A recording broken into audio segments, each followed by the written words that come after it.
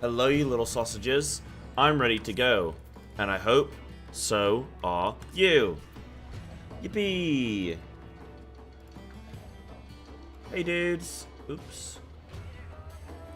Ha, hee, ha, hee, ha, ha, hee, ha, hee, ha. It's him. I am him. I am him, dude. He is me. Hello, sausages. Wait, hold on. Can I switch job? Yay. Yay.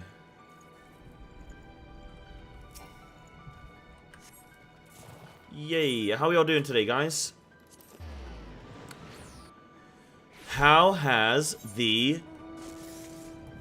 bloomin' launch been, huh? How's the old launch been? Seems like an exciting time. Nice, dude. Super smooth. Hell yeah.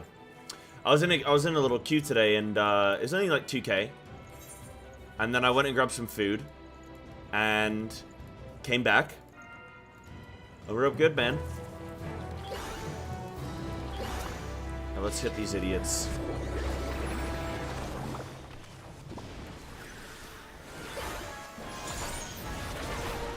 Oh, damage. Damage coming out my ears. Wait, am I even hitting the fate mobs? Yeah. Oh, picked a mess. It feels good, man. I like it a lot.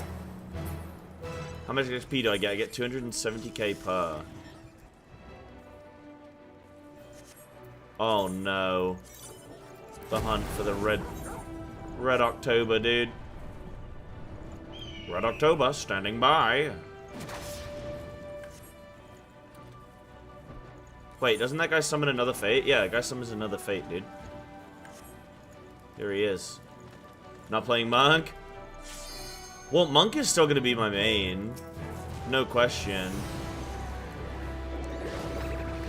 No question.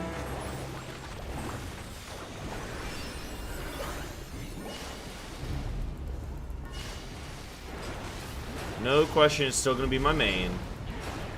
But I don't know, I'm just like leveling this up a little bit. I don't really know what my plan is right now. Oh, see you, nerds.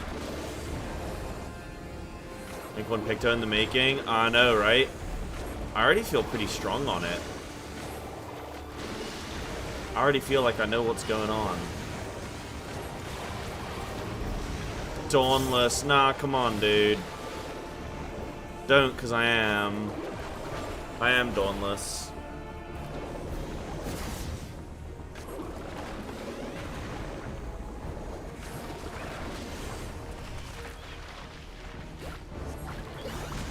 I am Dawnless. Oh wait, I don't need to cast it yet. Nicely timed, Psy. Lovely.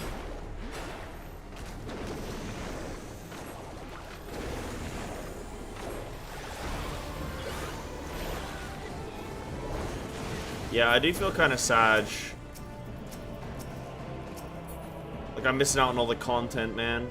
But it'll be nice actually to get to Dawn Trail later, when everyone's gonna be done with it, and then I get a whole nother expansion to be like behind on. Like that's kind of nice. Do these challenges get you a lot of XP? Like, is this worth doing? These red ones? Yeah, like I get a whole nother expansion for people to come in and vampire on, and I'm gonna be one of the first streamers. If I think about it like that, actually, I'm gonna be one of the first streamers who's in a position to like experience Dawn Trail, you know? So that's kind of cool, actually. It's actually a positive thing. Dude, this was murder yesterday.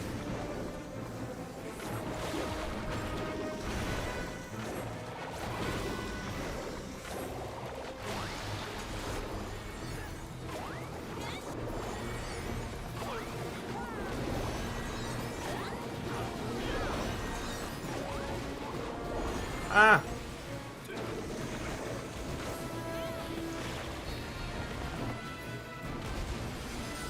There's no way, dude. No! No!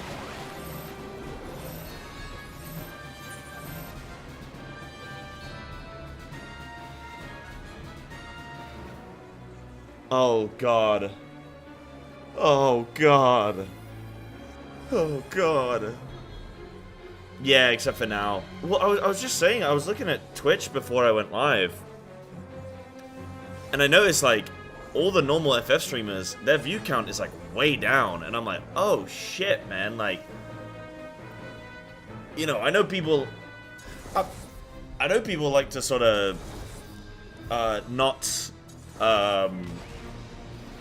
have things like spoiled and stuff, but like, god damn, I didn't think it would be like that many people not watching streams. I was like, whoa. And I was saying in the Discord, I said, I've never known a game before to have new content and everybody's stream drops off a cliff. Like, that's such a bizarre, and I know it's temporary, and all the streamers know it's temporary. They know it's going to be 1 week of this, and then it'll all pick up. But it's just so funny for me to be like, huh? It's new content and nobody wants to watch it. Kind of funny. No, it makes sense. I'm not gonna say it's like, maybe I did just say it's silly, but yeah.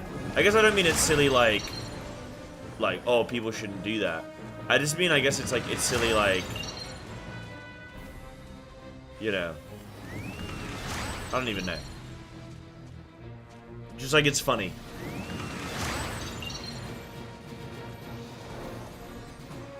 They watch Dawnless streamers? What up?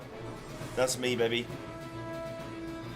Yeah, it might seem like I'm missing out, but I'm really not. Yeah, I don't think I am missing out, really. But, like, yeah, I don't think I am missing out, but, like, obviously it's like, you want to be a part of the new stuff, but I think it's probably for the best, because right now I'd be like, oh, I want to do MSQ, but I can't, because spoilers, so, you'd actually feel like in a worse position, wouldn't you?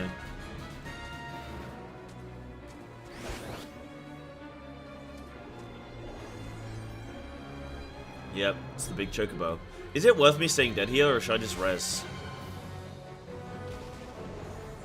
A lot of streamers, even though they aren't doing MSQ, they're doing extreme trials. Yep. How are they doing the trials without MSQ? Oh, because they're side content, yeah? Like they've hit max level. Wait, have people hit max level with 0 MSQ and then they're doing the trials?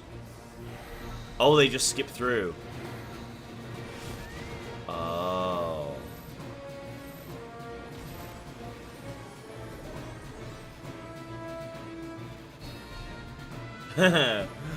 Thanks, Palm.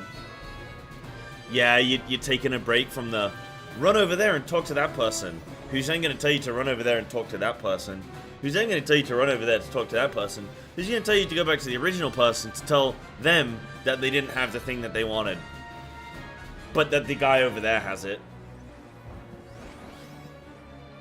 Yeah, he's already done with MSQ. Okay. Does he? Did he pay attention or did he skip? That never happens. What do you mean? My bad. I got it wrong. They're running in circles every time I'm not typing to make sure I don't get booed. You know, it's funny. I logged in this morning. Well, this afternoon. Went to go get food. Came back. And I was like, oh, do I go to the shop and grab, like... I need to grab, like, some soap. And I was like, maybe get a couple non-alcohol beers. I don't know. And I was like, ooh... I should probably go home and make sure I'm still in the game. And I came home and I was logged in and I was like, ooh, I had no idea how long I've been logged in for. I just know I was logged in and I was like, uh-oh, okay. Okay. What do you think? Yeah, he probably skipped, didn't he? Yeah. The story on his ult. Makes sense. Makes sense. Expect to reach first trial. I barely completed the first dungeon before my body forced me to sleep. That's how it is now. I don't do the overnighters. I don't do the all-nighters. Too EP. Too EP, too sleepy. Not my thing anymore. I just moved to a different continent where the release time is actually in my favor. Dude, we actually all lost. Wow. Do I just res here, or shall I wait for a... Like, am I gonna lose stuff from resing?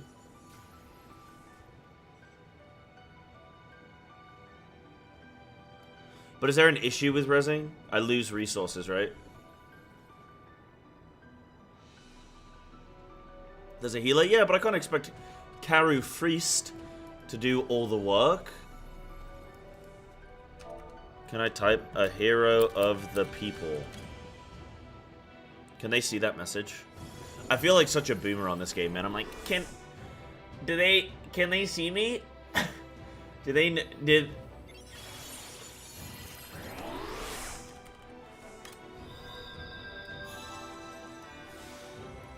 What a champ.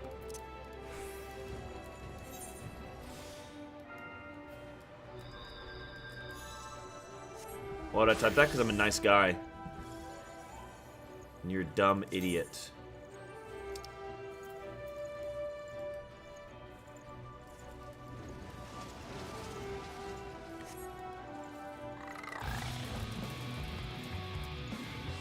I'll have mountain an achievement. It's too late. I've already gone.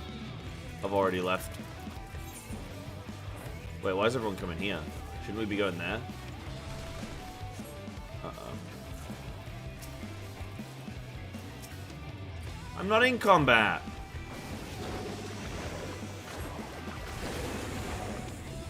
Oh no, dude.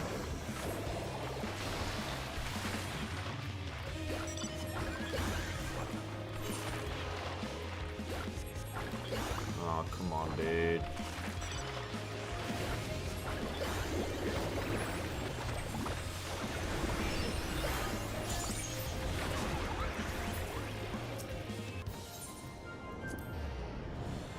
Let me out.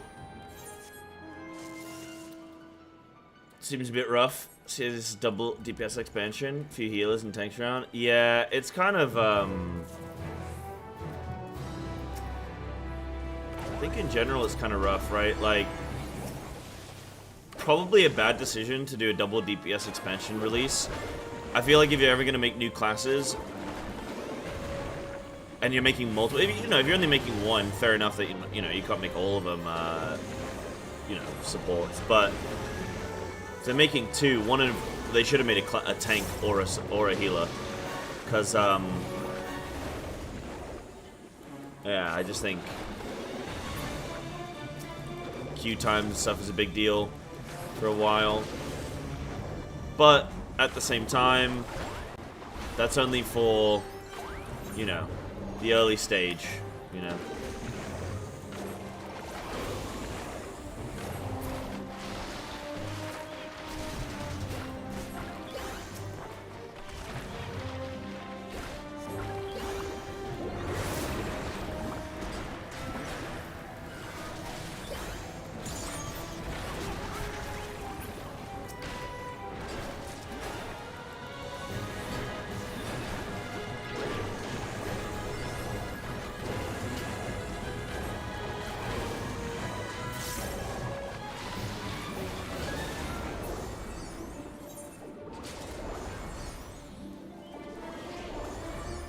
I get so upset seeing people doing all the fates at the same time.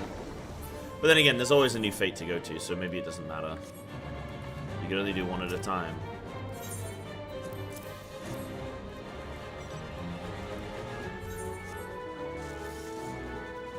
You can only do one at a time.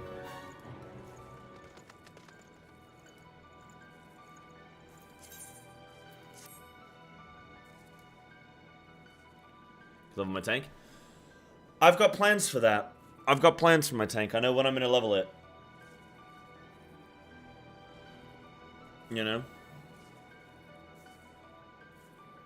Be the hero. It would be nice to be the hero. Or what would be funny is going in and being a shit new tank and everyone's like, for fuck's sake, finally got a Q pop, my tank's an idiot. I'd pull like one pack at a time. Say, hi guys, I'm new. I'm new, by the way. And they have to be nice to me because I'm a Sprout. Run in the wrong direction and shit. Sorry, I get so lost in these dungeons. That'd be fun, wouldn't it? That'd be fun, wouldn't it? What tank am I doing? You'll have to see. You'll have to see, won't you?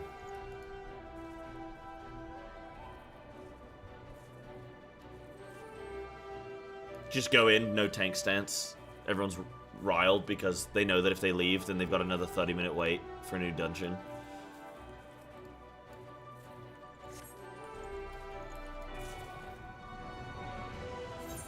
Shirk to the healer. Yeah.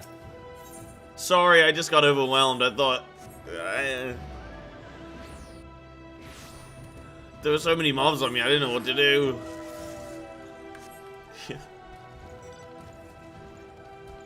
Oops. Link my stream in the chat as well.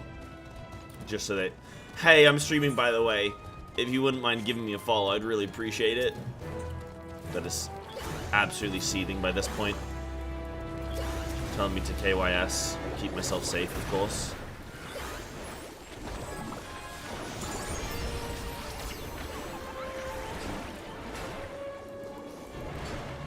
Look at all these Vipers, man. Look at all these, like, flavor of the month rerollers, dude. Makes me sick. Not me, though.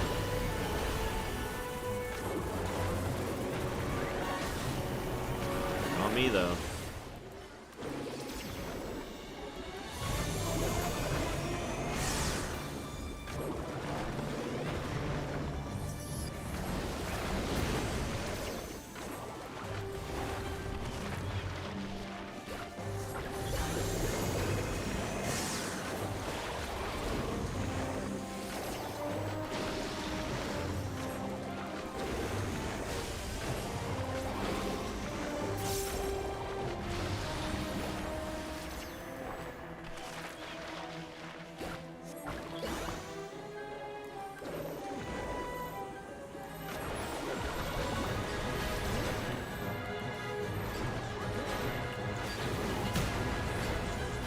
Bit slow there. Yay! Damn, I've almost got a full level, actually. That's pretty sick. Actually pretty sick, man. Definitely not living Viper.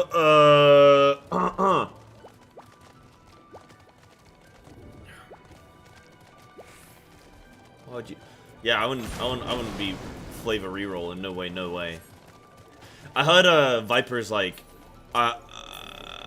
in fact, Liz, did you even just tweet out like Viper's lovely or something, or some? I just like, I've just seen people just being like, "Yo, I like this."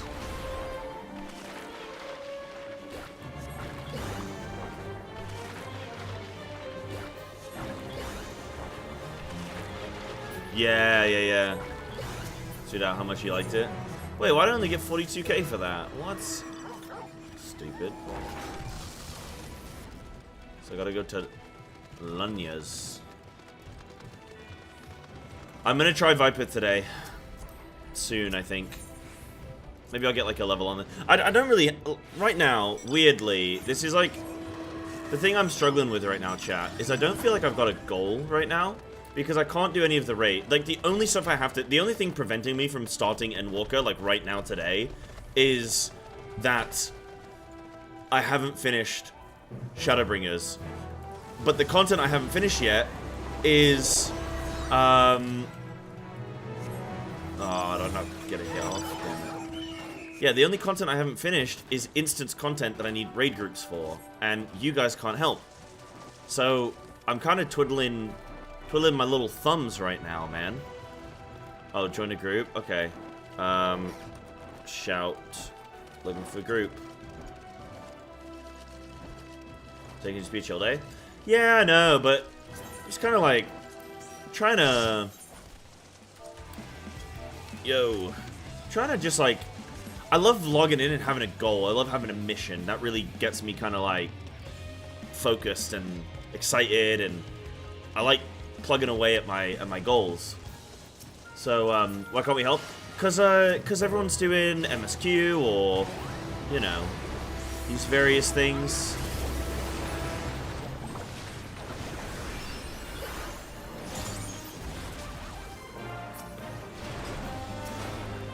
What was MSQing? Ow! What the hell? Yeah, not right now. So do I go? No, it's well, I mean, if we can get a raid group for something cool, but I'll probably try like Monday. I think like Monday will be like, right, let's try and continue Shadowbringers. Because I know DC travel is an issue right now. So that's kind of the thing. Because people can't even travel right now.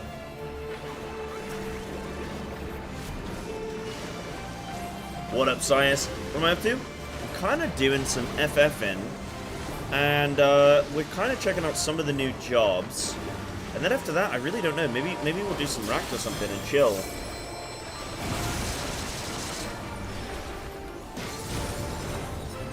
Look, there was not much I could have done there. Look, there was not much I could have done. I was drinking coffee. Oops. Did I ever do Castrum? What's Castrum? Like, where is that? Do you mean Castrum like ARR? Like... Oh, wait, no, do you mean... Is that something here? Ah, Castrum there. No, I haven't... Oh, I can go continue my Boja MSQ, actually. That would be worth doing. That'd be worth doing. I haven't finished that yet. You can transfer if you aren't Aether natives. Oh, can't transfer. Yeah, exactly, right? That's the issue right now, is like people can't come help with the raids because they can't transfer over. Yeah. Yeah, if we all met on Dynamis. Oh, okay, so wait, yeah, we can all just go there, can't we? Okay. Yeah, that's alright then. So there is a way. There is actually a way.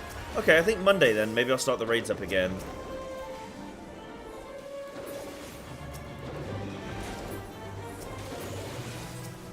Bro, I couldn't even get a hit off. You know what's been interesting for me is,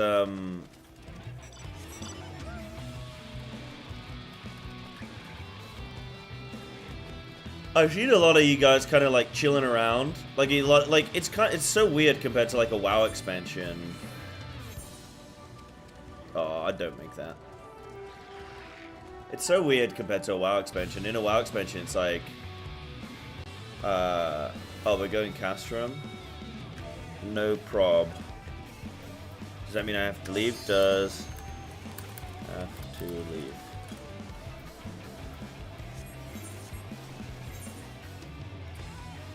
Yeah. Okay, good luck, good luck. Right, they're going Castrum. How do I leave? There we go. There we go.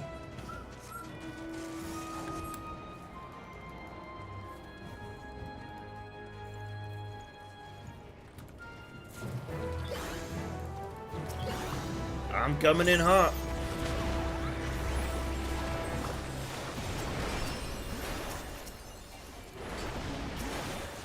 Yeah, I'm surprised how, like, everyone's kind of just chilling.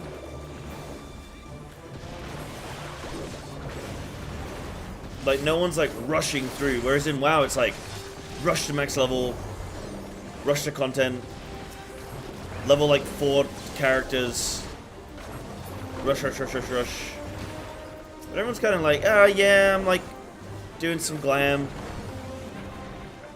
Or, like, yeah, I'm kind of just chilling, like, in the main city. Nope, not me. It's quite like relaxed. It's like a relaxed expansion launch, you know? It's not like go.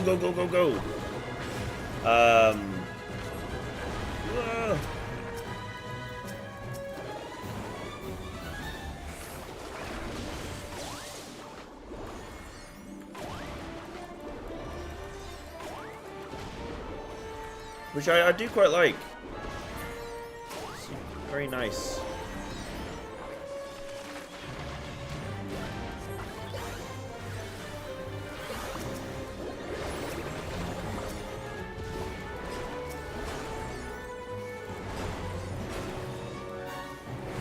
people invested in the new jump puzzle. Ah! Okay, I pulled aggro. Okay, yeah, this... Help me! Oh wait, I have a heal. Oh wait, I've been healed. Haha! Take that, Sizz.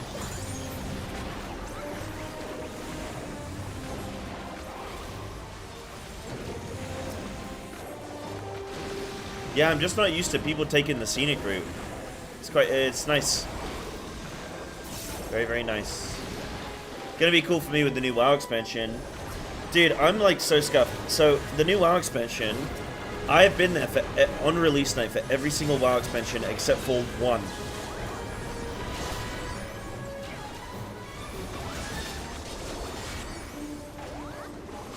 Which was Burning Crusade. Because I hadn't hit max level yet in Classic. It was only like a couple weeks after Burning Crusade came out I hit max level. It motivated me to be like, okay, I'm gonna get max on my Hunter. And I did. And then I immediately leveled a Druid. But that's the only WoW expansion I haven't been a part of on release. And actually, this time around, I'm not gonna be part of this WoW expansion release for the first couple weeks, because well, for the first like 10 days, because I'm going to be going around Japan. I'm going to be taking 2 weeks. I'm going to be going around Japan doing stuff. So I'm going to have no gaming, no stream, or anything in late August to early September. And then when I come back from that traveling, I'm going to get straight into having to gear up 2 characters for... I'm gonna have to get 2 characters for raiding, which will be quite cool. But like, it's like the first time ever that I'm gonna miss 2 expansion launches this year, and yet I'm not fucking doing anything. You know, it's kind of funny. Kind of funny. Think I'm gonna get FOMO? No. I think I'll be okay. I think I'll be okay. I was saying yesterday, like, I think because I've got enough time before the raid, because I know there's the heroic week, I've got that little buffer therein before it goes into, like, I mean, who knows, I might even get a casting gig or something. I mean, no one's reached out to me so far, so I'm assuming not. But, I mean, you know, everybody knows who I am by this point, so if I've not been reached out to, I'm assuming it's probably... But, that heroic week buffer is kind of nice, because, yeah, heroic week was confirmed. That means I've got time to, like, get to heroic... And then I've got that little bit longer before Mythic, so I've kind of got some more prep time. So that's kind of good. Dungeon Note. Oh yeah, you know, I was thinking about that last night. I was thinking I need to check that out. I've just had so much on my plate at the moment. I just haven't. I mean, yeah, I just haven't got. I kind of need some admin-y days, but I'm streaming this weekend, you know, because Dawn Trail, so. Admin days be gone, but yeah, I need to look into that. I'm trying to look into the Echo Ray Sword first. I'm trying to see what I can do there, but we'll see. For FF, that's kind of my focus right now, and then I need to see about the WoW Ray Sword first as well. I need to probably contact some teams about that. And see what I can do. So those are my main priorities right now. And then yeah, I'm gonna see what I can do with the Dungeon Dojo. Got to see what time it would be, see if it would work for me. But yeah, that's something I got to put on my to-do list. That's high up on the list. It's a little bit of A, a little bit of B, Midia. Everybody knows, like all the teams know who I am. They all know. I've done casting before, so it's I've been a part of the last like 5 or 6 Ray Sword first, you know. So it's like one of those. It's like, yeah, reach out, but at the same time, it's like everybody knows you, so it's you know, it's one of those.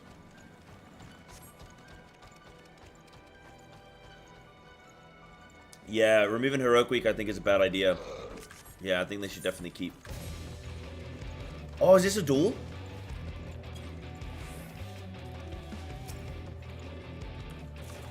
You want to tussle? Oh shit. Right, I will go. me drop the hammer on him. Bop! Bop! Bop! Okay, this guy's strong. Help me! Help me!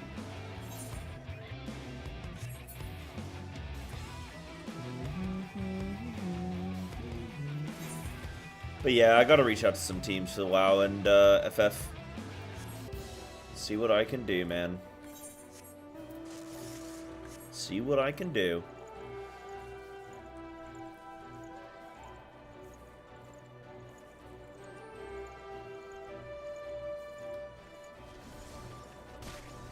Are people trying to force themselves to stay logged into the game, Steven? No way. This launch seems like super chill, man.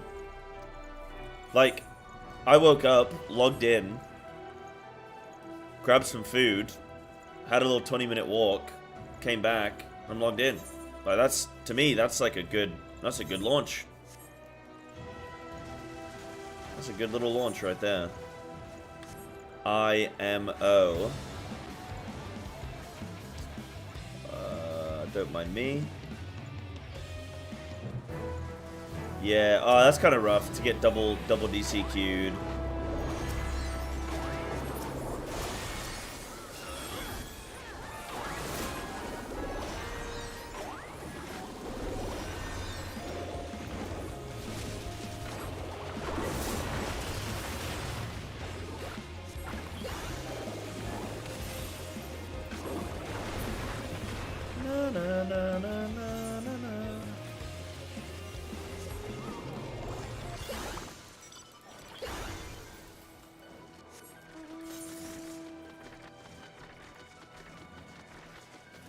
I should continue my Position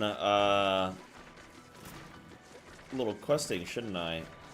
Dude, I have too many jobs now, actually. I have too many jobs. I should stop whilst I'm ahead. I should focus on one job only.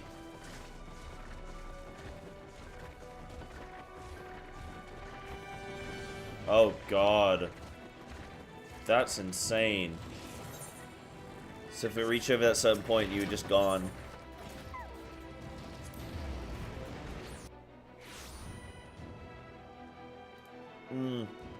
Everyone's just a Viper picked though, yeah. So funny. That's why they should have gone for a support role. What is this game lacking the most of besides, I think, physical range? Physical range on the S3, right? It would tanks or healers in terms of support roles. What's lacking the most? Just thinking about what they might be doing to Mikoto. Please, you have to save her. Okay.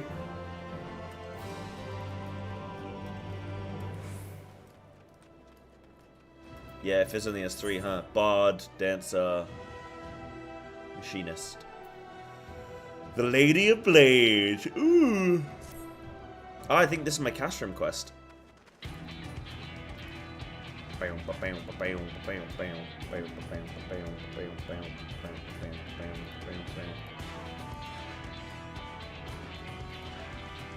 Another cool thing, tomorrow I got WoW raiding, you guys, so I'm going to be on the beta, and I'm going to be testing the raid bosses for the new expansion.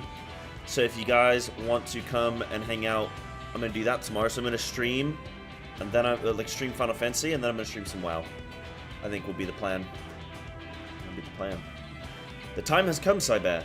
This day, we shall take Castrum, Lassus, the Torre. On behalf of the Resistance, I offer you my humblest thanks. We could not have come this far without your aid.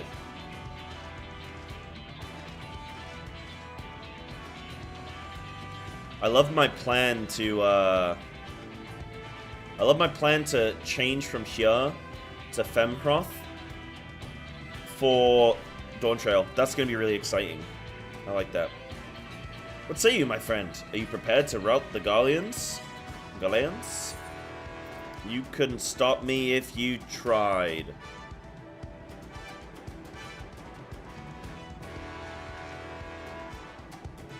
The battle for the Castrum will no doubt be the fiercest yet, but do not forget your training. Do not forget all we have fought for. Your Gunhilda's blades, and by the Queen's grace shall we prevail this day. Now, let us make ready for battle. For Boja!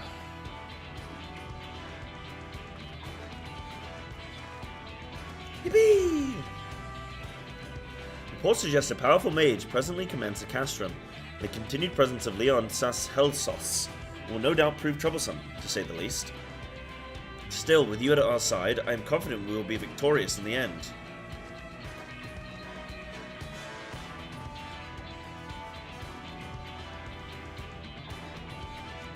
Yeah, you want Corsair? Yep.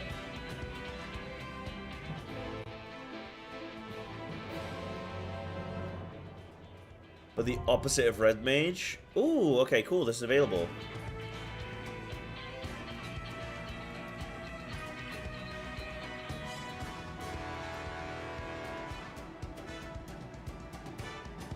Oh. So they've just done a battle, so I've just missed this one, yeah? Oh. No way. How often do these come up? Oh, the typical, eh? Bloody typical.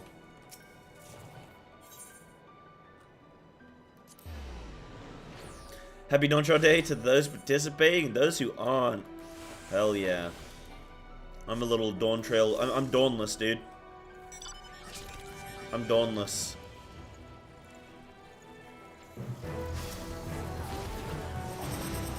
Let's go, sugar.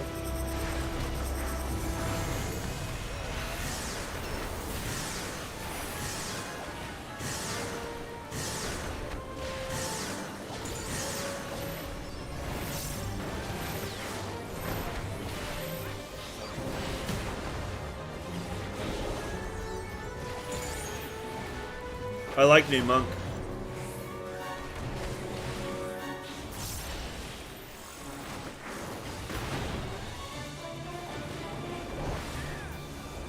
I like New Monk, but at the same time I feel like it's harder for me to track. Because it tells me what to do.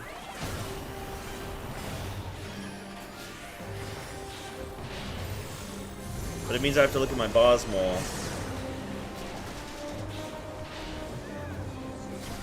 Actually, no, I can just look at my little gems and know, like, right, on the next one, I know what I'm going to get. Actually, yeah, I could just use my gems as my reference point, actually.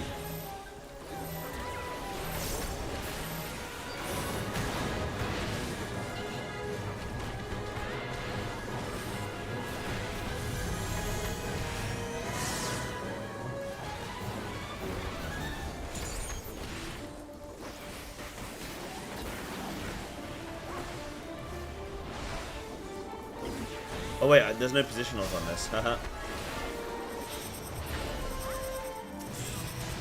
Yeah, actually, I can just look at my gems as my reference point. Yeah, brainside from playing all day. Has anyone been awake since release? Has anyone been playing the whole... I'm trying to think, how long has it been out for?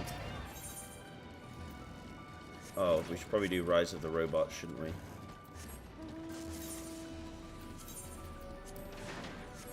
You been up? Is that you, Arilu? That's you. Hold on. Yeah. Dude, that's crazy. Went live at like 4 a.m. Okay, yeah. So you started a few... Just trying to think how long... It's been like... Almost... It's been like 20 hours, yeah? So it's been up for 20 hours, so... Okay, so you've been playing like 15, 16 hours, something like that-ish. Obviously queue times as well to consider. Playing like... Okay, so that's like a full solid day. You played like a full day, and then early, yeah, you played like 20 hours or so. Damn, dude, okay. Okay. Damn. But yeah, not surprised you're tired. I played a bit last night. Checked out Pictomancer, obviously. Really enjoy it. Definitely gonna play it more. Yeah. Definitely gonna play it more. But I went to bed last night, like... I went and watched the Formula 1. I was like, yeah, cool. I did my bit. Logged in. Hung out a bit. I was like, it's sleep time, dude.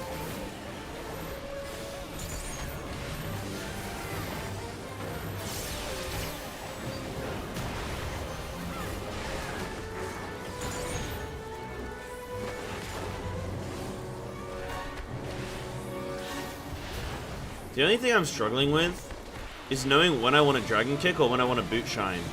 When I can come out doing either. You know what I mean? And I think maybe it's track based of if I have a gem. If my first, I think that's Koel, isn't it? No. Is that Oppo?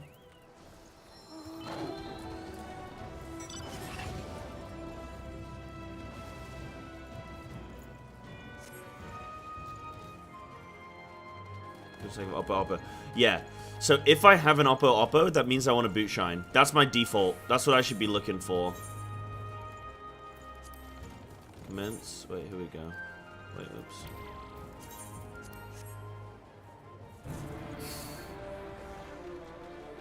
Is New Monk Ruin? I like it. I like it. I think it's going to be personal, though. But I like it. I think it's nice because it seems like it's going to be better around boss disappearing and, like, returning and stuff. It just seems like it's going to be a lot more comfortable. Like, when I played Monk on Uwu, I was like, this is just, you know, suboptimal.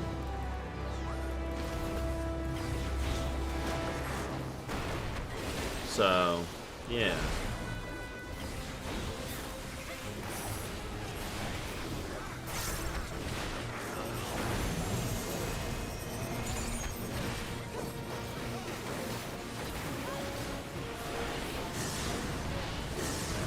Oh shit. Oh shit.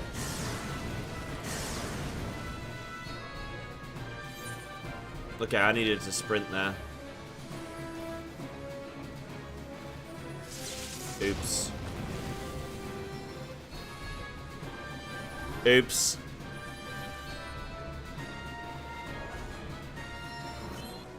Look how many Vipers there are, man. Look how many dots there are.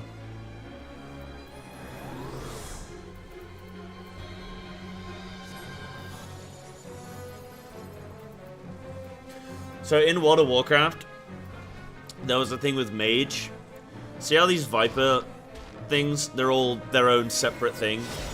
There was a thing with Mage, where the first Mage, think of it like this, the first Mage to apply their dot got the benefit from everyone else's subsequent application.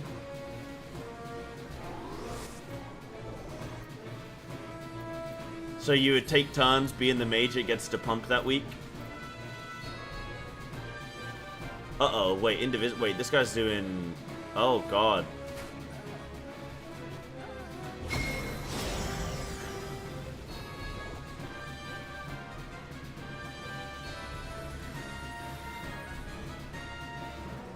Yeah, old Ignite. Mm-hmm.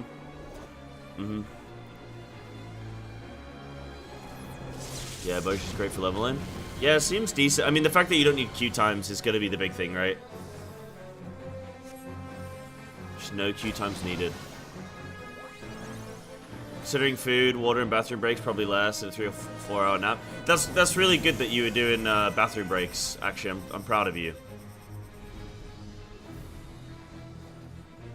Nah, yeah, that's really good actually that you take in food and water breaks and stuff. I was gonna put out some videos for, like, you know, some, like, fitness stuff of, like, hey, guys, this is what you can do at home.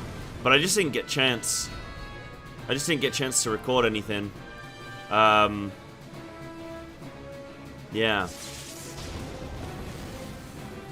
Yeah, I just didn't get a chance to record. But I wanted to do, like, hey, these are some exercises you can do at home that are quite, like, you know, they're gonna get the blood flowing. Easy, simple to do. You know, gonna get your heart rate up. Even just like little things like, hey, if you're waiting for, you know, your dungeon queue to pop, or you're in the middle of a cutscene, like these are things you can do just to get moving. I think that's kind of nice with Final Fantasy is like, it's not all just like go, go, go. You can be in a cutscene and you can be listening to it and watching it and paying attention. But you could also just kind of, you know, you can stand up, you can do some squats. You can do like, you know, just some various movements just to stretch your body out, get the blood pumping. So yeah. Really important though, be very, very careful, guys. There's a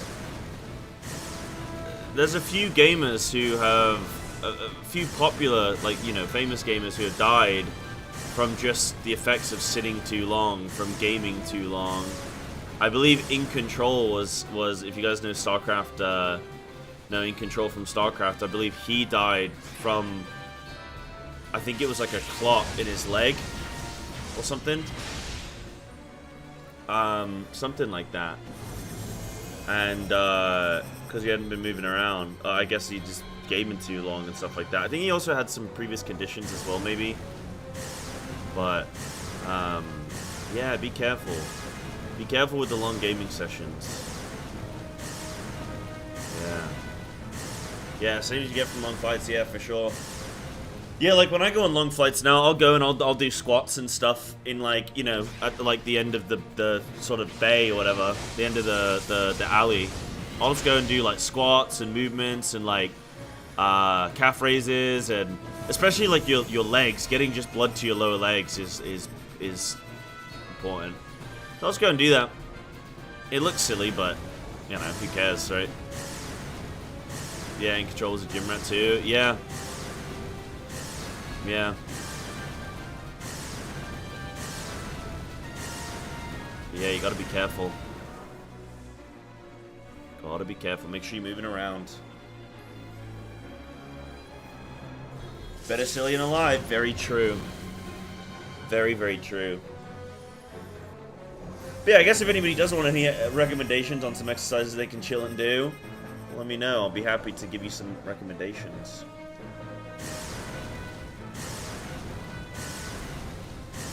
I can't believe I died to this guy. I think I was just like focusing on my little rotation. The little silly sausage.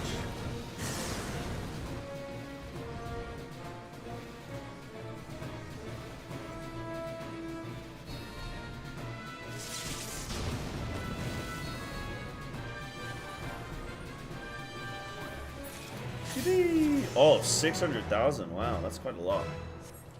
That's quite a lot.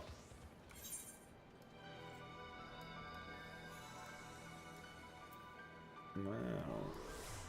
Okay, I feel like the next quest that I've got to do here, the Lady of the Blades, I feel like that's going to be a really cool, culminating little quest, huh? Thank you. Thank you.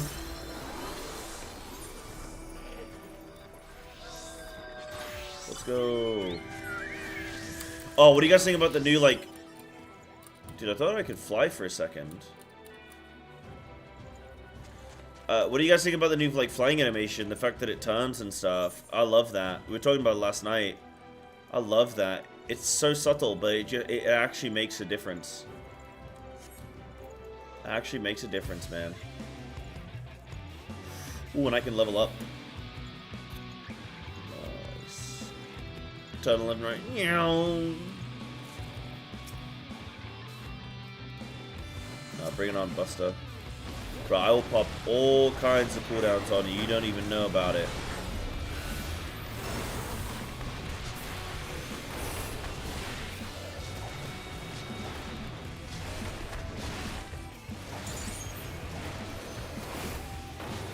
See ya. And it's gone.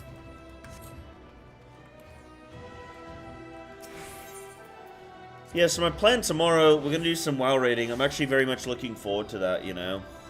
Looking forward to doing some WoW raiding on the beta. Should be cool to check out what we got going on. WoW raids are always good. Big. It's a shame I can't play that game blind. I'd love to go into a new raid tier blind. I think that'd be so... Well, it would be criminal, but it would be pretty fun, man. Just show up and be like, alright, what do we got? What do we got here, folks? It's gonna be a fun little plan for tomorrow.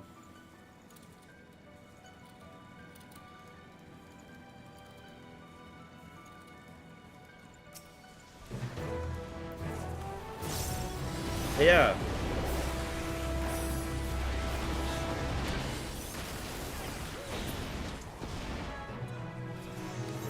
I don't like how you get XP based on how much you contributed, because it's like, they're dying so fast.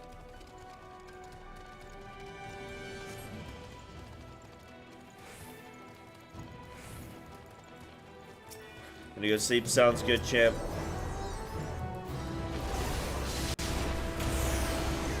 I just took that hit, dude. I was like, don't care. Getting credit.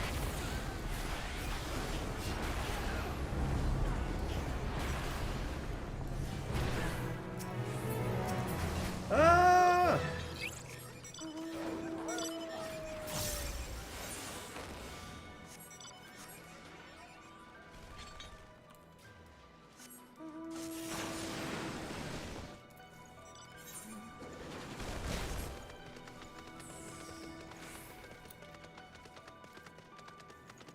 Based on threat? Oh, really?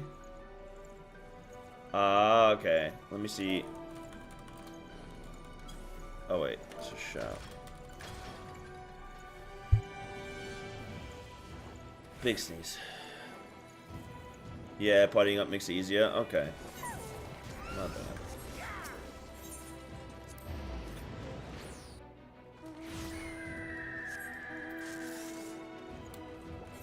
Looking for group. Let me in.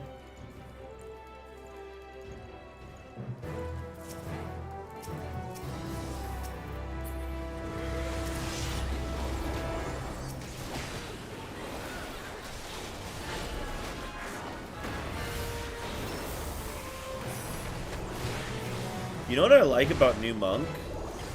Is with Old Monk, it was like, wait, did I not even attack the right things? Did I even get any credit then? I only just realized. It's attacking the horseman. You know what I like with New Monk? Is that before you'd get like a perfect balance, and you're like, oh, well, I really kind of want to use my perfect balance on twin snakes, on, I want to use it on twin snakes, demolish, and then a dragon kick. And if things lined up where you... Because, like, you'd use one perfect balance on that, and then you might use a follow-up perfect balance on Dragon Kick, Boot Shine Dragon Kick, and then get your Tornado Kick. But if you did that, then you'd lose your Twin Snakes. If on the first perfect balance, if your Twin Snakes was already active and you didn't want to use it on that because it was already active at, like, say 12 seconds, and you're like, well, I don't want to override that with another one, and then you demolish to say at like 12 seconds, like, okay, well, I don't want to override that one either. So you would do, say, like a True Strike, Snap Punch, and a Dragon Kick, and then you'd go into your Tornado Kick perfect balance, but then you'd have lost your Twin Snakes and you'd lose Demolish.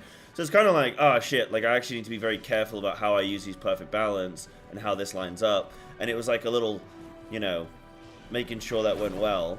Whereas now it's kind of like, well, it doesn't actually really matter as long as you get the white chi. That's what matters. So that's, I guess, kind of like a play improvement or a simplification or whatever. So you kind of like that.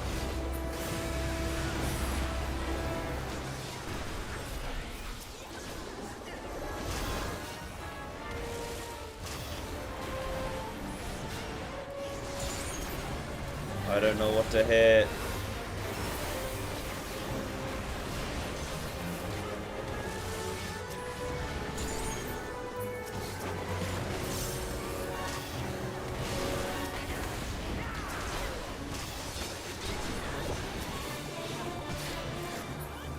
Everyone plays tank on the trains.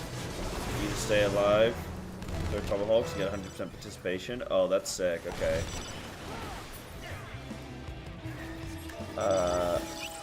LFG. LFG. I don't even know why I'm doing these. I'm like leveling my monk right now. I don't know why. I should go check out Viper. I don't even know what the hell I'm doing this for. Well, I want this quest. But they just done Castrum. What's like the normal respawn rate of Castrum? How long should I normally be waiting?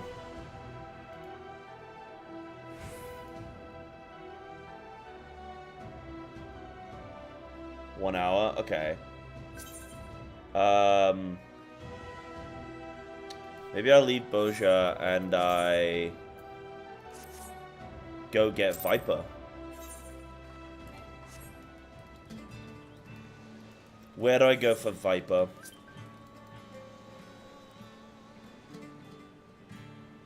Right, so it can be about 30 to 40 minutes? Okay. Go Hrothgal. Nah, because I can't get rid of my Hyur. My Hyur is very cute, and I look lovely.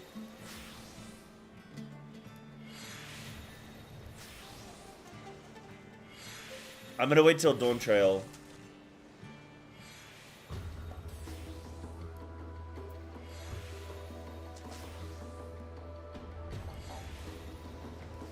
Yeah, maybe I should have actually waited for that. That's okay, I'll go back for Castrum, that's fine. So in Uda. Got the 1.0 Minfilia look. Look, hey, listen, okay? Listen, buddy. Listen. Ain't nothing wrong with blonde hair and blue eyes, okay? It's a classic, okay? It's a classic. Enter the Viper. Ooh. Saucy.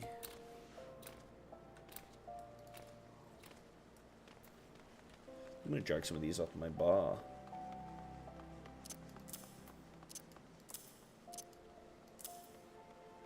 Let me get my serious ones.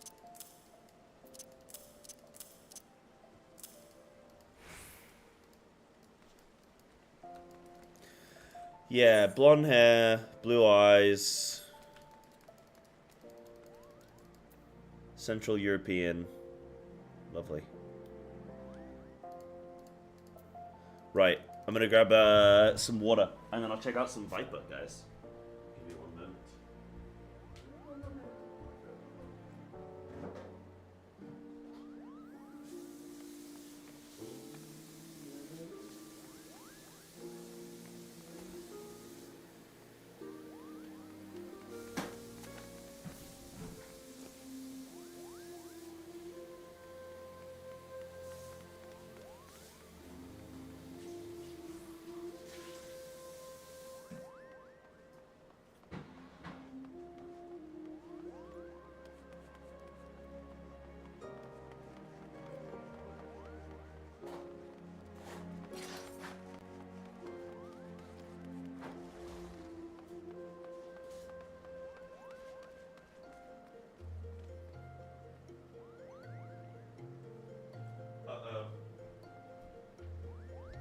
Uh-oh, guys.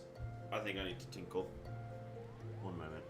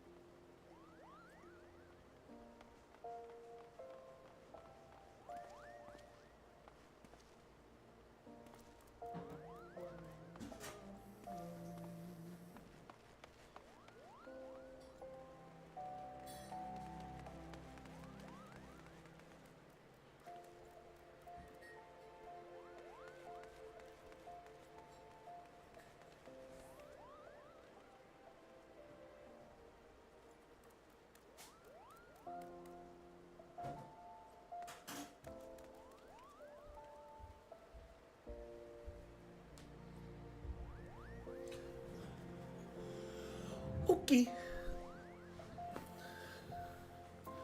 Alright, let's try out Viper. This might be the coolest thing I've ever seen in my life, and I don't know yet, so we're gonna find out. Enter the Viper. You're an adventurer, yes? There's a spot of bother over at the Weavers Guild, and we could use a hand sorting it out. We received an order for a full ensemble, but now that the work's been completed, the client refuses to pay. Mind you, I had my suspicions from the start. He calls himself a Viper, of all things. In my experience, people who name themselves after snakes are not to be trusted. In any case, he carries a pair of swords on his back, and I hate to think what would happen if he started wielding them in anger. Could you head to the guild and smooth things over? Is that the new, like, quest accept thing for, Is that the new quest accept for Dawn Trail? Okay. Kind of nice and upbeat, isn't it? Have you guys been enjoying your summer holidays so far? Your summer vacation? Has it been an absolute delight? Oh, I guess anyone here right now probably isn't big MSQ, or like, you're not like blocking everything. I think most people that are probably MSQing are like blocking everything out, right? Has anyone actually, just thinking about it, it's been 20 hours, right? Since the game released. Has anyone, is it possible for anyone to have finished the MSQ? Like, people are definitely, they're done with the MSQ now if they've done it legit, right? Or is it like a 50-hour MSQ or something? Nah, I'm talking about somebody who's like gone through dialogue properly, like they're like reading everything and... Yeah, skipping, yeah, that's fine, because it cuts out hours and hours of stuff, right? But, like, I would bet there's something probably stupid, like 40 hours of cutscenes or something, right, in this expansion? Someone streamed for 20 hours and only got to level 95? Yeah, doing full MSQ? Okay, so most people will finish by tomorrow. So it's like a 2-day, we're talking like a 2-day MSQ experience, yeah? You only finished your first dungeon, you're 11 hours in? Damn, okay. Right. So, no one has properly finished the game yet and knows what's happened, yeah? 2 days is pretty normal? Okay, cool.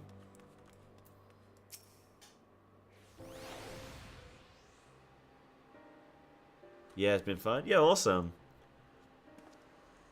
I just want it because I'm trying to understand how much of the MSQ people know right now. Like, do people know what's this expansion is about yet? You know what I mean? Obviously, don't say, but I'm just like curious how many people out there actually know what this expansion's like about. So yeah, so you're saying most people haven't done it legit yet.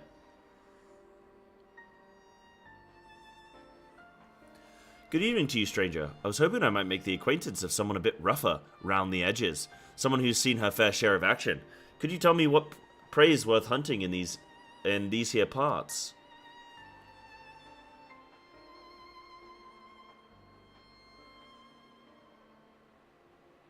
Have you any idea what he's talking about? I took no issue with fulfilling his order, but now that it's time for him to pay, it's as though we're talking at cross purposes.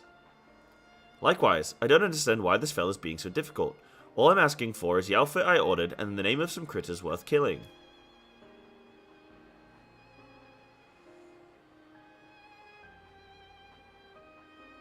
Huh.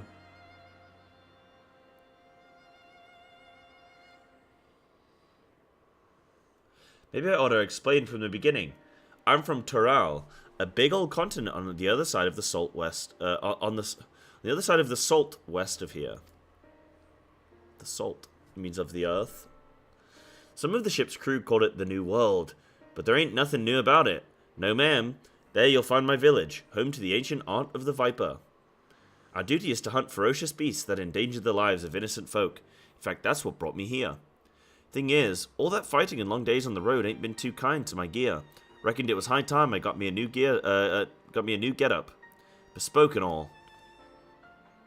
Fascinating, I'm sure, but why do you refuse to pay for your order? And why are you so insistent that I choose my prey? Because how else am I supposed to pay you? Do us a favor and we'll hunt down any beast you want. That's the code. How we Vipers do business.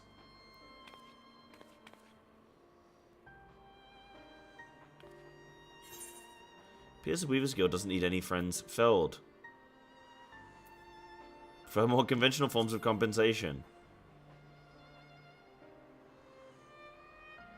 That's so? So you're saying that they want something else instead? Payment commensurate with the skill and materials required. In Gil, preferably. Well, didn't see that one coming. Guess that explains our little misunderstanding. But surely your countrymen trade in some sort of currency, yes? Or are you Vipers so far removed from society as to be unaware of such concepts? Damn, Vipers are brokies. Of course we know what money is. We ain't no bumpkins.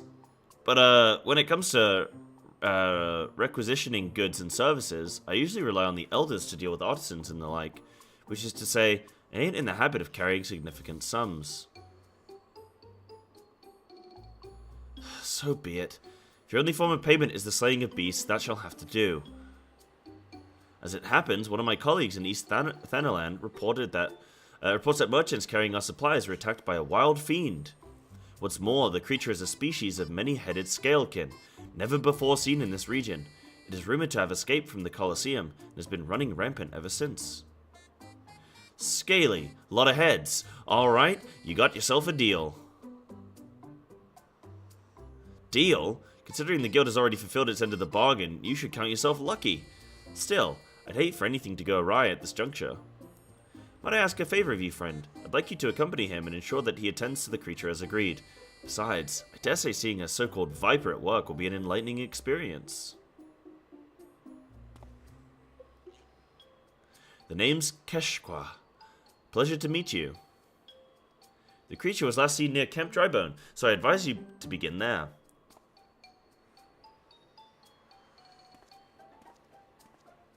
Ooh, they got new music coming in, man.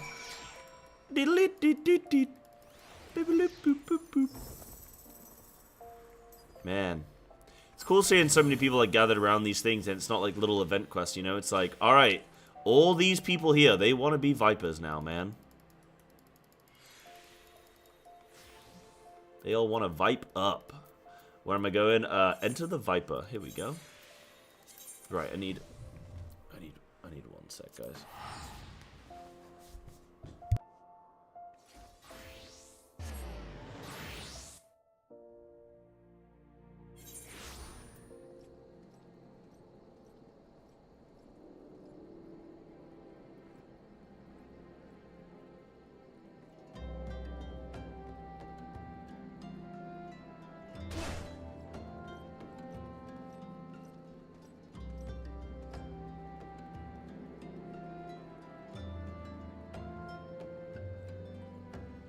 By the way, guys, I do just want to say thank you for so many of you coming and hanging out. I know it's a big game release, and normally people go and focus on their own thing, so I do really appreciate you guys coming and hanging out.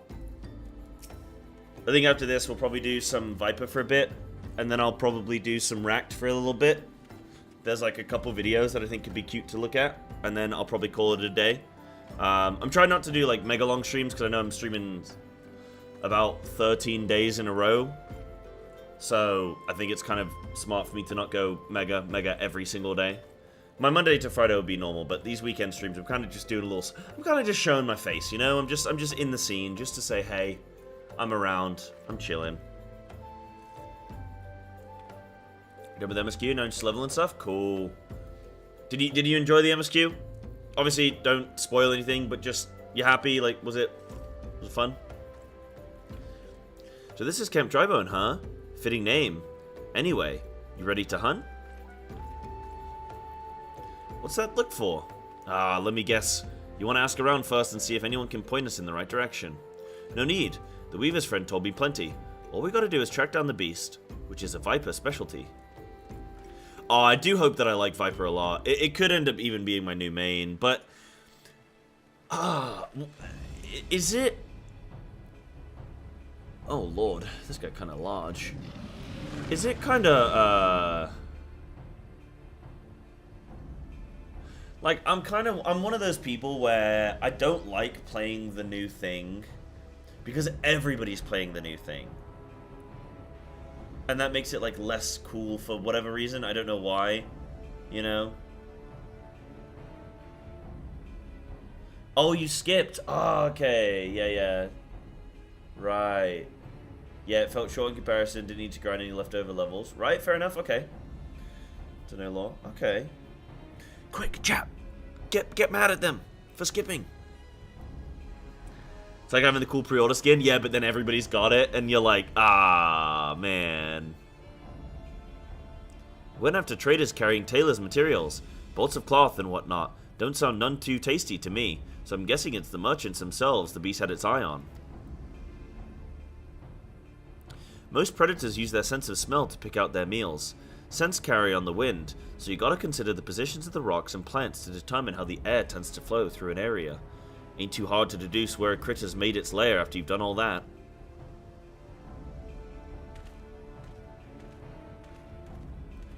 He's gotta give me Viper stuff, right? Surely, because I'm not gonna do this as a monk. Yep, that's a big one. Mean looking too. Must be wreaking havoc on the food chain, never mind the danger it poses to locals. Well, time to do what a Viper does best. Oh wait, maybe he's gonna kill this one solo. What the fuck? Okay, nah, that's too much.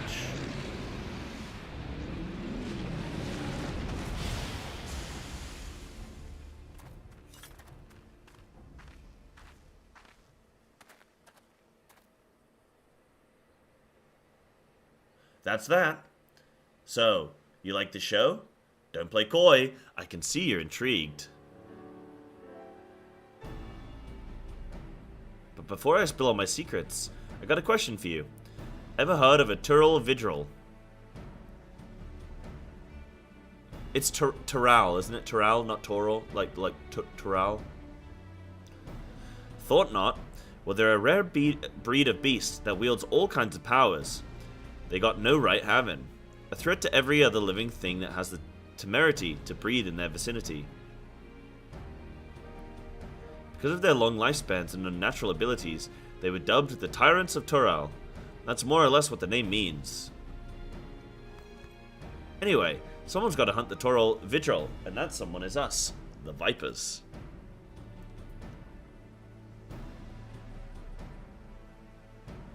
How did you go about trying to teach yourself it, Viper? You know, I've met a fair few adventurers during my time here, but I can tell you're a cut above the rest. Might even have what it takes to be a Viper.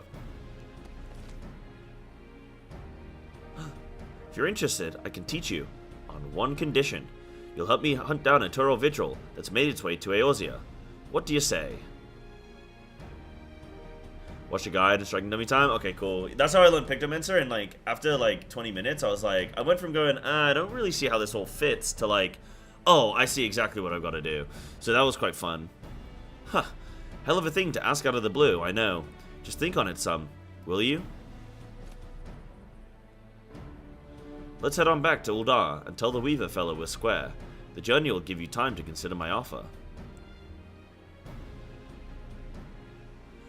I think that's the challenge of a new class, is making it appealing enough for people to want to move away from their main job to pick it up, but not making it so like the best thing ever to the point where everyone wants to quit their job and go, ooh, I want to play this, you know? That's kind of the... You gotta kind of strike a nice little balance between the two, I think. Where everyone's just kind of like, ooh... Like, oh, yeah, when Death Knight came out, it was so good that it was like, everybody played it, because it was just so good. And it was like designed it was designed better than anything else. So it's like, okay, well, we're just going to play this. So everybody just played DK. And like, you can't have that, you know. You gotta be careful. I just gave our weaver friend the good news, and he handed over this set of fancy duds, as promised. Gotta say, it was worth the trouble. So about my offer, you ready to become a Viper and protect folks from the nastiest beast that ever lived? A mighty fine answer. I'll make a Viper of you. Just see if I don't. First order of business, let me give you this here soul crystal. It contains knowledge of our fighting arts, passed down since ancient times, from one generation of Vipers to the next. Assuming you've got the knack for it, our skills can be yours too. Everything in this game is just crystals, if you really think about it. I've also got a fresh set of Viper gear for you. The Weavers Guild wanted to thank you for overseeing our hunt earlier, so they made you your very own outfit. Guess that fella took your measurements by eye or something. Oh, and the blades are a couple of spares I had handy. Try it all on for size, and let me get a look at you while you're at it.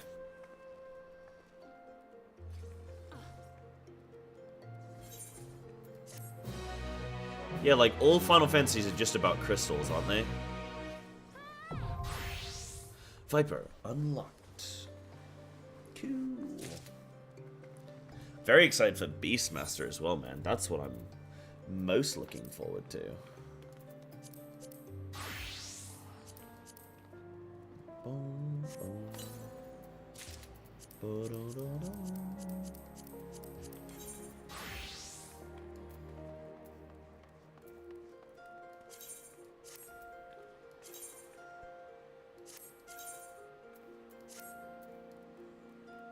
Wait, I look lame, dude. Why don't I have the cool gear?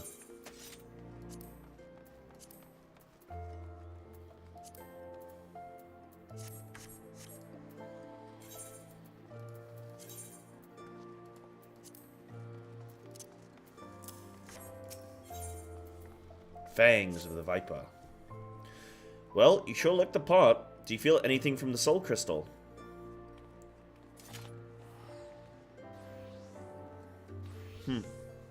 I knew it. Sounds like you got what it takes to be a Viper. But the only way to know for sure is to put them new skills to the test. For that, we'll need prey. From what I hear, you adventurers have got your own guild, so I'm guessing the folks there will know the best spots for hunting.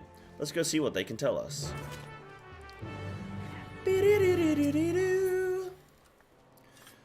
Uh-oh, bunch of new stuff.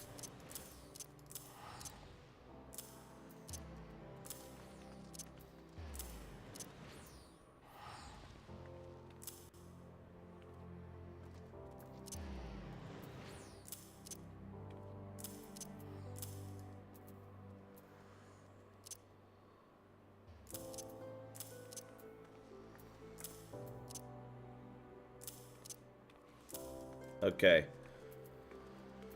First thing is first, man.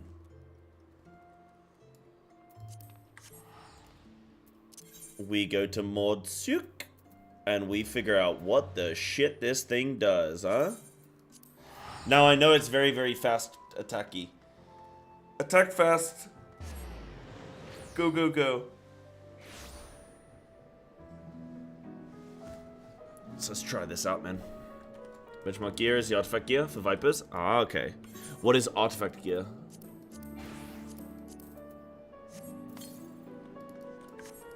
Follow the dotted line. There are lines on the bars. There are lines on the bars.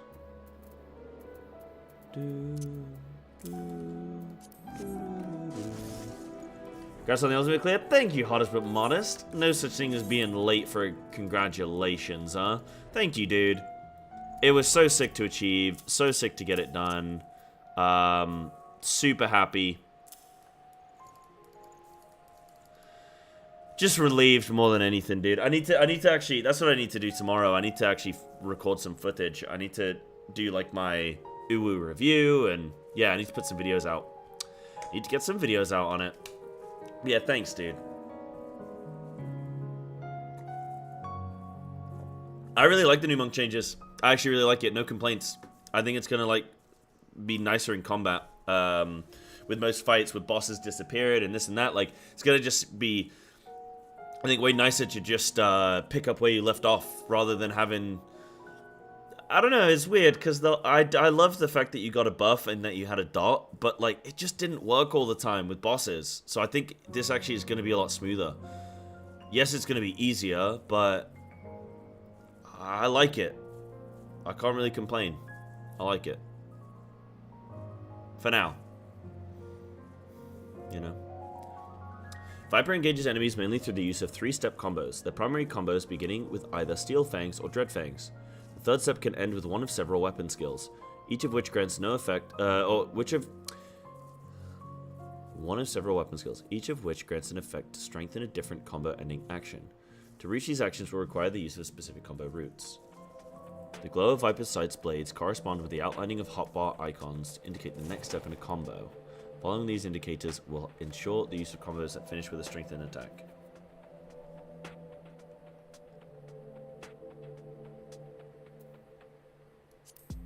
Okay.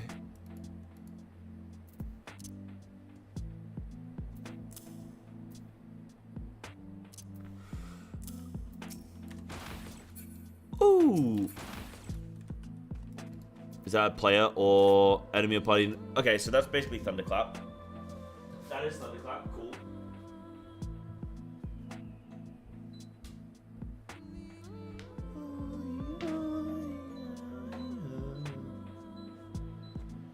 So hot in Japan right now, dude. Jesus. So, delivers a ranged attack with potency of 200. That looks kind of cool. First things first, when I'm learning a new job, I get all of my shit to a standard location. My range ability goes to a standard location, my utility goes to a standard location, etc., etc. And I just get rid of all the fluff. I then separate out all my cooldowns. It's kind of like you're doing laundry. Oh, that actually reminds me. I actually have laundry that I need to hang up. Okay, that actually reminds me. Nice. So, delivers an attack with a potency of 200. And then that, it just doesn't seem to do anything. But okay. So, delivers an attack with a potency of 200. Delivers an attack with a potency of 450. Afflicts targets with a noxious Gnash. Increases damage you deal to the target by 10%.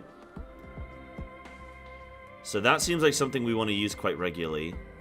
But it's like a 40-second... It's like a long little CD there.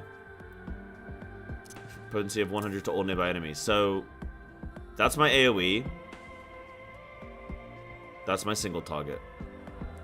So, the attack with a potency of 250 to all nearby enemies. Grants Hunter's Instinct, increase damage dealt by 10%. Grants Fell Hunter's Venom, increase potency of Twin Fang Thresh.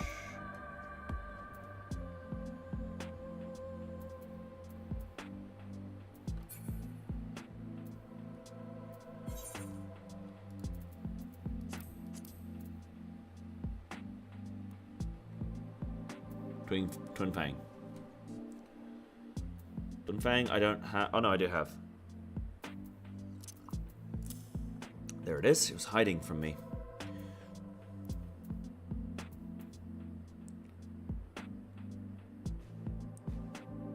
Once successful ending the action, Twin Fang changes to Twin Fang Thresh, but Twin Blood changes to Twin Blood Thresh. Which can be executed a total of 2 times following Hunter's Den. To Pit of Dread, or Swift Skin's Den. Okay. So... that goes after that. Right, so 2, 3, 5?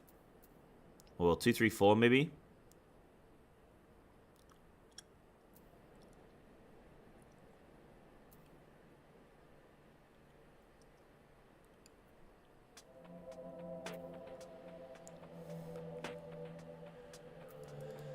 Huh, okay.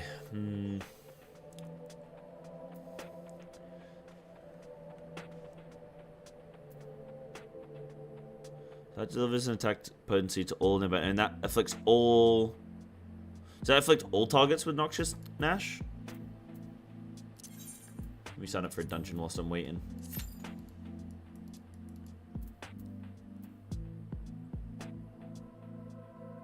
Why do so many things apply Noxious Gnash, man?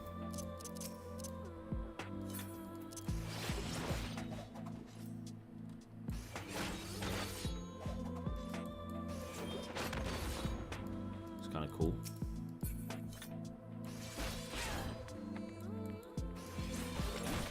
So yeah, those are both AoE. Seems like Steel Maw and Steel Fangs are just like filler that you use when everything else is done. When other things are on CD. But I don't know the right order of... So that's the all nearby enemies, so I'm going to put that up the top. That looks like a... Ah, that's all nearby enemies, all nearby enemies. Okay. All nearby enemies. That's so weird.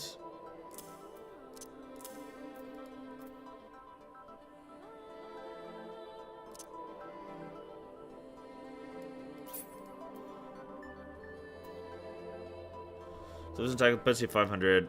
When executed from target's rear. Okay, I think this needs to go... Right, I think I need to do this. So it goes 2, 3, 4, I think. Or 2, 4, 3. 2... 3... Oops. I hit the wrong button.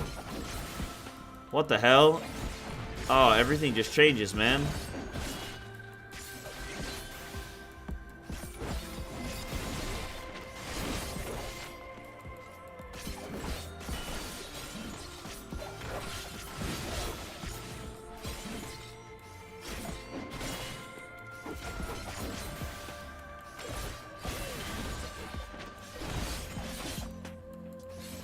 How'd I go, like, God mode?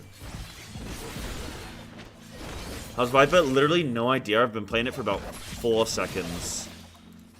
So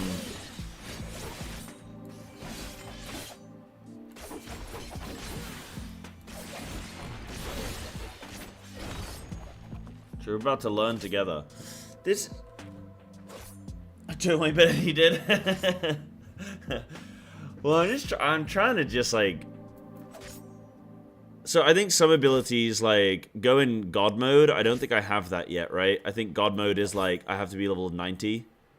And then that's where you, like, go blue and just, you go nuts. I think. Yeah, okay. Okay. So it seems like it's definitely a case of 2 into 3 into 4. So delivers an attack with plus 450, flicks target with noxious Nash. Increase damage you deal to target. Then delivers an attack with potency of 500 from the target's flank. So maybe I do... Okay. Yeah, so in targets... what I need to do, first and foremost, the way I do this is I align things on the bar where it makes sense. I separate out my cooldowns from my AoE from my single target. So I keep them all separate and I keep them all in a line that makes sense. So that's the first, that's like the most important thing.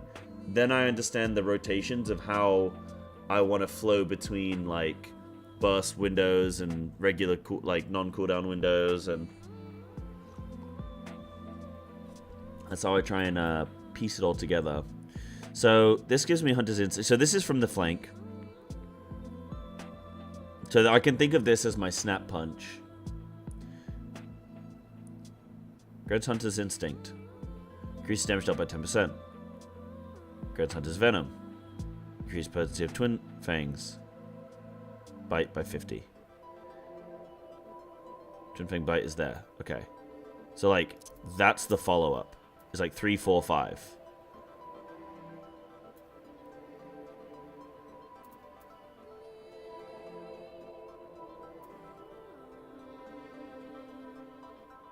Once successfully landing this action, Twin Fang changes to Twin Fang Bite, and Twin Blood changes to Twin Blood Bite. Action can be executed a total of 2 times following Hunter's Coil. Can be executed after landing Dreadwind, or Dreadwinder, or Swiftskin's Coil. Dreadwinder there, and... Ah. Right, so you can do 2, and then 3 or 4. One is from the rear, one's from... Oh, so it basically, it gives you the choice of which you want to do first. So you basically have a choice in your positional. But the effect is, like, the same.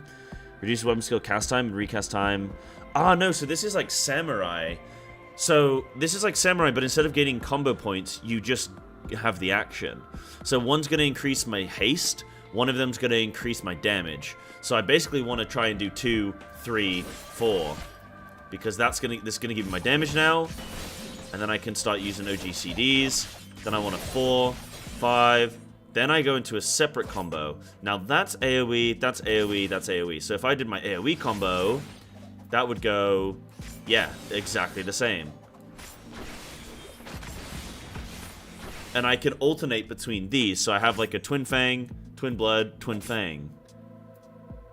So those are like kind of core rotations there. And then I have this Steel Maw, Dreadmaw, Steel Fang thing. I mean, I need to see this. So if I do Steel Fang, that then goes into that. So where do I want to place this here, I think. And then I think I alternate between these. 1, 1, Shift 1, X. I think that's the combo. In fact, no, I think I want to go 1, 2, yeah. So I want to go 1, 1, 1, X. Ah, these are just different, these are just 2 different combos.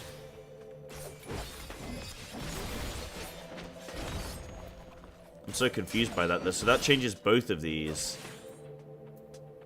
Ah, so that gives me damage dealt. But then I can like alter the combo. So you can alter the outcome midway through the combo.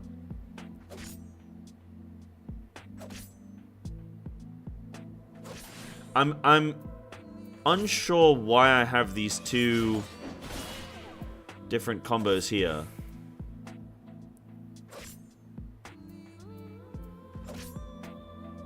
Like, this one's glowing, so in theory I should just press it.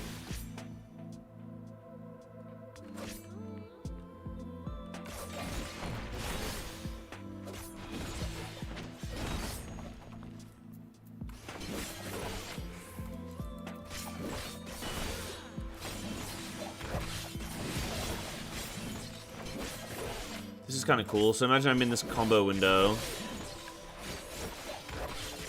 Oh, misclicked. And now I go back into this like default window here. And then from the flank. And then... So I think I alternate between these 2. Yeah, Rhea.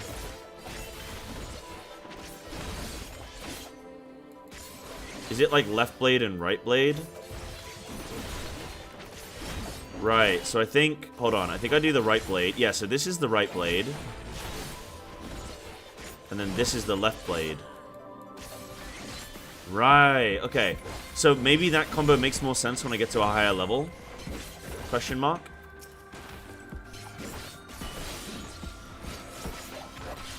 Oops, I keep misclicking that.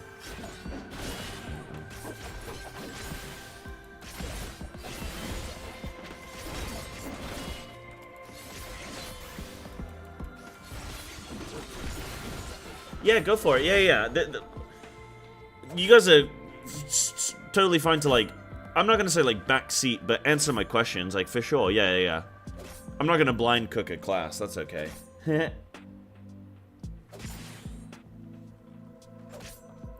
won't blind cook a class. Okay, so I think I see how that works then. Your 1 gives a debuff, you want to refresh occasionally to start the combo. Right, yeah, there's the Nash.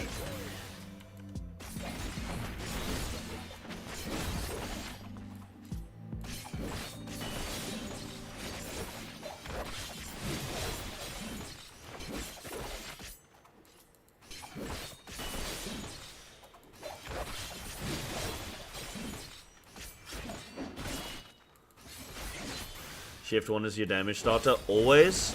Oh, yeah. So, Shift 1 is, like, my normal starter.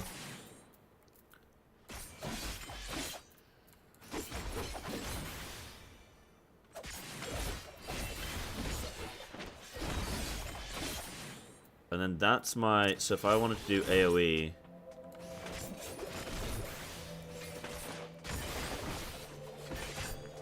I need a place to put all my AoE buttons, basically. So if I do this, 3, 4... And then if I go... 2, 2, shift 5... That doesn't feel comfortable. I need to change that somehow. Maybe F2, F3... AoE is rarely a factor, so it doesn't have to be in the most comfortable place. That works. So the first three those two will change both. It doesn't matter which one you press first, as there are only 2 options from there. Now if you press 1 or shift 1 for the second combo action, you get 2 of 4 possible actions, and they all buff each other in a specific order. Right, okay, shit. You wanna start with Dreadfangs first? Right, okay. Yeah. Because this is what puts on your Nash, yeah?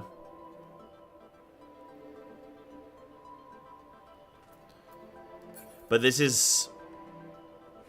But that's, like, you would start combat with your Dreadwinder, right?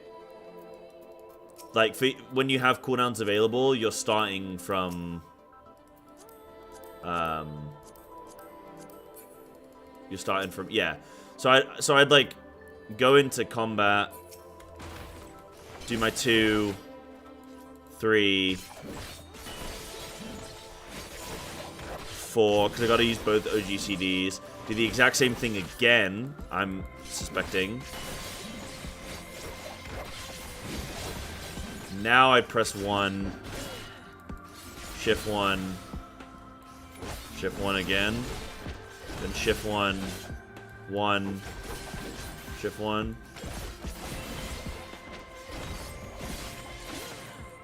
And I keep doing my shift 1 thing until I need to refresh my 1. Let's imagine I need to refresh this again, so that's going to put it up to 40. Got it. Now I can go into another cooldown.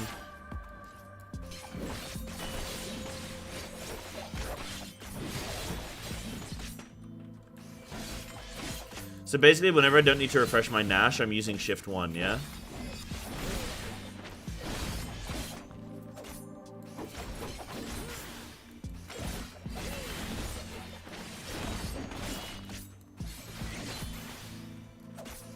Oops.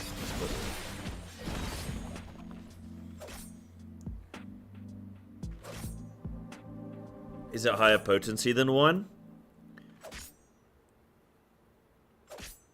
That's I don't know. I think it just says Noxious Nash. And increased damage you deal to the target. Like, all the benefits I'm getting from Dreadfangs, I get from Dreadwinder.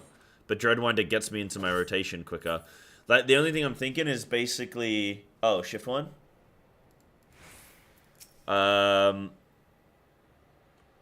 It is, yes.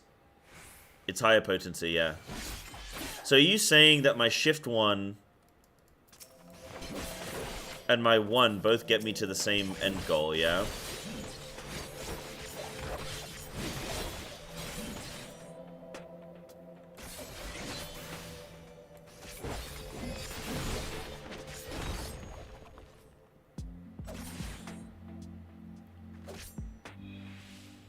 Get me to the same second action, right. Yeah. There are 4 paths, okay. I want to, like, screenshot each one so I can see and compare. Because I'm old.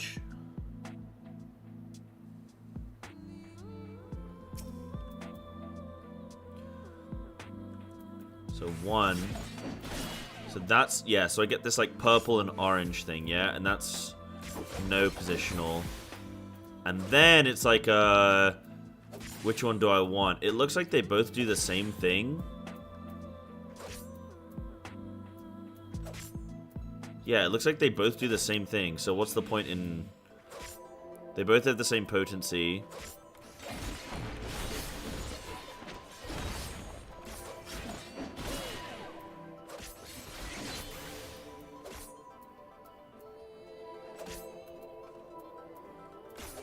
I don't actually understand the point.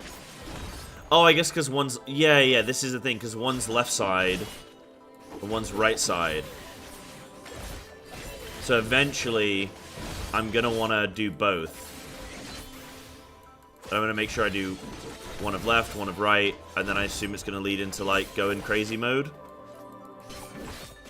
That's what I'm assuming.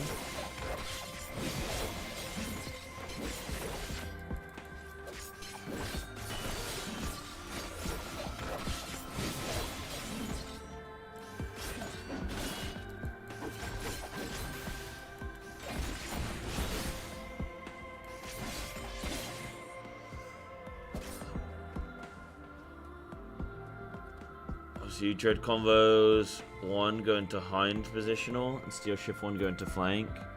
Yeah. Yeah, because this goes, both of these are flank, yeah. Whereas, if I press the one combo, both of these are rear. And I do one. So using my one, I alternate. I go one, shift one, one. And if I shift one, I go shift one, one, one. Oh. Wait, what? Shift one, shift one, shift one. Shift one, one, shift one. Why is this changing?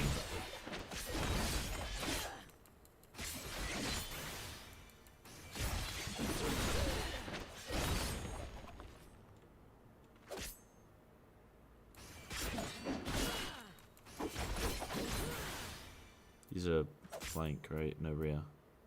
Get rear.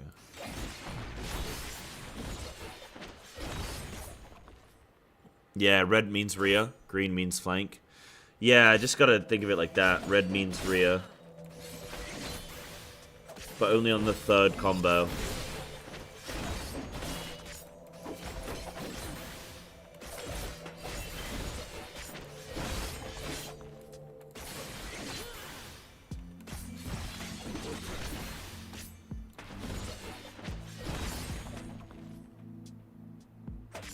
So what's like the memory game you're saying, Citril? Like the memory game being whether you're flank or rear?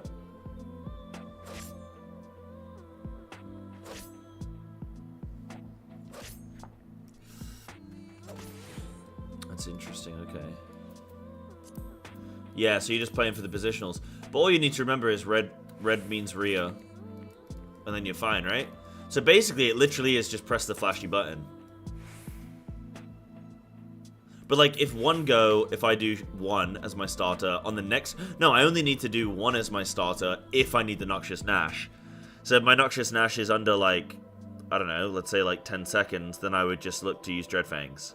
Otherwise, So Dreadfangs is like, I'm going to say situational. I'm going to say it's Steel Fangs, which is like my baseline. So let's imagine I go into combat. I'm not going to start by using a cooldown window because I'm going to wait for everybody, you know, I want that time for everybody to apply all their buffs, right? Yeah, so it's either 2-1-1, 1-2-1, 1-1-2, 1-2-2, and so on. But it doesn't ultimately matter, right? Like, it doesn't actually matter because things might be changing, but your response is not changing. Like, your input isn't changing, right? So... if I start a combat, I'm going to say that I'm going to start with, like, a Dreadfangs. And then after my initial Dreadfang combo, I'm going to go into a Dreadwinder twice. And then I'm going to go into Steel Fangs. So that's what I'm thinking. So if I start with my Shift 1, and I'll Shift 1 again. And then red means rear, Shift 1 again. Now I go into this combo, 2... 3. Oh, fuck. I messed up my thingy. It's fine. 2 again. I go 3. And that's rear, isn't it? Yeah, that's rear, and that's flank. Got it. I go 1, 1, 1, 1, shift 1, 1. So it's a memory game. It's only a memory game if you don't want to have to look at your bars, basically. But if you can look at your bars, then it's not as much of a memory game.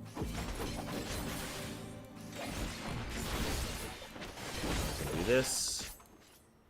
This is flank. This is rear.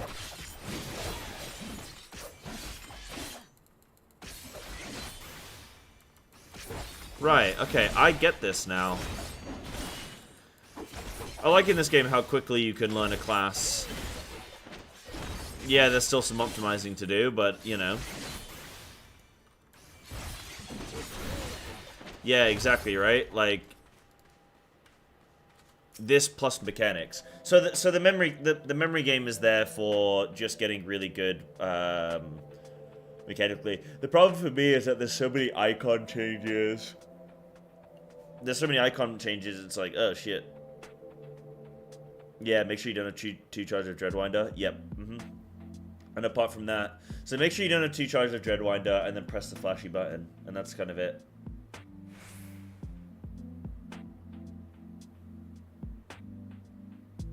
Okay.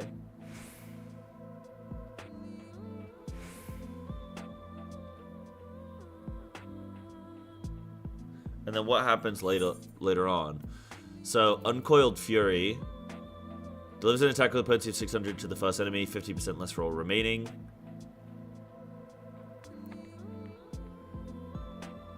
And then Reawaken delivers an attack with a potency of 700 for the first enemy, 60% for the last. Grants 4 stacks of Anguin Tribute. Serpent's Ire grants 1 second for only coil. Okay, 2-minute cooldown.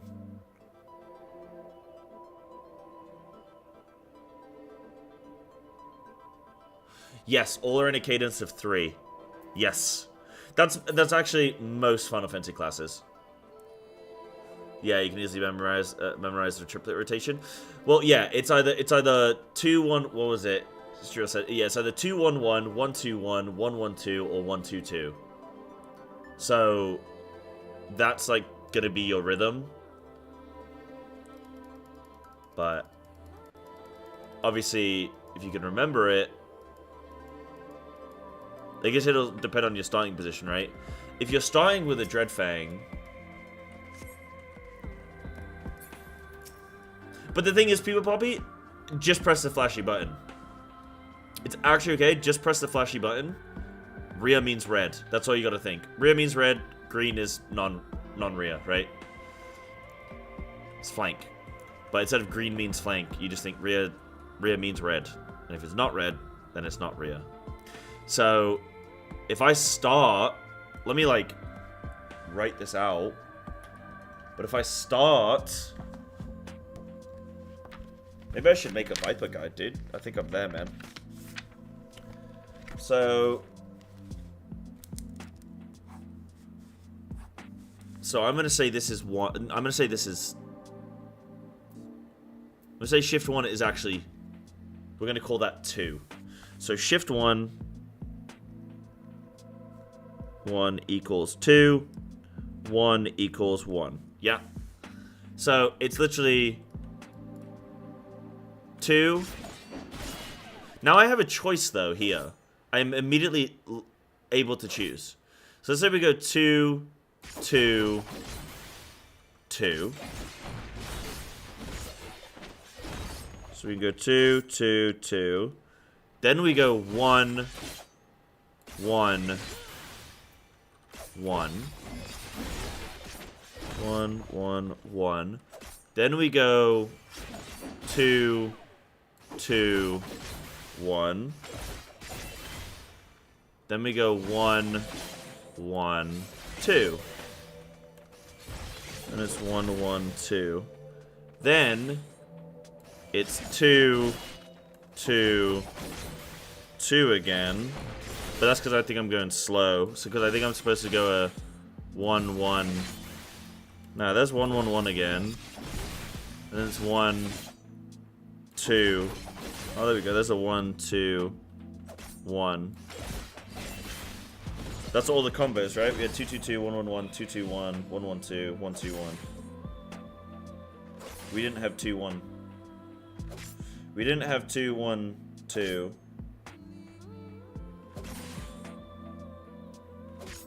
Or 1, 2, 2. There's a lot of different how many different combos are there? Is it 3? Is it 9 different combos? Math?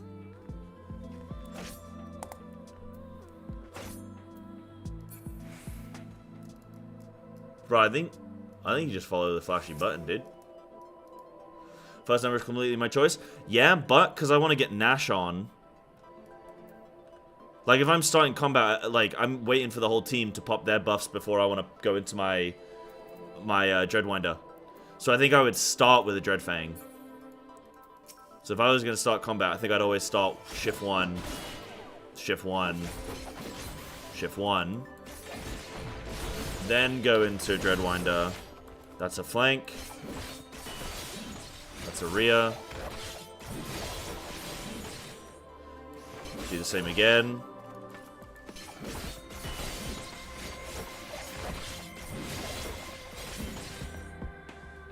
I actually want to switch these. There we go.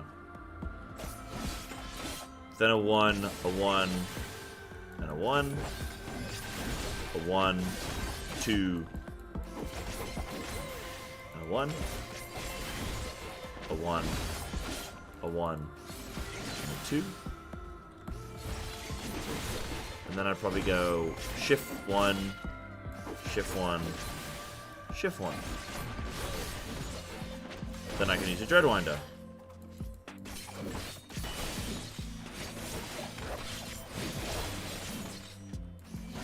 Then a 1, a 1, and a 2.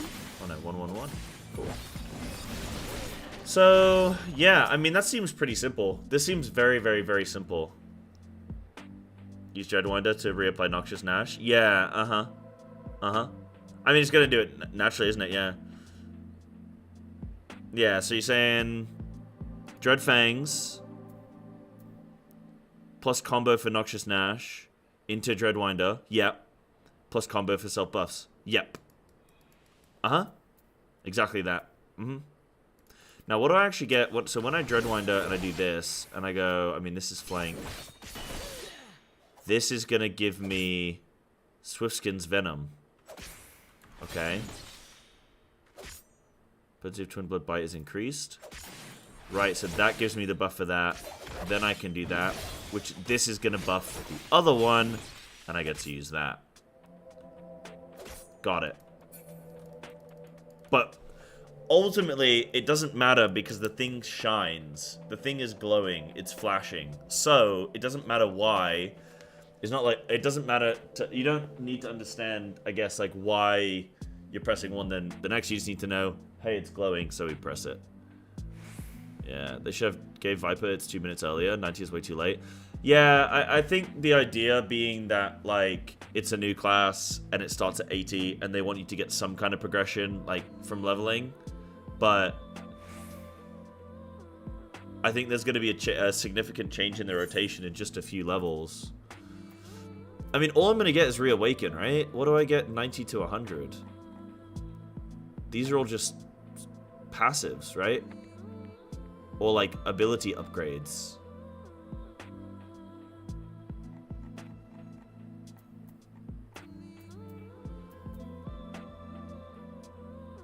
I'm guessing I'm going to get a new gauge as well.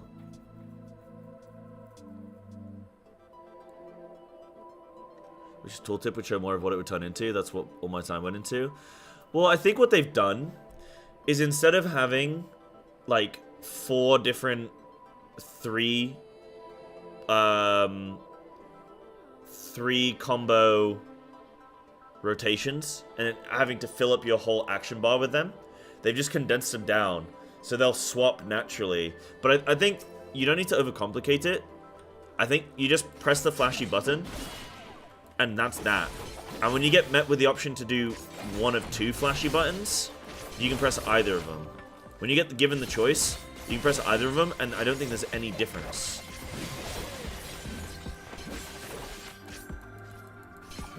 I don't think I want to use Dreadwinder. I don't think I want to use back-to-back Dreadwinder. Actually, maybe you do want to use back-to-back Dreadwinders because of cooldowns. The damage is probably going to be pretty good.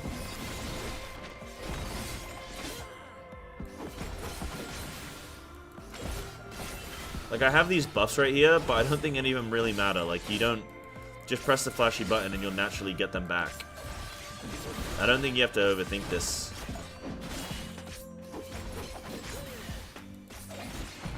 What up, Bailey? Wasn't expecting to see a stream today. Yeah, I thought, you know, Dawn Trail release weekend. Gotta get in here and not play Dawn Trail, you know, Dawnless, as I am. But yeah, I was like, why not? You know, let's just show my face, be around. So, you know, you never know how an expansion launch is gonna... Well, for me, I didn't know how the expansion launch is gonna go. So I was like, hey, let's do something. How am I feeling about Viper? I think I need to get level 90 because I don't have the whole, like, going blue and, like, go nuts. Because I think that's when the spec is really gonna be like, whoa, okay, now we're, you know, now we're up, now we're cooking. And I just don't have that yet. So I've got to wait and see when I get that. But so far seems it seems simplistic. It's kind of just same with Pictomancer. Really, it's kind of like press the flashy button. But I think actually Pictomancer's got a little bit more to it than that because like there's a lot of stuff that glows. So it's kind of you have to know how to prioritize. Whereas there's no real prioritizing. There's no real priority system. It's literally just you press what glows. Your default using your cooldown, but you have one cooldown window with 2 charges, and then you have a secondary combo, which is non-cooldown. Now, yes, you have a maintenance dot. You have maintenance buffs. It's kind of like Samurai and Monk, actually. It feels like a little bit of a crossover between the two. In terms of, like, you're getting Samurai buffs. You have a dot. But just naturally playing, you'll have high, like, maximum uptime on the dot just by playing. Because you're going to get, every single time... Like, if I start combat with this, and I put my dot up, and then I get my buffs...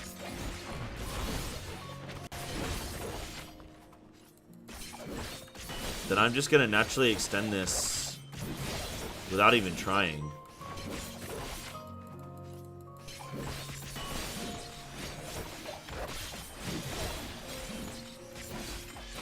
And by the time I need to reapply this again, look, my cooldown's going to be up.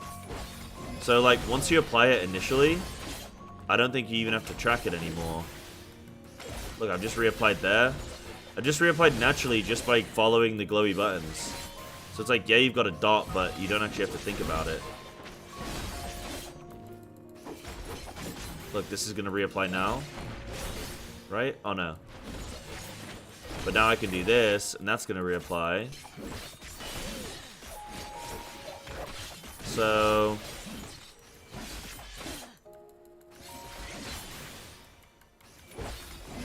kind of feels like once you're in combat, you kind of just... Then again, wait, hold on. Is this going to fall off now? Yeah, so now I need to reapply. Okay. Yeah, it seems to just be playing itself, honestly. It doesn't seem like I really need to do much at all. Yeah.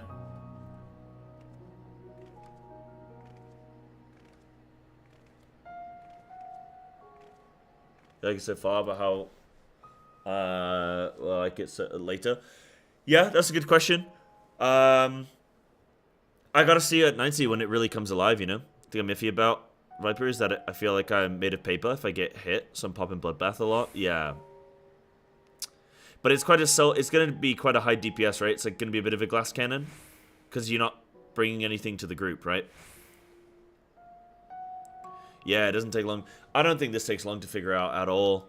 I think the only thing is... So if I'm doing Noxious Nash here... This increases my damage dealt. So I actually don't want to go... So this is a key point, actually. I actually want my damage dealt increase first. So if I start with my Nash, I want to alternate. And then it doesn't matter. Then that follow-up ability doesn't matter. I don't think. I think that's purely whatever. But it does have effect. I think it has an effect on what the next combo will be, right?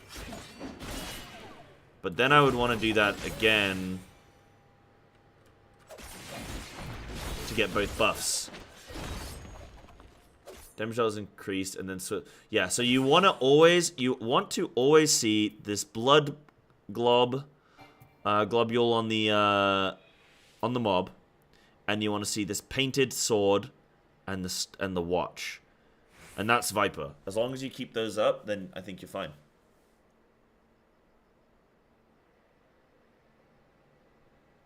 Boom. We just learned Viper in like 10 minutes, you guys. We're up good, man. We're up good. I'll be honest, like, I watched guides, like, I watched, like, the Mr. Happy guide and stuff. And, yeah, I watched the Mr. Happy guide. And I think I watched somebody else's guide, and I had no fucking clue what they were talking about. But then I play it for 10 minutes. Like, this is what I'm talking about, is I can't watch someone else. When I have, like, advanced questions, I can go and watch a video and be like, okay, let me see if they talk about concepts of, like, rotations and timings and stuff. But actually learning a class, I need to just play. I need to play to get the understanding. And then once I have the understanding, then it's like, okay, now I want to learn more from a guide. Didn't play much of Viper, but Picto is really fun. Picto is very fun, I like it. Yeah, go to the balance. Yep. I've been linked the balance. I will probably check it out. Generally speaking, I don't really like class discords because I find the types of people attracted to class discords to be not my cup of tea. But I think it might be worth me stopping by and maybe even just checking out the resources, even just the pins. We'll see. We'll see. Yeah, Picto's optimization. Well, if I show you, like, Picto, right? Picto's kind of cool, because, I'm not in combat, bro. What do you mean? There we go. Picto's kind of cool, because, like, you don't... So, like, pre-combat, I can generate my motifs, right? But then because of the timings, you got 40 seconds, 40 seconds, 60 seconds, and 1 minute. So...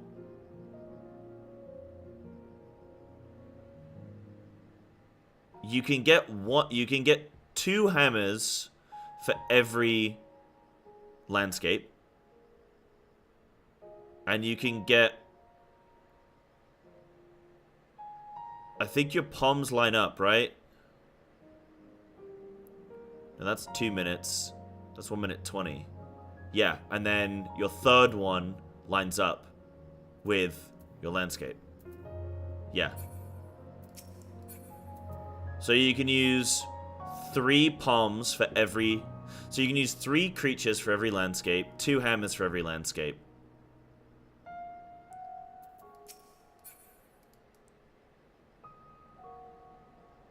You just read the resources and not... Oh, let's go Viper. Yeah, you could just read the resources and not interact. Yeah. That's definitely an idea, right? It's definitely an idea. Choose it to see the best opener? Yeah, fair. Mm-hmm.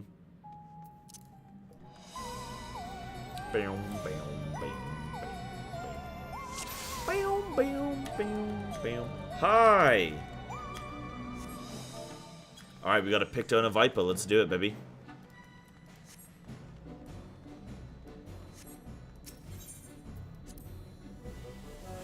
Let's go to Grime God, dude. Oh, I watched Psybear. I'm sorry to hear that.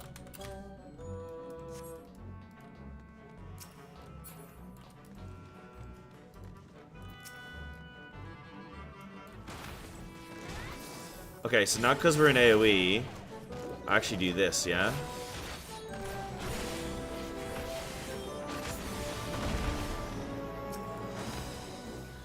Do you think it's bad when I self-deprecate sometimes and people probably don't know that I'm... Like, people maybe take it the wrong way? Where I'm like, hey, I don't want you watching me. It's like, no, I'm just making fun of myself. Like, oh, that's a shame that you watch me. For your sake. No, it's funny, keep doing it. Okay. Only if you're sure.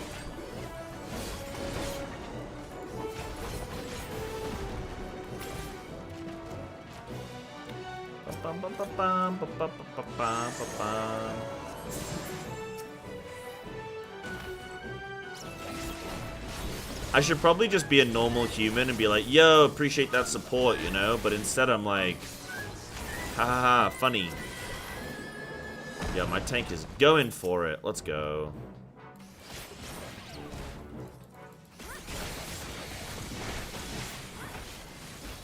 Oops. I don't know what I'm doing with my AoE yet.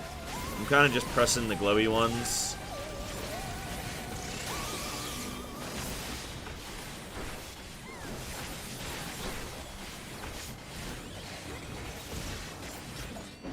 Oops, I don't want to do that.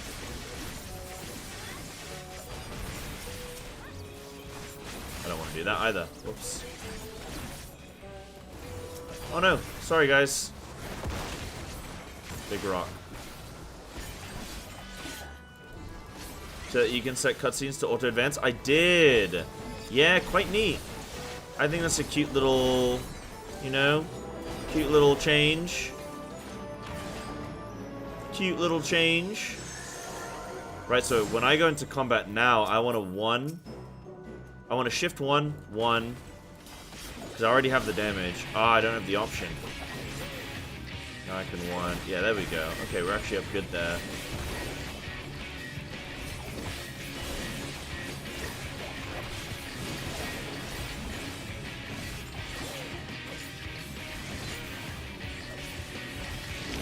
And then naturally, this is just going to play itself, man.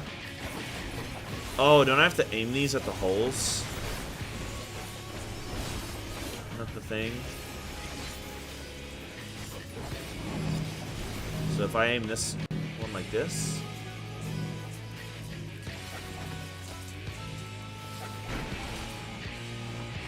And it gets sucked in. See ya.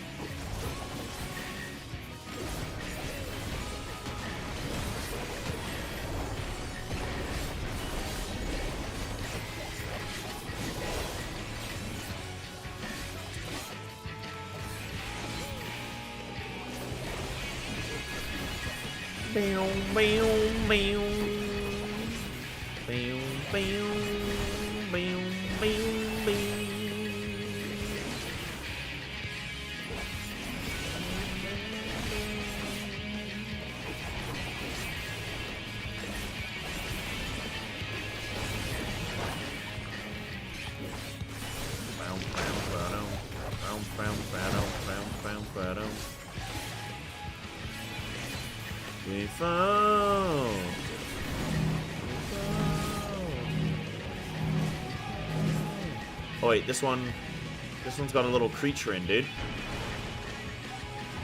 That's bad, right? That looks bad to me.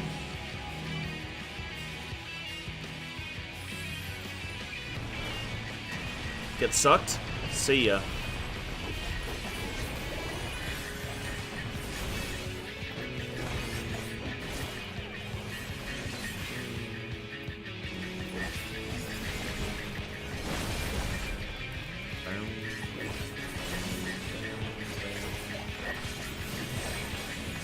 Tell you what though, guys, I think I'm still a monk main. Viper seems neat, but like, I think I'm still a monk main.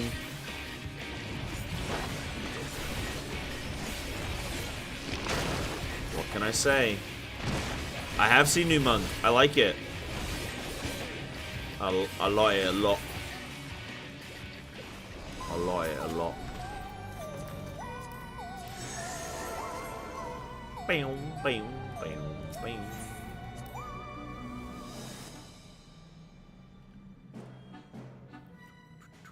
You go back play my own Viper? Yeah, sounds good, Shock. Have fun, dude. Thanks for helping out. Thank you, thank you. Yeah, you gonna stick with Viper? Cool. Yeah. You like the new monk? Oh, yeah, you're right, Yeah. You can only like the old thing. You can't like the new thing. Yep.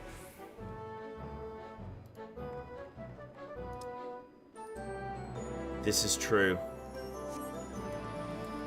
This is true. Not a lot of people know that. Yo, kick their ass. Oops. Oops.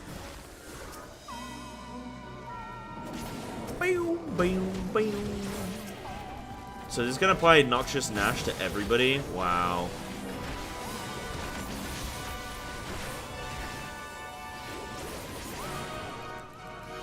Nah, dude. That's nasty.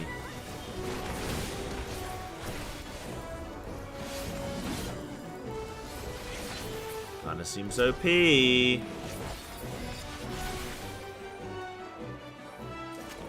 Wait, is that ability called Flanking Strike?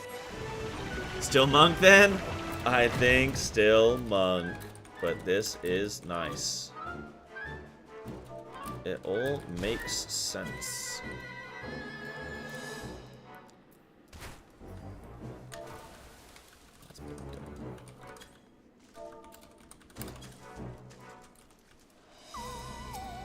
Flank Sting? Oh, Flank Sting. Okay. Flanking Strike is a Survival Hunter ability. And this is the closest thing you probably get to Survival Hunter.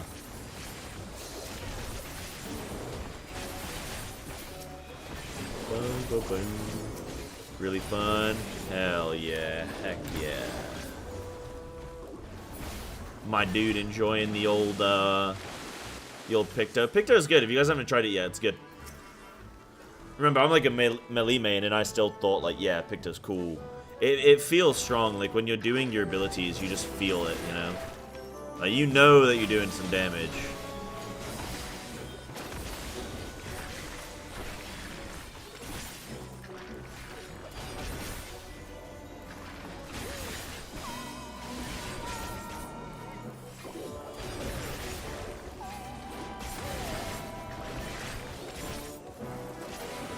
It's weird though, because like Viper seems to be a class where you can play it well without even understanding why you're doing what you're doing. Which, in theory, I don't like that. I think you should have to understand why you're pressing the buttons that you're pressing. But it comes down to literally like just press the glow. And I'm curious if that's going to improve a bit at 90.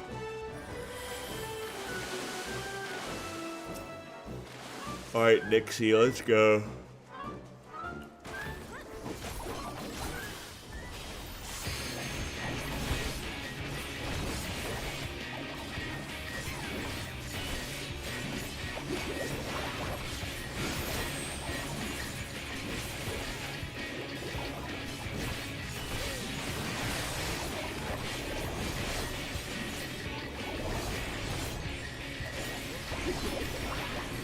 Out for the shower. Run! Run! Run!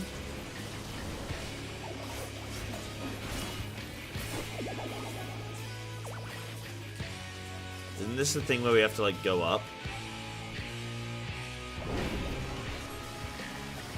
Whee!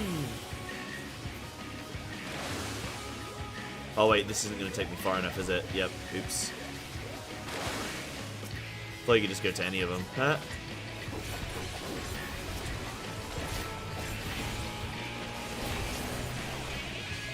Oh no.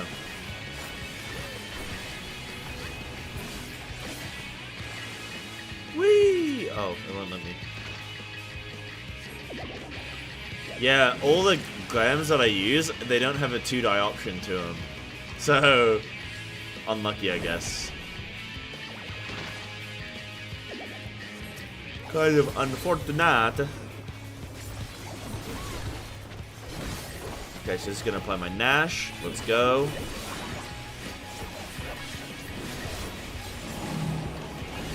I'll go melee. Yeah. There we go. Lovely. Good job, gamers.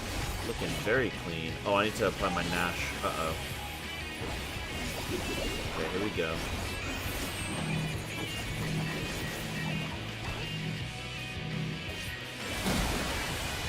Behind the target there. Oops.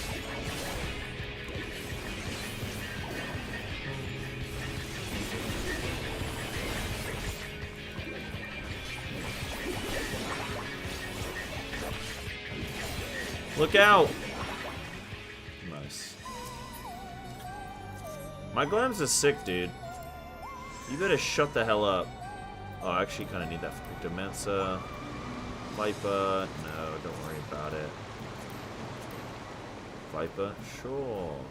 Oh, no, I don't need earrings. No, never mind. Oh, I'm EP today, man. I'm a little EP little boy today. You guys EP? I stayed up late last night, man. I still got a lot of hours sleep, but like, it's not the same. My little rhythm is off, you know? How have you guys' meal preps been going? That reminds me, actually, I'm making curry tonight. I'm gonna make a double serve and a curry. I'm gonna be up good, man. I'm going nuts tonight. I'm coming. You guys meal prepped? I used to, whenever there was a big game release, normally like big MMO, or we do like a LAN party, I used to do, like, I'd get like sweets and like maybe some chocolate or something, and I would end up feeling so bloated afterwards. It was horrible. Like, I'd be sitting there gaming and I'd just get like real bad, just like bloat. Now I eat like super fresh things. I actually, if I ever do like a midnight game release and I like stay up, I actually eat more, like, I actually eat cleaner than if it wasn't, you know, if it was just like a normal day. I actually eat cleaner because I know I'm just gonna get bloated. I'm gonna feel like ass, man. I'm gonna feel like an ass, man.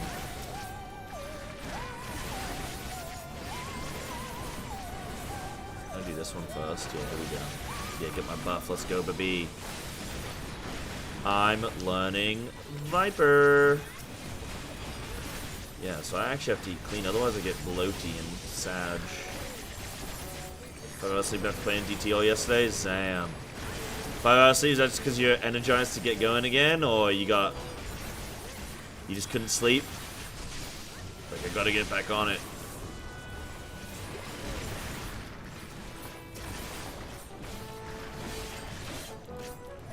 What about microwave meals? Yeah, cool. Okay, EP, yeah. Had several naps. Nice, okay. Girlfriend made a lot of chili. Oh, that's lovely. Came home from work yesterday. Ordered a giant pizza. Finished it this morning when I woke up. Big. Big, big, big. Molten foe bad. Molten foe is bad.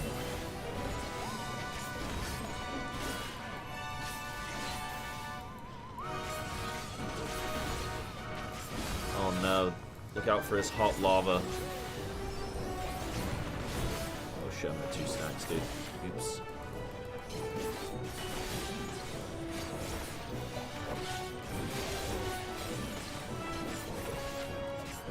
Stop turning, stupid mob. Let me hit you.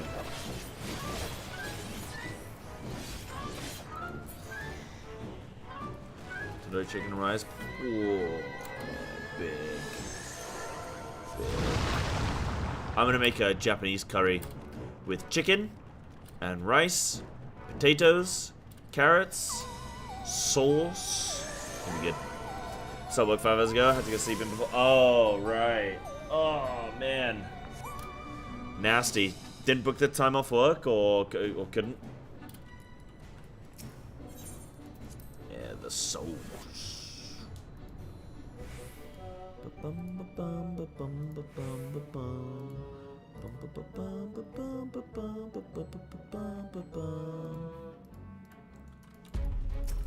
I'm coming. Let's go. Let's kill this piggy. Guys, I'm a Sprout again. Look, I'm a Sprout again. Yo. Dum bum ba-dum. Bum bum ba-dum bum bum ba-dum.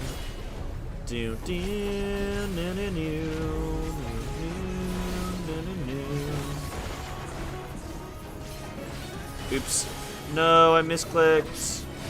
No. I feel stupid. Uh-oh. I use anti-knockback. Uh-oh. Okay. Ooh, that was close. Boy, that was close. Meat mallet. Watch out for the meat mallet, you guys. This thing don't play.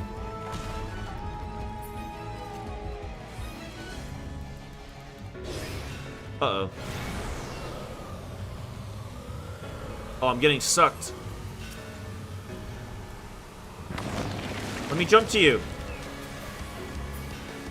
Why couldn't I jump to you? Why couldn't I jump to you?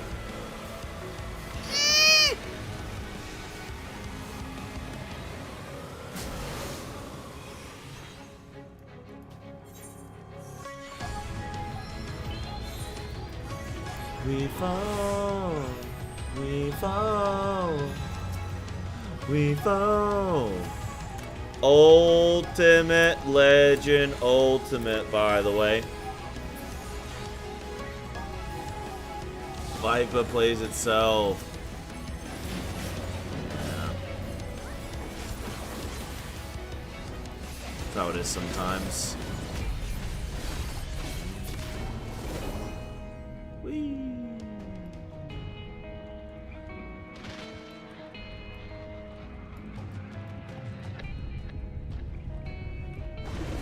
Oh yeah. Haha!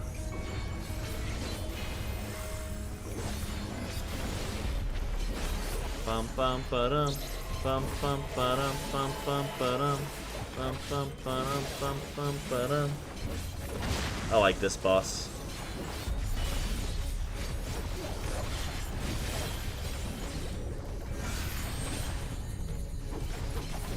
Minced meat.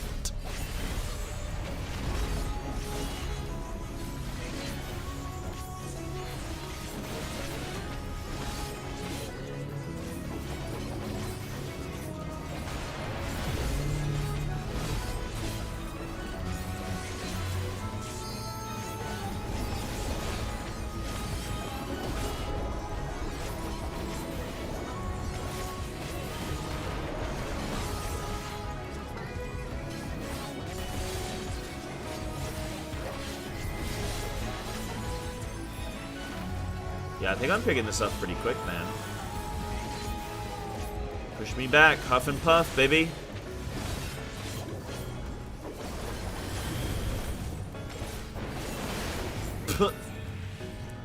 Commit. Commit. GG's, tie.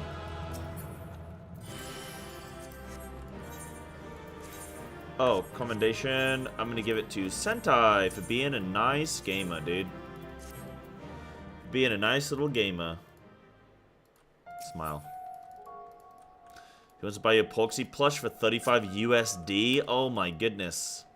That could feed a family of 4 for a week. For a Porksy plush. Oh, yeah, Viper's cool. I think I still am the monk, man. What about Samurai? Samurai had some changes, huh?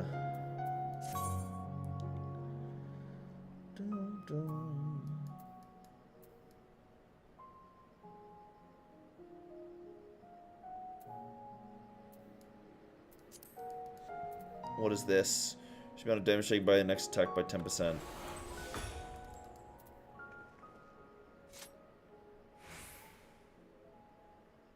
So they just change the icon and change how it works slightly. Isn't that a lesser duration now? Only 4 seconds? I think, let me see, how's Samurai different?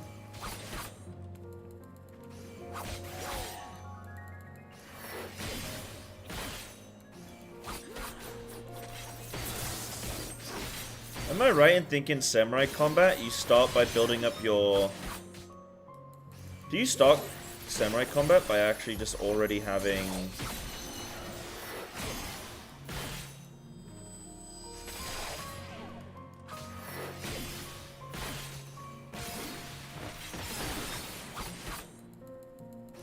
Yeah, you just open with Mikio. Yeah, you do, don't you? Okay.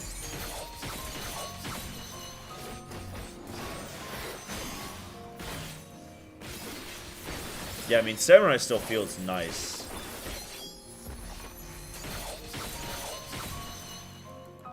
Wow, you can do the double there? That's sick.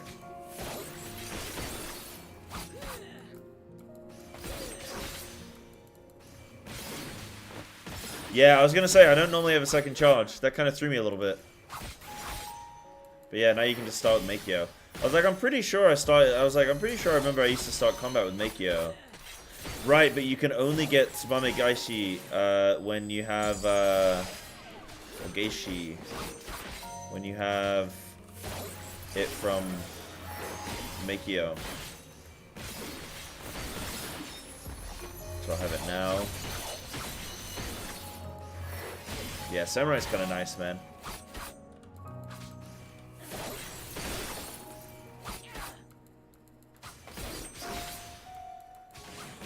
Yeah, but you did it anyways. Yeah, okay.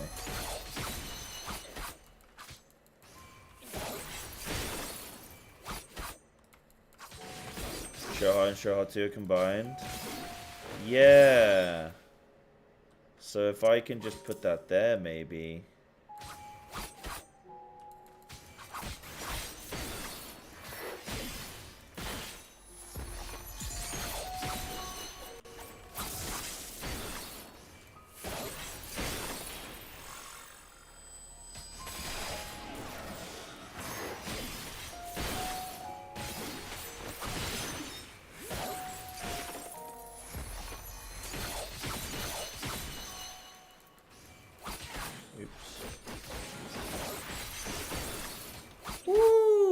Yeah, Samurai seems pretty clean, man.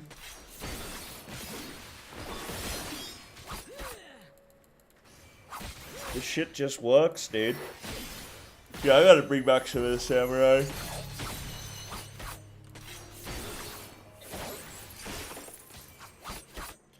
Maybe I've become the best Samurai that's ever lived. I can play this thing with one hand, though. That's a kind of vibing, dude. Set up your keybinds well. Kind of chill. Wait, that seems like a little life hack. If you... Wait, hold on. If you Makio... Ah, no, okay. Never mind. Good take us out. Yo! Grants, dude. I've heard of it. Am I gonna use the other hand for? Oh, wouldn't you like to know?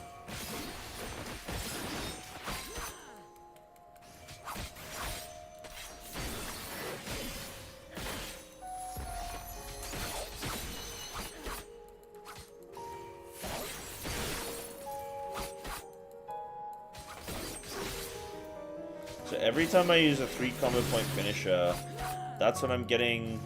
I need to do 3 of those to get my Shoha. Yeah, but that doesn't give towards Shoha. Okay. So the second Makio that you... Or not Makio. Midore. You don't actually get... Okay.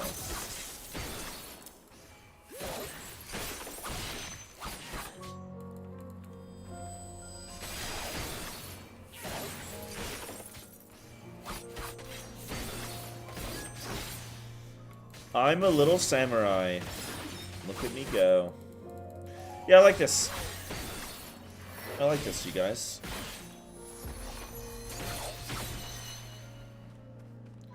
Picto Ivan Rest seems like a setup. What if you just imagine that they're still alive? You just imagine that they didn't die. You know? Just pretend.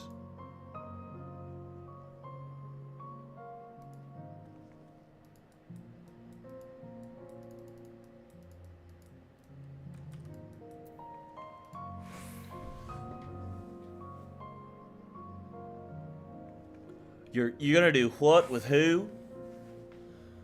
Oh. Everyone stand up, stretch, move. Big stretch. Yeah, let me put the kettle on 1 sec. Am I really gonna have another green tea? You betcha. You betcha. Actually, yeah, you know what, fuck it. caffeine overload today, dude.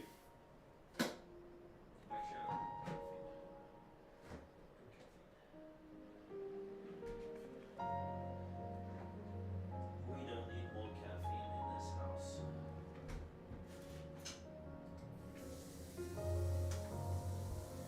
Let's have some oats.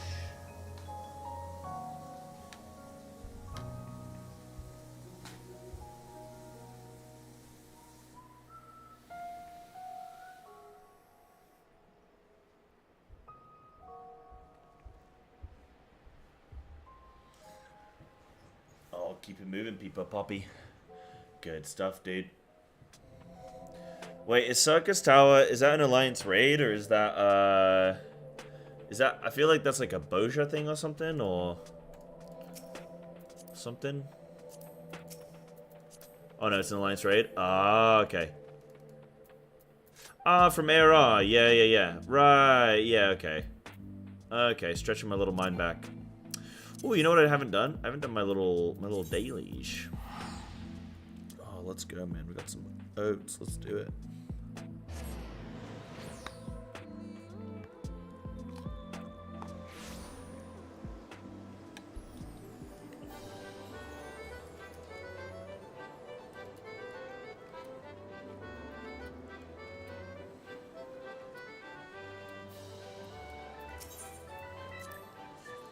Oh, boss is bugged? Shit.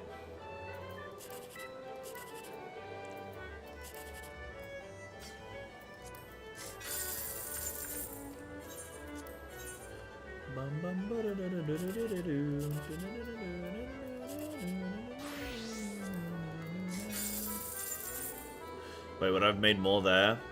17, 23. Shit.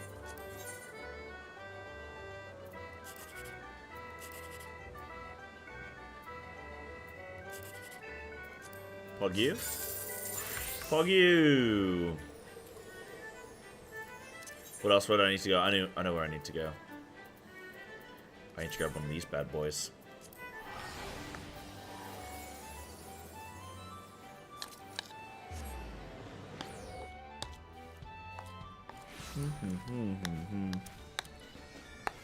Do you guys want to do some wrecked?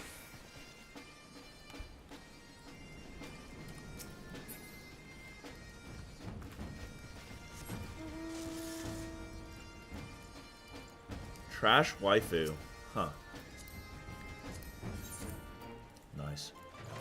Am trash Lamau. Nice. Am I liking the graphics? Honestly, I haven't even like... I haven't even been able to like notice the difference. Wait, hold on.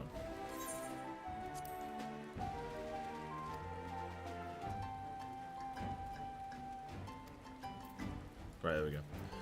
I haven't, like, noticed the difference, but I think that's partly because...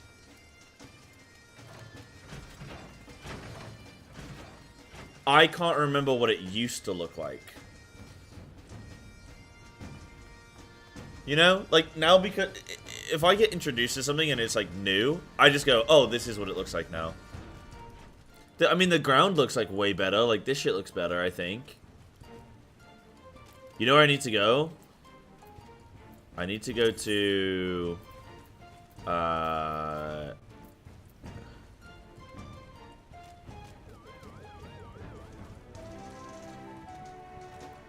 Meg. Let's go.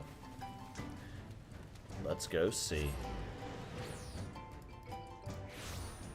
Yeah, I think I already have that setting on. Let me see. So, system.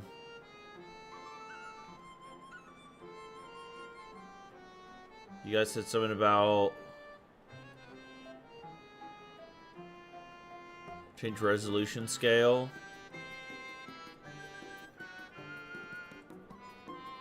All in graphics. Wait. Oh wait. Graphics. Oh, there we go. Ah, okay. So I'm on 100.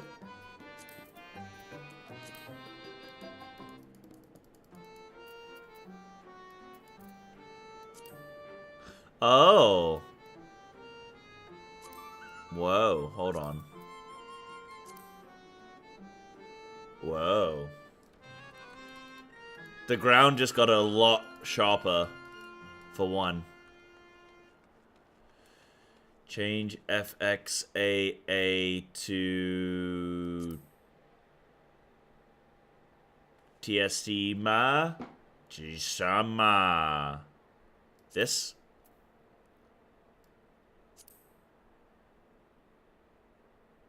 Camera jitter looks better. I don't know what that changes.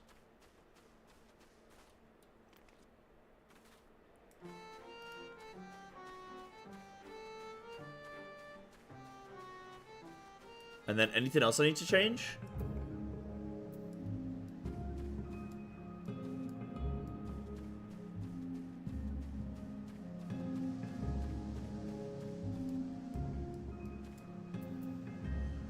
Ambient occlusion.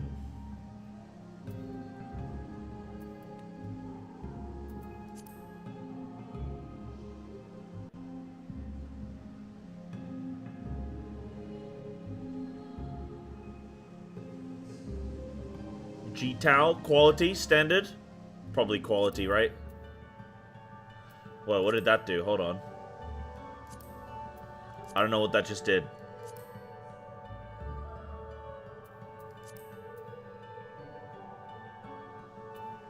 I have no idea what that just did.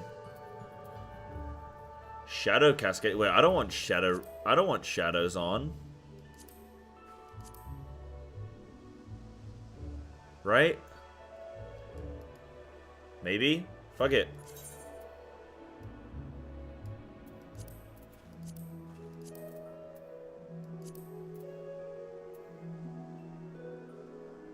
Why don't you want shadows on? Because it's just like unnecessary, right? Yo, this does look nice. Hiya! Hiya! Mountains still look like shit, but okay. We can't win them all. Actually, those textures look a bit better. Over here, it looks a bit better. Yeah, high quality flowers, man. Look at these. Yo, this is actually very lovely. They actually look 3D. They don't just look like a flat thing, you know? And there's like a... They're moving around. They got physics to them. I'm walking through them. Whee! I'm frolicking. Let me go frolic. I'm frolicking! Hiya! Get frolicked, idiot. You are now being frolicked. Yeah, that's why I came here, Denver. To see the pretty. Hiya. Hiya.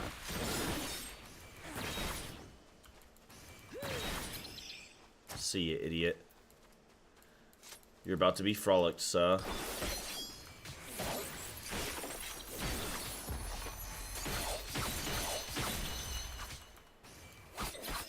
Yeah, game looks nice. How's my character look? Still sexy? Oh, yeah. Oh, yeah. Look at that. The texture on my gear is, I think, quite a bit better, huh? The shoulder pad particularly looks way better. The gloves and stuff like that. Yeah, it looks way better, dude.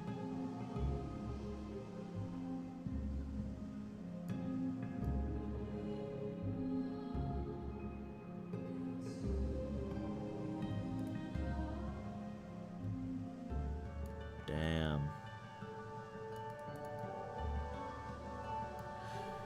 Yippee! Yeah, man, I look cute. Y'all can't deny it.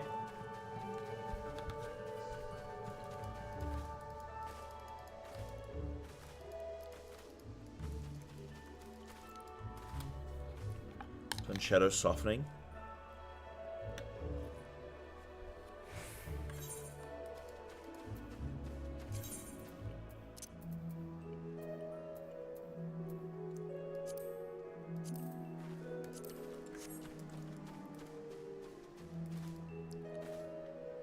we go.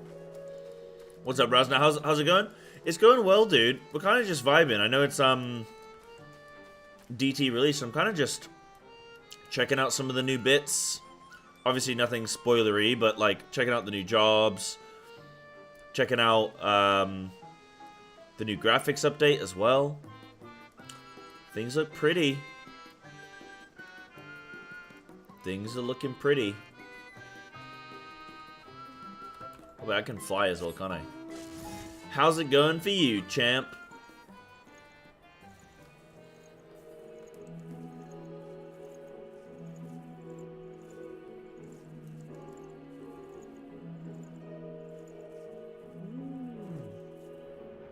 You're on a mercenary job.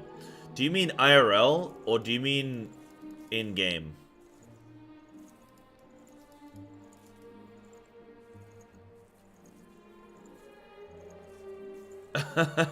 Not enjoying it, Caprica? Oh, selling short queues for dungeons. Oh, okay. Nice. Yeah, I think you could make some money today. Oh, well, this whole week and stuff, huh? That's funny. Good little deal, dude. I don't know what I should be doing. I'm trying to think of some activities that I can do right now that I can kind of sort of progress myself in some way.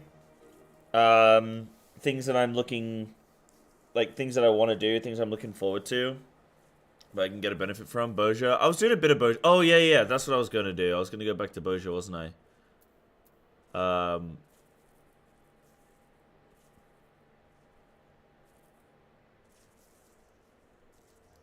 Yeah.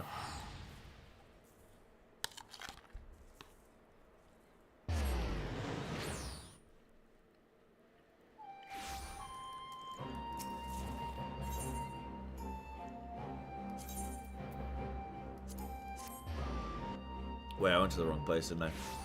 Yep. Huh? Wait, take me back, dude. Bro, take me back. Bro, take me back. Be-doo-doo.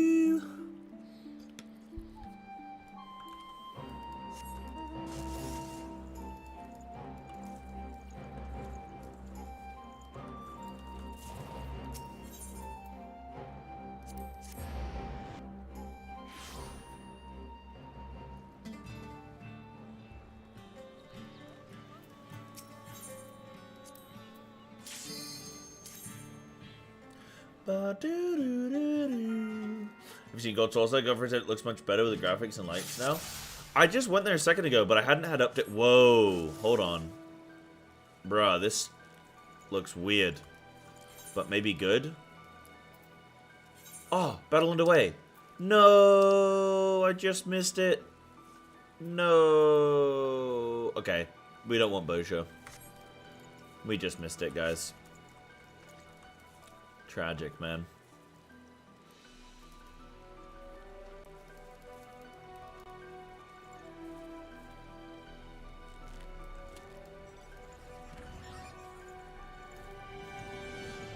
It's a shame that you can't, like, enter in at some point, but I don't know how it works. I don't know what it looks like. Don't know if it's, like, got a whole story thing going on.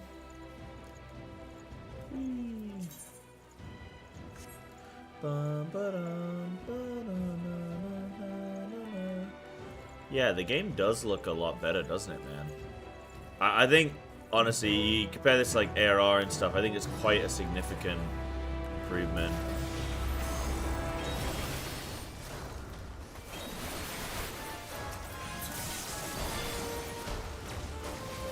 What's my... Oh, yeah. I only have 2, don't I?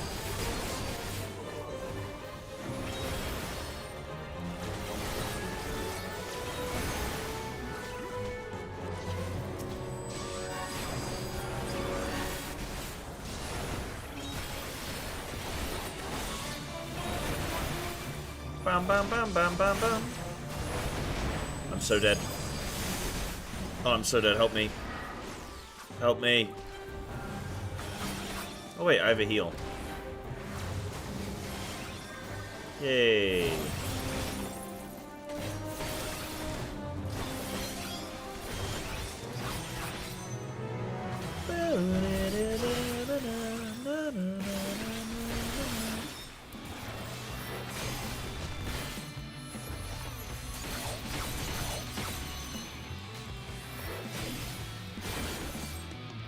No. Not quite far enough, bud. Thanks.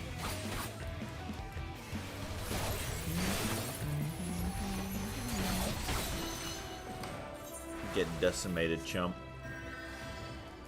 Yeah, trying to think of like what goals I can work towards over the next couple days.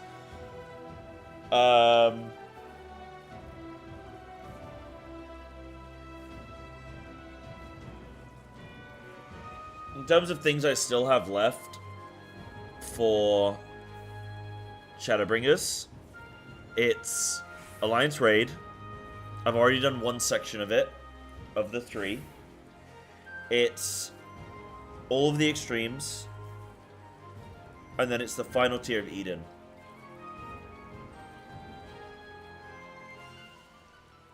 I have tried both jobs, yep.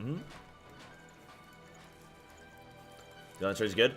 The first one is really cool. We took 23 people from chat, and it was really, really awesome. Like, I love getting to see the full length of the bosses. You know, the full like mechanic list. You know, it's lovely. Yeah, I'm not too bothered about doing like Boja to level my jobs. I'd do Boja to like level Boja. You know, I want to do the quest because I need to. Oh yeah, Evan, how are you finding it?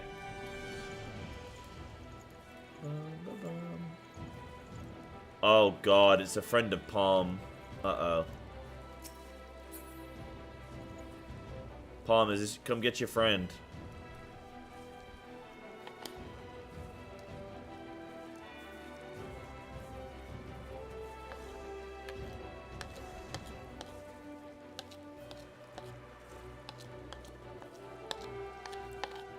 We can do a little bit of racked if you guys want.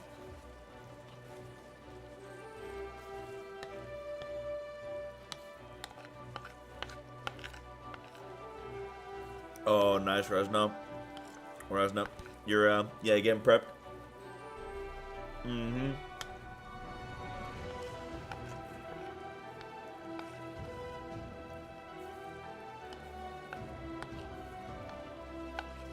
Let me see what racked we got. I think we have, some cool videos. Oh, a video I really want to watch. Quasi made a video of WoW rating versus FF rating. I also wanted to see the Jesse Cox video of FF14 1.0 lore.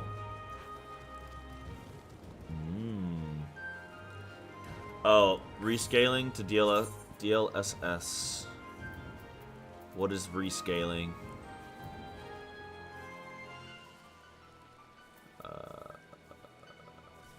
Oh, you mean this? Setting it to 99? But then... Oh, NVIDIA DLSS, right?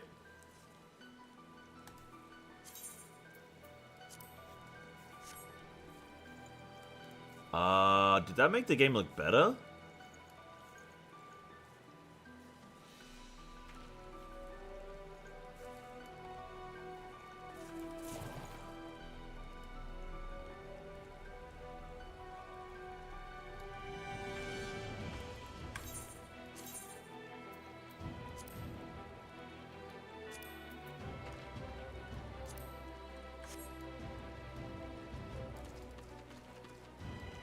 I can't tell.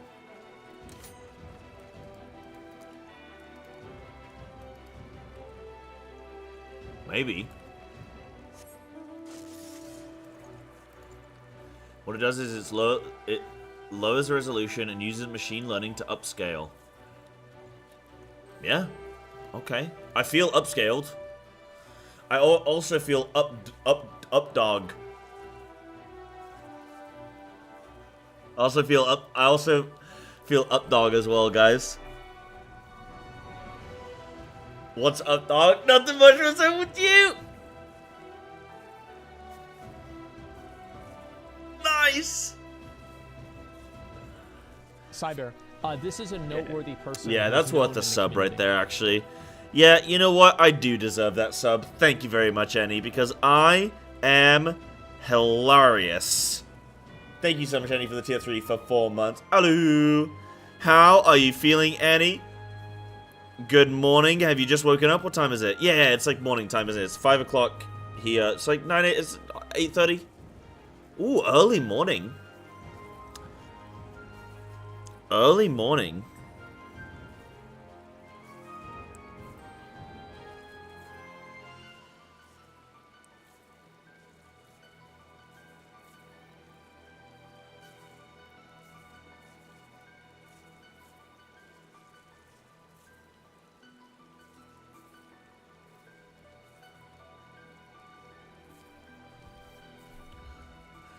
Early morning. Yeah, basically free performance for slight clarity. Lost right, okay. I mean, that sounds overall positive. I don't know, dude. It's a weird zone to be like, hey, what does this look like? You know, how good does this look? Because it's like, yeah, I mean, arguably that looks... You know, it looks like... You know what this looks like now? It looks like the, oh, what's it called? The...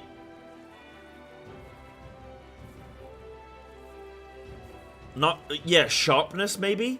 It looks like the sharpness has just been, like, maxed out. It looks like everything's covered in oil.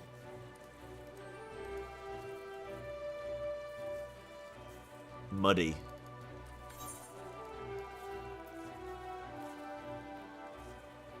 Muddy. Steam Deck's down on his knees, begging for frames. Oh, that's crazy. You can play this on Steam Deck. That's cool. Why aren't I covered in oil? Because that's not my kind of Saturday night content. I mean, that's more of my Saturday night content, not the afternoon. You know. Looks like I'm on an FF game now. Let's go.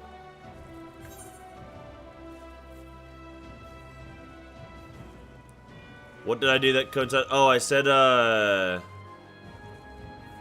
it was a what's up dog thing. Don't worry about it. It doesn't need repeating. Yeah, maybe I do like this a bit more. A bit more subdued.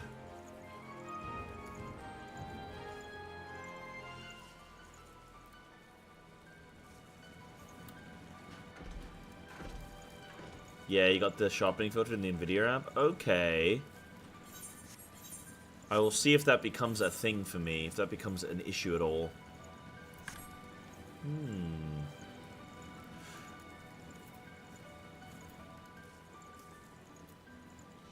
I need to, I want to wait here until Castrum becomes free again. So when will Castrum be up again, roughly? This is a busy zone, everyone's doing the fates. Is it half an hour from when it ends? Or half an hour from when it began? Like, is it rolling? Or is like, does this have to finish before we can start working toward it again?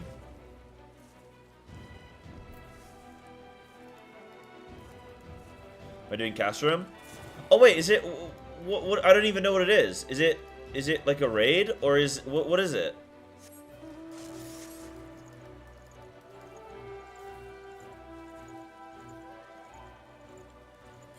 Full hour? Okay.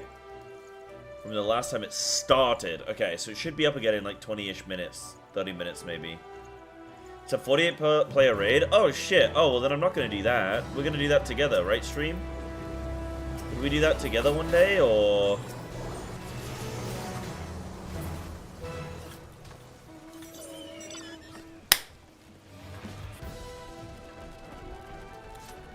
Well, what do I do with this now? God damn it. That's what you get, fly. That's what's up, dog. Dumb bitch.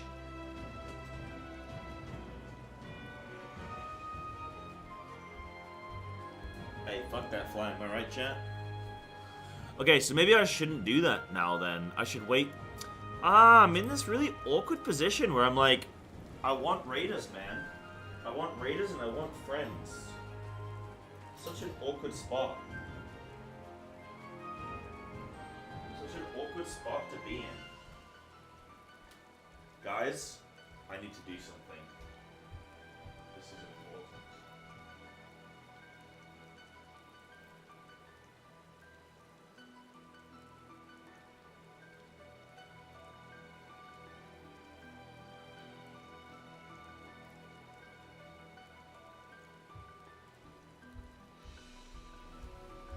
must hang up my pants and my socks.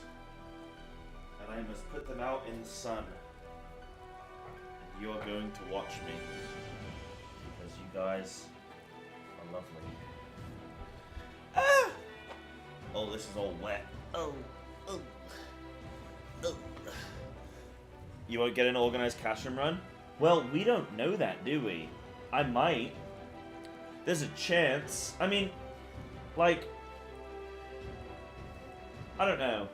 Is that just something I should do just with a random... I think 48 player... Yeah, I think 48 player Castrum I just do randomly on stream. And we just see how it goes.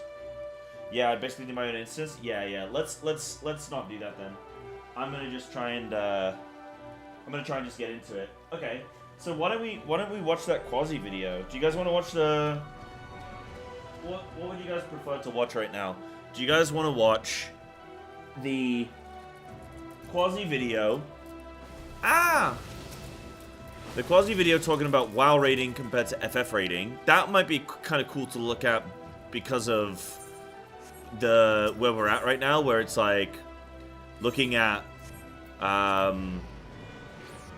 I've just finished Uwu, you know? Like, maybe that would be a really nice time to do some comparisons between FF and WoW. Or we can watch the, like, Jesse Cox video on 1.0 and the lore of 1.0. Do you guys want to do that?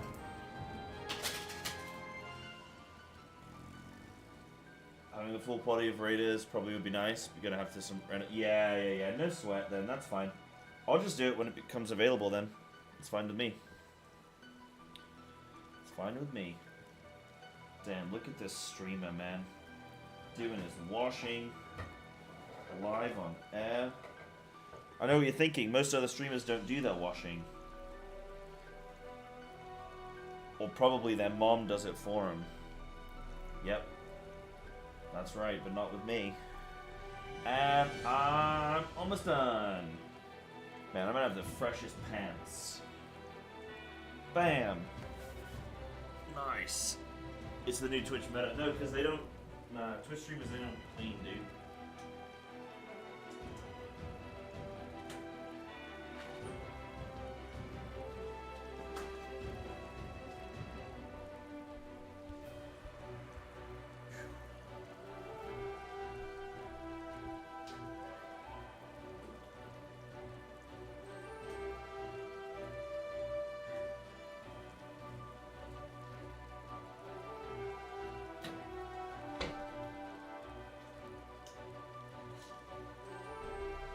Nice. And pick up the coat hangers. You get that one for free. Congrats. You get that one for free, chap. Watch all 3 of Jesse's lore videos. Blah. Yeah, I think we should do that. I think I'll watch the WoW rating one first, and then we'll watch the Jesse Cox stuff, and then we'll go from there, man. Where's my Discord gone? Oh, there it is. Boop.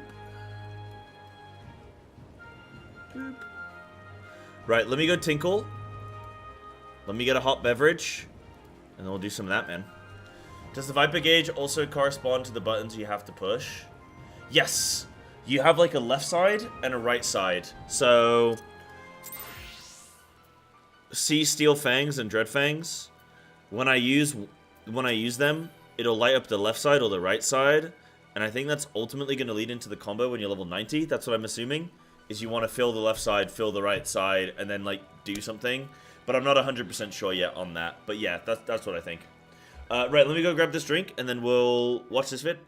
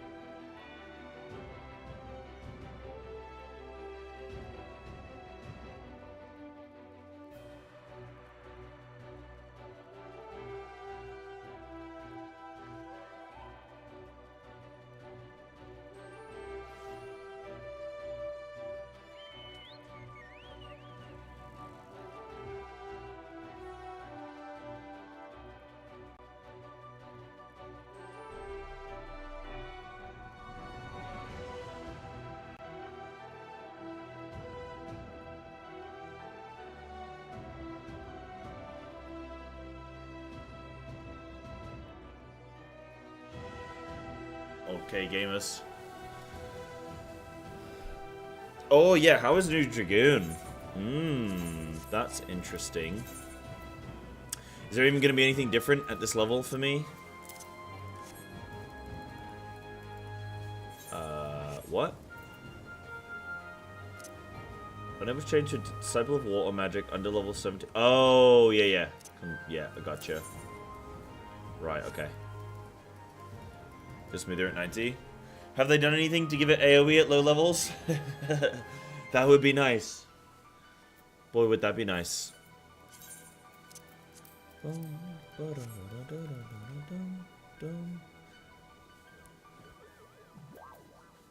Yeah, Viper plays itself. Yeah, it does just kind of play itself, doesn't it? Yeah, it really does. Right, let me go Betsy.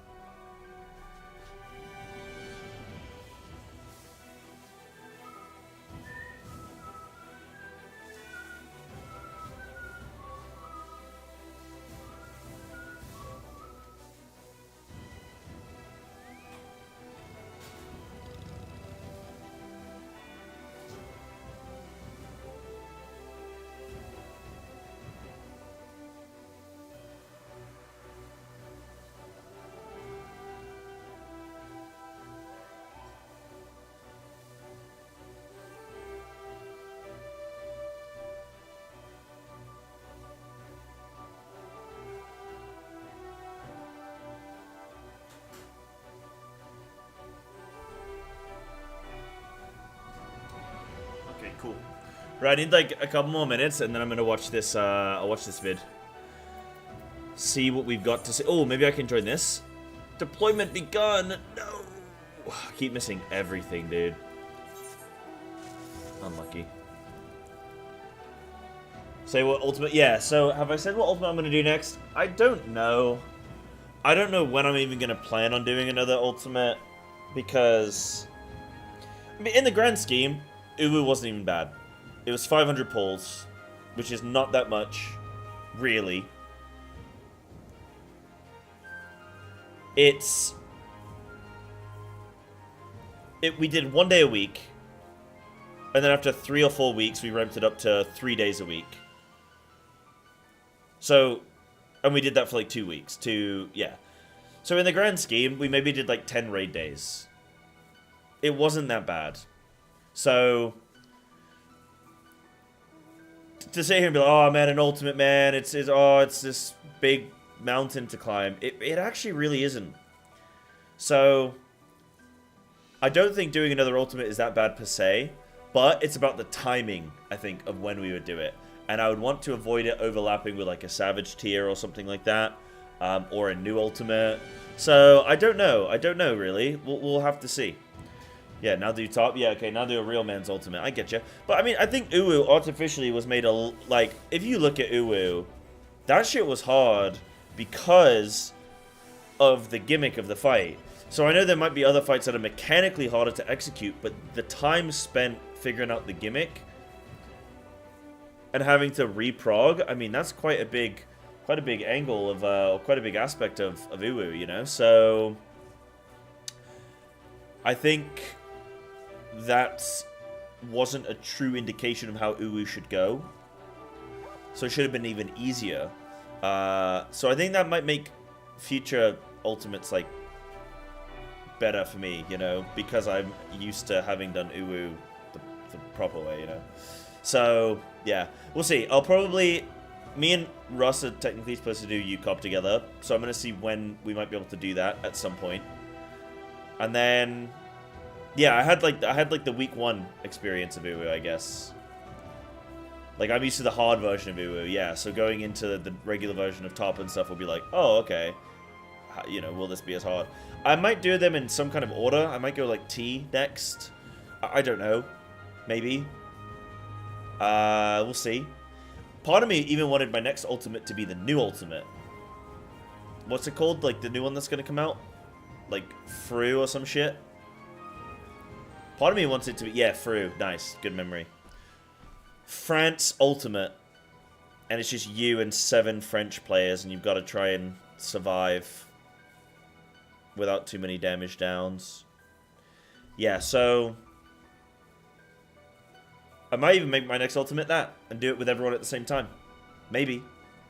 Maybe. Alright, let me grab my chicken, and then I'm good.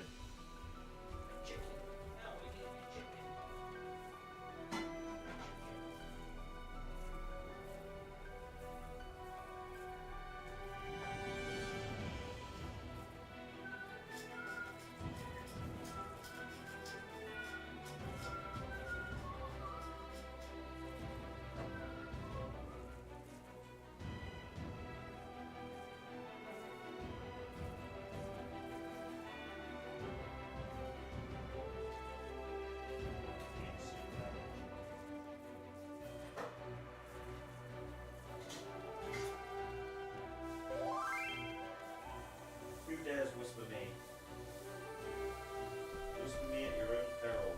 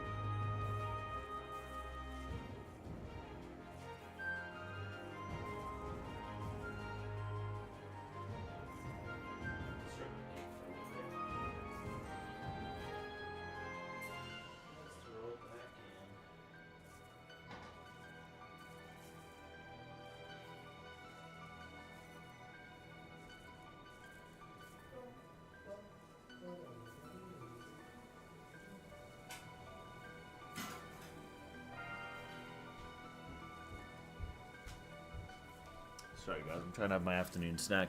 Just found you out of nowhere. I thought you played on another server. Congrats again on the Uwu Cook. Yo! Thank you. Hope you're... Oh, why doesn't it... I hope you're enjoying DT. Bosh. Ferals are underwhelming? Yes, Fru. Yes. And Whispers on during the launch week is crazy. Wait, really? Oh, would somebody do that? See the news about Echo absorbing Neverland? Argue the best FF14 raid team for FF14 World First Race. I have. I'm very excited about it. My hope is to be involved in it somehow. As soon as I saw it announced, I was like, dude, I want to be casting for them, man. So... You know, I'm putting my feelers out, and that's the biggest thing for me is, like, as a caster, is I look at it as, like, an opportunity. So, more so than even, like, entertainment. You know, I look at it from an industry, from inside the industry, kind of like, yo, dude.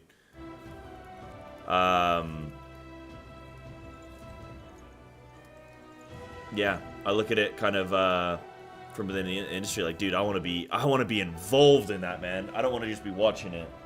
So... have I hopped to Dynamos? No, I haven't done any server hopping yet. I think Monday I'm going to start doing raiding again, and I'm going to see if there are people around to raid from Monday onward. Even if it's just trials or normal Eden. I just want to get the ball rolling. I've kind of had enough now. I had 2 days of maintenance. I've got today and tomorrow where I'm kind of like twiddling my dick, twiddling my thumbs. I got nothing to do. And I'm like, nah, I've had enough. I'm raiding. I'm getting back into it. Because I want to start Endwalker.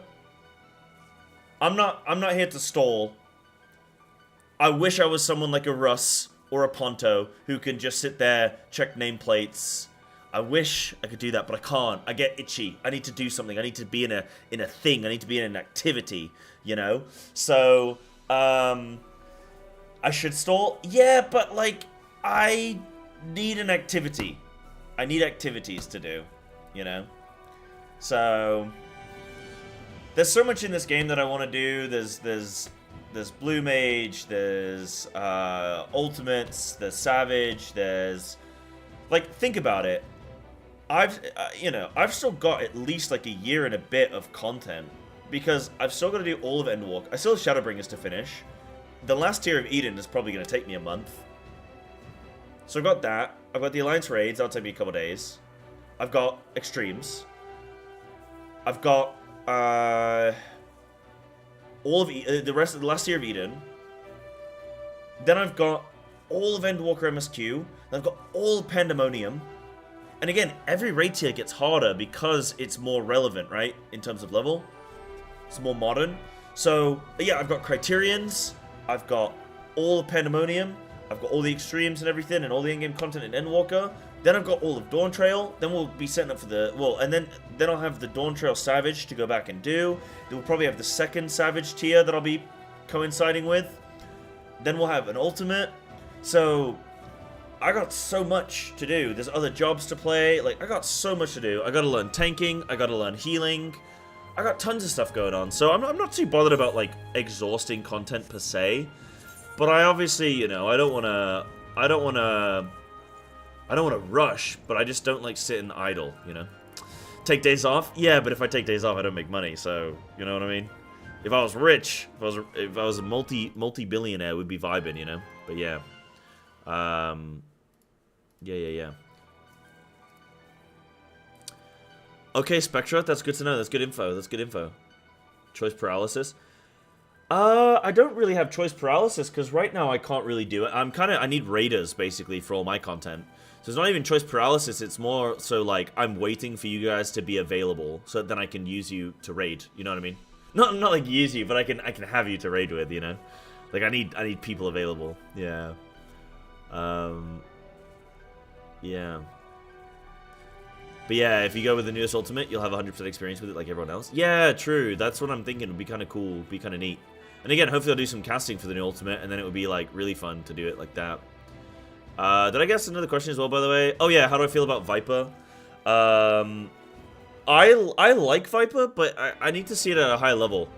But I do like it. Right, let me grab my chicken now. Yeah, I do like it.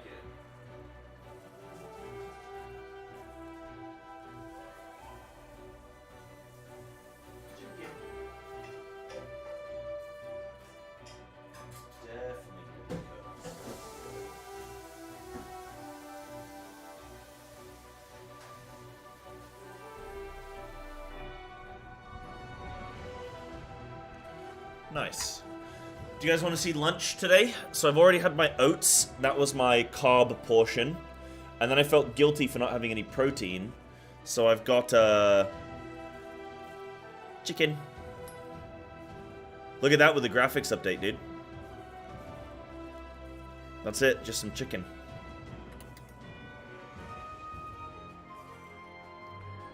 Chimkin. Look at that. Looks juicy though, doesn't it? Chimkin. But I like it. I like it sort of with a little bit of summon on, you know? But besides, I'm also afraid of eating undercooked food. Whenever it comes to meat, I always prefer... Okay, apart from a steak. If I'm having a steak, I have it medium rare. Because I like it juicy. But any other meat, I kind of like pork chops. I like crispy. Not like crispy, but like I like them like well, not like well done. I don't want them dry, but I like them just like with a little bit of crunch on them. Same with like chicken and stuff, because I'm always like, I'd rather overdo it than underdo it, you know? Like I don't time things when I cook them, and I don't probe them and shit, you know what I mean? But over than under. I don't know how you manage to present food in such a way that makes me actively want to starve. I seriously should update, like, I should upload, like, a cooking... Like, hey guys, this is what my diet looks like for a day. And just upload, like, my food. And just do that. I think people would really respond well to the channel. Like, I would get so much hate mail. There'd be people emailing me, telling me to kill myself. It'd be kind of cool, actually.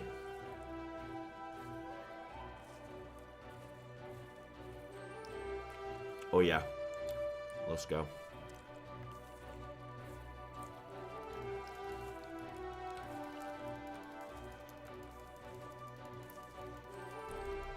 Isn't that your diet sounds bad on paper? It's just that it looks bad once you show it on stream. Yeah. I mean, the thing is normally I have my oats. I have overnight oats with eggs. That's my protein and carbs in the morning. Have a little bit of cheese to get my fats. Then I'll have, like, in the evening, around about, like... So that'll be my breakfast. I won't eat again until the evening, where I'll have 2 dinners. I have, like, a first dinner, which will be, like, chicken or steak with rice and some veggies. And then I'll have a second dinner, which will be pretty much the same, but I'll swap out the meat. So if I have chicken, I'll just rotate chicken, fish, or steak. But then everything else stays the same. And I'll have that, like, twice in an evening. And then I'll have some fruit before bed. So, that's like a little treat. So, today, I woke up late. So I went out for food instead, whilst I was sitting in the queue. So my food's kind of nasty today. Where I had the oats and I was like, man, like I told you guys, every single meal for me, it has to have protein. If it doesn't have protein, and I'm talking a good source of protein, not like, hey, in this like 200 gram meal, there were 10 grams of protein. Fuck that. But like, I'd love Archon bread. I would eat Archon bread, like no doubt. Archon bread would be like my ideal thing, you know? But yeah, fruit before bed. I mean, it's not the best for like energy, but I still sleep fine. Like 1 kiwi and some watermelon isn't gonna like tip me over the edge, but it's more so kiwi before bed is apparently good. Just because kiwi's good. But yeah.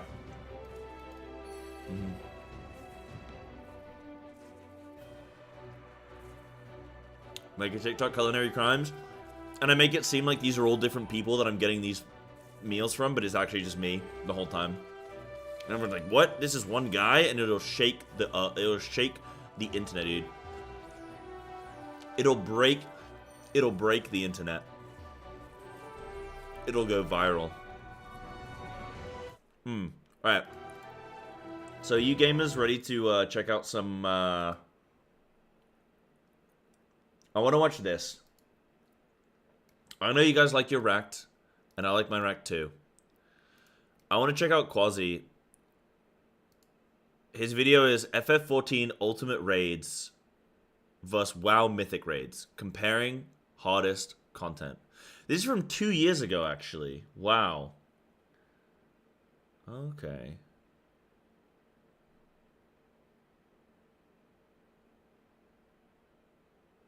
I just like to read some comments first sometimes.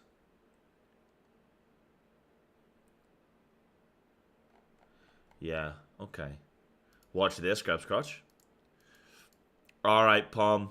Sweet dreams. Good night. Good night, good night. Okay. So let's listen into this, alright? Obviously, I just got finished doing Uwu.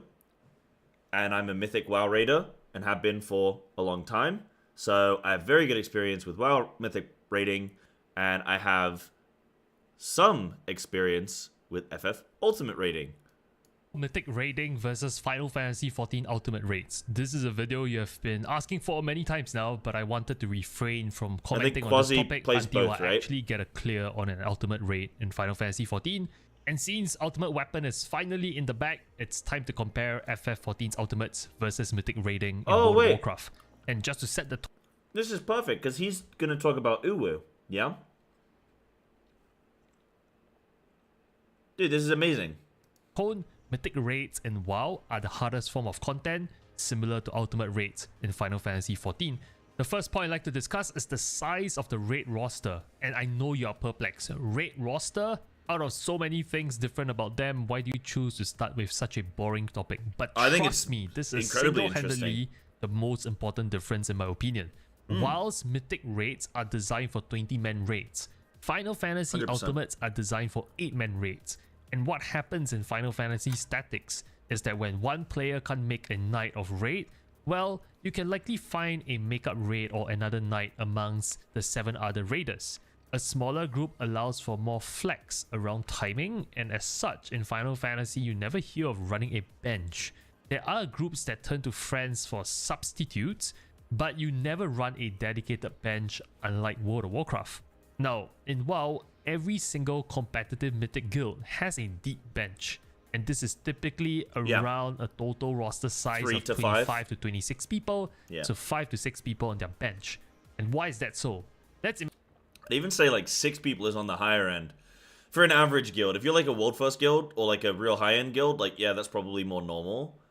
But I think the average guild maybe has a couple people, because what happens if people get benched too often and they're low down in guild rankings, they'll just go somewhere else, or they'll just not play. So you actually have to be really careful in lower end guilds when you're looking to bench people, because you risk them just being like, okay, see ya. But yeah, in high level guilds, definitely roster, like, you know, having a few people spare is a thing. Imagine you run a strict 20-man roster with no bench. And if someone has a real-life emergency, for example, when his or her goldfish is drowning, or it's their pet dog's birthday, you literally have caused 19 other people to waste their raid night because the fight is just not doable with only 19 people. It is also very challenging to find a makeup raid night for 19 people due to scheduling conflicts. Also, in World of Warcraft, it's very hard to find substitutes at the last minute, simply because if, let's say, after the weekly reset, I've already taken part in a mythic raid in some shape or form, and I've only killed one boss, let's say boss A, I essentially have bound my character to that mythic raid lockout for the rest of the week. So even if my friend asked me to go into another raid instance to kill boss B, which I've never done in my raid lockout, I'm unable to even zone in to the same instance as their raid group. This is why running a bench is so important. So in WoW, typically people run a bench of 5 to 6 people. I think that's a key point of this. Is something that I really think needs to change in WoW, and a lot of people think this is, you get locked to the raid. You're on a raid lock, not just a boss lockout, a raid lockout. If you kill the first boss, and then you, as a raid, you call it for the night, and then like the next day, another guild is like, oh, we need someone spare. You can't go. The only thing you could do is they could use your lockout, but then no one else in your guild, the 20 players that were in on that first boss kill, would be able to use it after you. So only one group of 20 gets that lockout. And that substitute guild, they'd lose their first boss because they're saved to that lockout. So they would encourage more people to mythic raid at all levels, I think, if you were locked to the boss as an individual and you just didn't get loot, rather than being saved to a lockout. It seems pretty archaic, actually, and it's definitely not a tech issue because they have it where you're saved to the boss and not the lockout on the lower difficulties. This, I think, is a significant factor that they should change. Because chances of more than one person not making a raid for a specific night is actually quite likely. And because of the need to run a bench, my sense is there is more roster drama in WoW than Final Fantasy, especially at endgame raiding. I know a few people that have quit, left the guild just simply because they were on the bench. Conversation of having to tell 4 to 5 people you are sitting out on this brand new fight feels bad. And trust me, nobody likes sitting on the bench and watching other people do the fight while you twiddle your thumbs and draw circles on the ground. Nah, I do. I specifically like being benched on the last 1 to 2 bosses of the raid tier. Those bosses take the longest, and that's where people have the biggest level of burnout. But once they clear them for the first time, they become so much more easily killable again because they've already been killed once and people know it's achievable. So what I would like is to be benched on the last 2. Then I get to take a nice break and just come in for the re-clear and get my free loot. It's very time efficient. Those people are constantly on the lookout for a more long-term guaranteed starting spot in another roster. And because of the need to run a bench, WoW's roster boss problem is way harder than Final Fantasy Tactics' problem.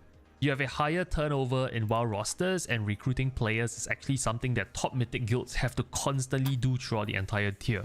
Click dramas within a 20-man roster is common, where one person in a group of close friends is not picked for a fight, the other 3 to 4 members of his clique is disgruntled, and they might all end up leaving together as a group. This is in so which common. case, the raid leader is left with a gaping hole of 4 to 5 people, and the raid leader needs to bring in replacement, which does take time.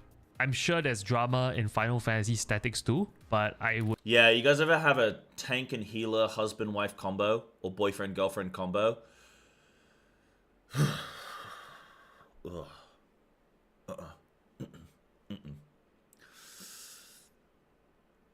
My healer kitten. Oh, no. And she always gets the loot first, dude. I don't get it. She's the lowest on healing, but she always gets the loot first. You know what? It's fine. How much gear per person is there in WoW Mythics compared to Savage? Savage is like you get 4 bosses in a tier, right? Whereas a WoW tier would be like 8 to 10 bosses, sometimes as high as 12, 13, but that's more rare. So let's just say 10 bosses in WoW, but that's one tier. So you'll get one of those every 6 months. So you're getting in Mythic something like, if you're having 20 players, I think you get 4 pieces of loot, maybe 5. And then you also get a weekly vault. So every week, let's say you kill 5 bosses that week, because you're still progging, you will get two items will show up in your weekly vault that you can choose one item from. And you'll get 2 options to choose from. So everyone gets a guaranteed piece of loot 1 time per week, as long as you've killed at least 2 bosses on Mythic.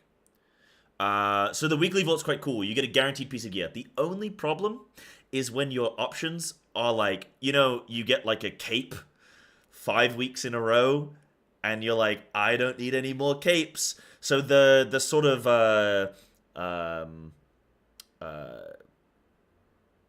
like loot RNG, like bad luck protection, that's what I'm thinking of.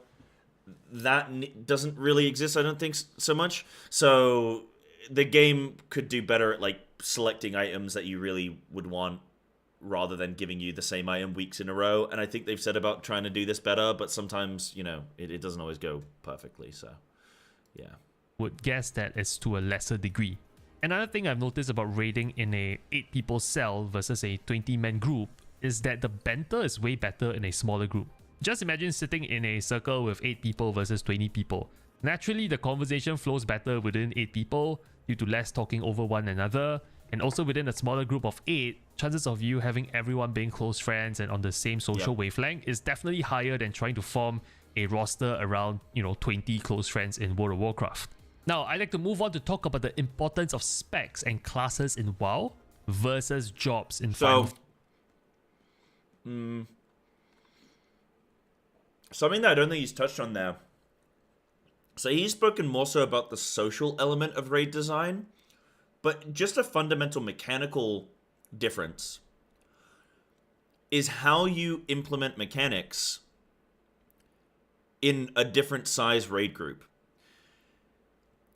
The skill comparison between your best player and your worst player across 8 people is more likely to be closer together than it would be if you have 20 people. For more people you add, the disparity is going to grow, right? I'd say generally speaking, it's kind of hard to find 20 players that are all like the perfect ambition and skill and, you know what I mean? Where it'll like, very close to each other. There's going to be quite a fluctuation in terms of the best player and the worst player. So that's one thing. And that can cause, again, some social issues there and some expectation issues. But also just like mechanically, right?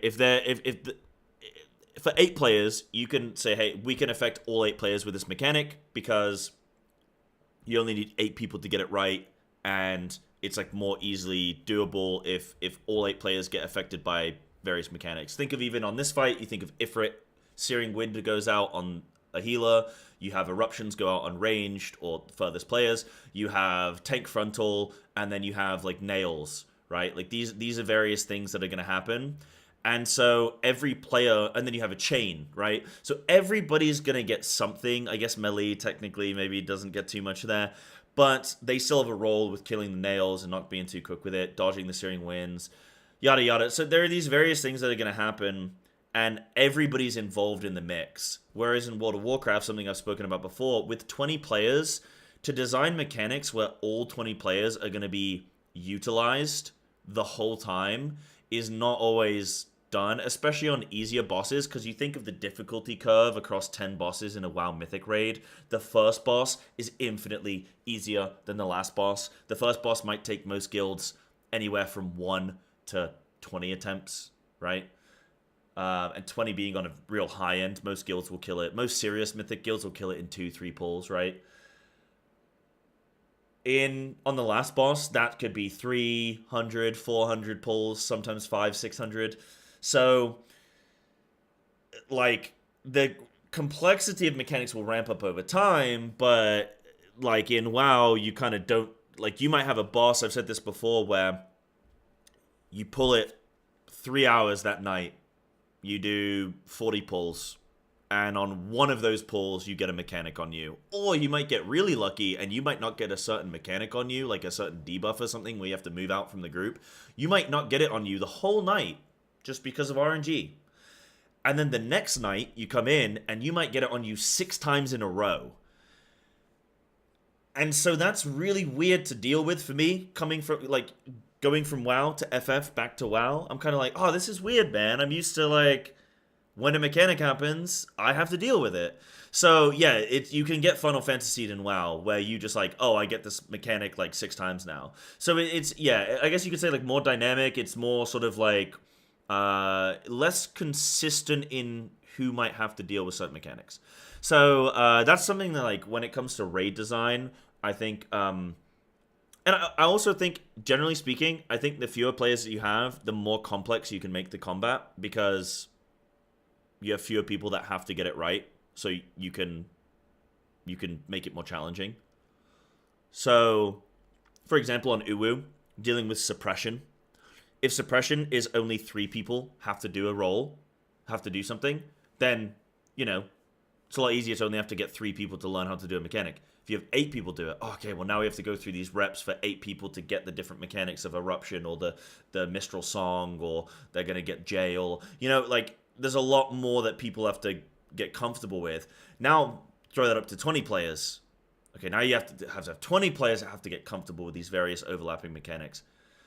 You know, the more players you add, I think the less complex you can make the overall fight. So I think Final Fantasy in general can afford to be more complex because there are fewer moving parts. But, yeah. Fantasy. And this is where they differ as well. I feel in World of Warcraft, cutting-edge Mythic raid teams have a way stronger emphasis on bringing the right specs and classes. Final Fantasy does have it to a certain degree, but I'm told most of the communities... By cutting edge, so cutting edge is actually an achievement for killing the last boss on Mythic. It's called Cutting Edge, and then it'll be the boss name. So when he's saying cutting edge guilds, he's talking about any guild that is killing every single boss on Mythic, which is fewer than you'd think, actually. Like, not everyone that goes into Mythic gets the kills. So subscribes to bringing the player over actual jobs. But let me elaborate. I'll start with Final Fantasy first. There are definitely benefits to optimizing your statics comp. For example, bringing a raid mage for combat rest is optimal as the job brings the lowest downside or loss in output to rest a fallen ally. In the main tank position, I think a warrior is also traditionally preferred as the main tank due to lower invulnerability cooldowns as well as higher self-sustain. These benefits are good to have as a job, but they are not going to offer a superior advantage where the fight becomes way easier just because you have the meta or optimal comp. The consensus generally is to bring the player that is more comfortable on whatever he's best on in terms of jobs, rather than force them to play a job they're not familiar with. Now let's compare this to World of Warcraft, where I think spec and class optimization is way more important. In World of Warcraft, you have certain classes in the roster that are a must bring if you are serious about Mythic raiding. You need to bring at least one Demon Hunter for a passive buff they bring to the raid. It's called Chaos Brand, and it amplifies the magical damage done by the entire roster by 5% on the boss. Yes, 5%. Imagine like Brotherhood, but it's permanent, and it applies to everybody that's melee or physical or whatever, you know what I mean? You'd be like, oh shit, okay, we need that like always. We always need to bring a monk now. That's like what it is with WoW. 5%, not just to you, but to the entire raid as a buff. Likewise, you like to bring one monk, as it brings a similar passive buff to the raid called Mystic Touch. It grants an additional 5% physical damage dealt by the raid roster on the boss. You need at least one mage, hunter, or shaman to bring Bloodlust, a massive DPS buff granting 30% haste for 40 seconds in the fight. You need at least one priest to bring the Fortitude buff that increases stamina and health pool of the group. You need one mage to buff your intellect of the raid roster, aiding the DPS of casters. You want to bring at least one warlock so you can get additional health stones, also known as the second health potion in a cutting edge fight, and a free warlock gateway that allows you to teleport across moderate distances in the fight. And for a while, those are the general principles when it comes to building the roster. There are very specific fights that give you a massive advantage by bringing certain classes or progression. Is it possible to do without these classes? Sure, but I'm arguing that it gives way larger advantage by bringing meta specs from Yeah, so again, because each raid buff that you bring, again, because the raid roster is higher, like, again, I think the size of the raid roster is one of the biggest factors that leads into WoW raid design and stuff, right? If you have 8 players, a group buff on 8 players, yes, it might be significant, but less significant compared to it affecting all 20 players, you know what I mean? So, yeah, you need a druid, a demon hunter, a monk, a warlock, a mage, a priest, a warrior. I think there's more. But there's at least like 7 classes. 1 paladin. I'm trying to think of anything else. Now you definitely want an org. An org voker. So there's like 9 classes. Oh, you need a hunter now as well. So you're talking like 10 classes. Yeah, Shaman with Wind Fury. If you have a melee group, then they get an attack speed buff from Shaman. So there's like there's so many. I think it's something like 14 players of your roster when you actually look at all the raid buffs. Like 14 out of 20 of your raid group are already preset. Like you don't even have a choice. Like you are taking those classes or those specs. Whereas and then you only have a little bit of freedom to maybe like, okay, maybe we can stack like 2 of this one class because they do a lot of damage. They have a lot of throughput. But like everything else is just like, yeah, 13 required spots. Yeah, so it's like, yeah, 14, 30, yeah, close enough. Yeah, I said warrior. So you're looking at 13 of your 20 before you've even started. Now you have to play around with the final 7. And it's like, okay, man, we don't really, I'm just going to choose like the best thing, Rate versus the meta jobs for Final Fantasy Ultimates. Yeah, generally speaking, you only have to bring 1. So if you bring like, okay, so for example, Druid, you get Mark of the Wild. That applies to everybody in the group. So you only need 1 of them. Whereas something like Priest, it can bring the benefit of a stamina buff to everybody, so like a health buff. And that applies, you only need 1 priest for that, but then it can also use a group buff, which is called PI, Power Infusion, which gives like a massive amount of haste to 1 player. So the more priests you bring, the more of these buffs you can give out. At the same time, like you don't want to just stack a bunch of them because it becomes redundant after a certain, point. But yeah, this is required for Myth. Yeah, but that's what we're doing, Sias. We're comparing the highest level of both ratings for both games, right? So heroic and normal, yeah, it's kind of like same if you did Savage or normal rating in Final Fantasy, you wouldn't have to think too much about anything really. Like you just bring whatever, right? So yeah. Not convinced? I'll give you 2 analogies. On Mythic Ashvane, a boss from the Eternal Palace, during the race to World First, the meta strat was to bring 3 tanks. Yes, 3 tanks, you heard it right. With 1 tank being very specifically a Prot Paladin. And the reason so is because the sole job of the Protection Paladin is to soak up bubbles that will spawn in the room, which deals a massive amount of damage to a single player whenever they soak the bubbles because of a stacking debuff that will result on your character every time you pop a single bubble. A Protection Paladin is the only spec with 2 magical immunities, a Divine Shield and Spell Warding, that can allow them to take no damage from popping the bubbles. Now, in the World First race, the Prot Paladin tank is mostly dead on the ground for most of the fight, except for 2 parts of the fight where he needs to be alive or combat rest, so he can go around with movement speed buffs, popping the bubbles with his immunities to magical damage. I'm pretty sure the way the fight worked is that you'd get this stacking debuff on you and it persisted through death. So you would die, but then you just get res, and then you just go again, and you just immune it. allowing the raid to ignore the mechanic outright. And this was the most effective way of doing the fight, which had a very tight DPS check mathematically during the race to world first. No other class or spec can replace the effectiveness of a prop paladin tank when it comes to being immune to magical damage. Not convinced? Need another example? In the very same tier, Queen Ajara, the final boss of Eternal Palace, the boss that grants the coveted Cutting Edge title, has a mechanic where 3 players need to stand line of sight from the raid to be dispelled of a debuff. And when the debuff is purged, any allies in the line of sight will take unwanted damage. The most efficient way to do this is actually to have warlocks in your party because they have a pet called an imp, which can be manually positioned in anywhere in the room. And in this case, the imps will be positioned near the designated debuff players so that when they are hiding line of sight behind a structure, the imp can dispel their debuff while the rest of the raid stays safe out of line of sight. And ask anyone progging the boss.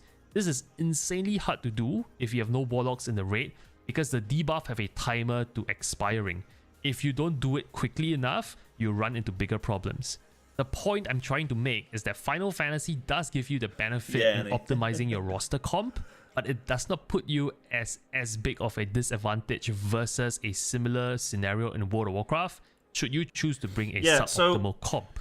In Final Fantasy, this is a question for you, chat. In Final Fantasy, can you have certain comps which allow you to like nullify mechanics where you go, if we bring this class or this job or this specific composition, we can just ignore this thing? Because that's kind of what it does in sometimes in WoW with your composition. Sometimes, not always. Again, this paladin thing where you have the paladin go and they like soak all the orbs. That just reduces the amount of damage overall that's going to be dealt, I believe. So, like, you have fewer people needing to soak. So, your healing is easier. So, like, yes, you're sacrificing a DPS slot, but it makes everybody's job so much easier so that the healers can spend more time DPSing. Everyone else is, taking less damage. They spend more uptime on the boss because they're not going around soaking these orbs. So, like, everything just together adds up to more damage than if you lose that DPS. Whereas, is that so much a thing in FF? Not usually on new content, sort of, but it's rare. Yeah, it used to be like that a long time ago. Okay, P3's Astra could completely skip a healing check. Okay, but Astra specifically, they could be the thing that caused. Was that enough to get people to roll Astro for it, or no? Not really. A war can involve 3 times more than other tanks in some fights, which makes healing such mitigations easier in some fights. Okay. Sometimes warrior in some fights. Yep. Gotcha. Okay. Right. But you still have to, like, perform the mechanics and stuff, right? It doesn't, like, nullify the mechanic, no. Okay. Interesting. The third main point I'd like to talk about is the innovation of raid mechanics and complexity in resolving the mechanics. And I'd like to say up front, I think both WoW and Final Fantasy XIV, they are actually equally capable of designing really innovative and engaging fight mechanics. Both are equally capable of designing fun mechanics that makes the boss really engaging. Quick examples. Before I did Ultimate Weapon, I've never seen a raid mechanic like Suppression before, where you have multiple combinations of mini-bosses doing their own unique ability that needs to be resolved simultaneously. Yeah, I think that's sick. In World of Warcraft, I'm sure many of you can also name memorable boss fights that was, the hardest boss encounters of its era. Yogg-Saron One Light comes to mind. The Lich King fight was pretty epic as well. And more recently, Sire Denatrius and Castle Natria was deemed to be a cool fight by many in the Shadowlands because of the mirror mechanic where the secret phase of the boss mechanics are actually reversed. And to be more specific, in one dimension of the fight, when the boss does a knockback, players naturally get knocked back. But if you enter another dimension through another mirror, the knockbacks actually pull you to the boss. So everything else is in reverse and you need to learn the fight in reverse. There are many other good examples, but I think fight and mechanic designs in terms of innovation and design is brilliant on both sides of World of Warcraft and Final Fantasy XIV. There's just no clear winner in this department. Both have made bosses that are stellar, so there's no strong distinction here. The difference comes when it's about resolving your mechanics. Like I covered extensively in another video, WoW always had the benefits of add-ons and weak auras. Think of this as CACbot for WoW, except it can be programmed to do very pretty nutty stuff, including resolving mechanics. For example, if I get this combination of debuff, I should be moving to marker X. People who did Queen Ajara intermission will know what I'm talking about. Or it can even send you text alerts on which marker you should be moving to at which exact second of the fight. But since you like examples, here you go. In this fight for Queen Ajara, you will be randomly assigned debuffs. And depending on your combination This was insane. I've showed you guys this before, haven't I? I've shown you guys the Queen Ajara fight. And I've told you about how weak auras and stuff in WoW, like what they're actually doing. Debuffs, you need to go to a very specific marker and do specific things to resolve the mechanics. This includes stacking with other players, staying still and not moving, being alone, staying away from other players, or constantly moving, or soaking orbs. And as you can see from the text on my screen, it actually tells me which marker I should go to perform my actions. That is the power of using external add-ons and weak auras to resolve mechanics in World of Warcraft. But you get the point. In WoW, weak auras and mythic raiding for cutting edge content is basically mandatory. World First racing teams have dedicated weak aura makers that they bring to World First races during launch weeks. So while the innovation and complexity of mechanics are comparable across both games, World of Warcraft does allow you to rely on external add-ons to solve them much more readily versus Final Fantasy XIV. Because keep in mind, there are tons of weak aura makers out there for WoW versus Final Fantasy, because I guess those who actually support and develop for CACbot are pretty much in minority. And I think it's also worth calling out that in World of Warcraft, new raids are available to be tested on public test realms. Yeah. Everyone can log in to test the new raids, meaning weak aura makers can actually hop on the test realms and test the triggers for their weak auras and their codes, so that by the time the real raid actually launches on live servers, you already have well-made weak aura packs to rely on for day one of live raiding on the live servers. So also World First Raiders. Oh god, this is a horrible frame to pause on. Ah, burn it. World First Raiders in WoW, they actually will hire like weak aura developers to be on call to like help them design the weak auras during the prog. So they'll like, what they'll do commonly is maybe they'll kill a boss and they have like an hour left of raiding for the night or something, and they might like call it early for the night so raiders can get some rest. But what they'll do is they'll go in, or they might need to do their splits, right? They might need to go do some splits, but they'll go and pull a boss on Mythic just to get the, I don't know how it works, but they get like it allows them to get data for the fight to then go and start testing, like, or they can check their weak auras and stuff.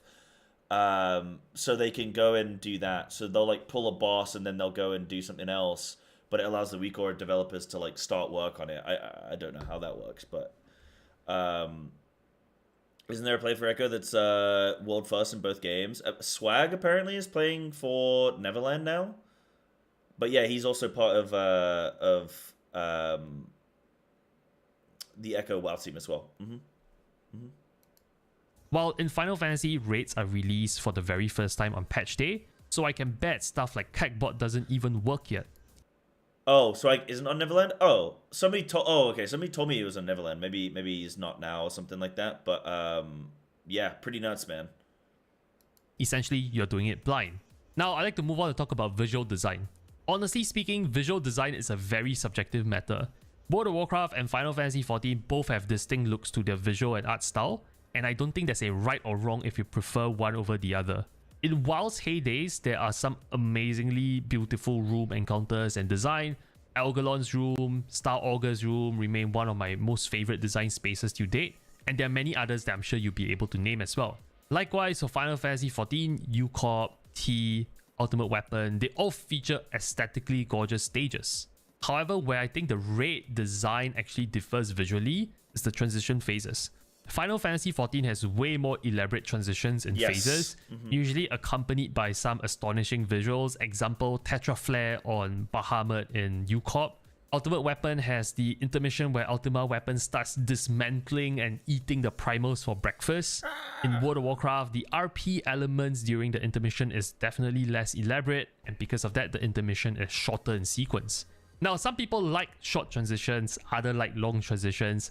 I personally like seeing the eye candy during the intermission, so obviously I'm leaning towards Final Fantasy in this department, though again, I think in this category, there's no right or wrong answer here. Next thing I'll talk about is song and music design for raid Yeah, fights. so I don't think I have too much to touch on there. Like, transitions and stuff of bosses, definitely something I like in Final Fantasy. Not always. Some of them I kind of feel it depends when they occur. I think when things start getting a little bit like you start getting stressy and you get that time to relax, you're like, oh man, okay, I needed this. But if you get transitions too early into a fight, it can be a bit like, oh man, I'm like actually kind of just getting into my flow, and now you've done a transition. I'd prefer the transitions when I'm like starting to get that stress. But I think generally they kind of time them nicely, and I do like them. Yeah. Yeah, FF upsells the visuals and sounds, while upsells the combat flow. Yeah. What do you mean by combat flow? Do you mean like rotations? By combat flow? Not specifically like, say, mechanics and stuff? And without a hint of the doubt, there's no argument here. Hands down, Final Fantasy Ultimate Rating takes the cake for me here. I won't play any music. songs in this video for comparisons due to copyright issues, but I am 100% sure there's just no comparison in this department. World of Warcraft has done some beautiful soundtracks over the years, but I would argue they exist outside of raids. For example, the Wrath of the Lich King trailer will still go down in my heart as one of the most moving cinematics ever made. Arthas, My Son is just a absolutely great soundtrack here. Invincible is also a great soundtrack that we got from that era, and there are many zones with countless classical musical hits from the World of Warcraft genre.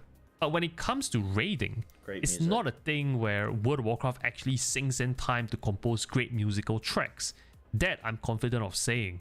Contrast this to Final Fantasy XIV, where just in Ultimate Raids alone, there's Answers in UCorp, there's Mobius from T, and there's the song during the Ultima phase in the Ultimate Weapon. The contest isn't even close when you talk strictly about the background music that plays when you're doing the Mythic Raids in World of Warcraft versus the Ultimate Raids in Final Fantasy XIV. The upside here, of course, is that when you're dead on the floor and watching floor POV in Final Fantasy XIV, at least you get to hear some riveting soundtracks. And the music also syncs beautifully with transitions in Final Fantasy XIV, and even with certain mechanics, something that World of Warcraft does not do via its background music. So hence... Yeah, so this is a thing about how the fight is actually overall designed. Generally speaking, Final Fantasy does a lot of boss encounters that are based on time elapsed rather than like percent health. Whereas WoW does stuff that will be percent health a lot of the time.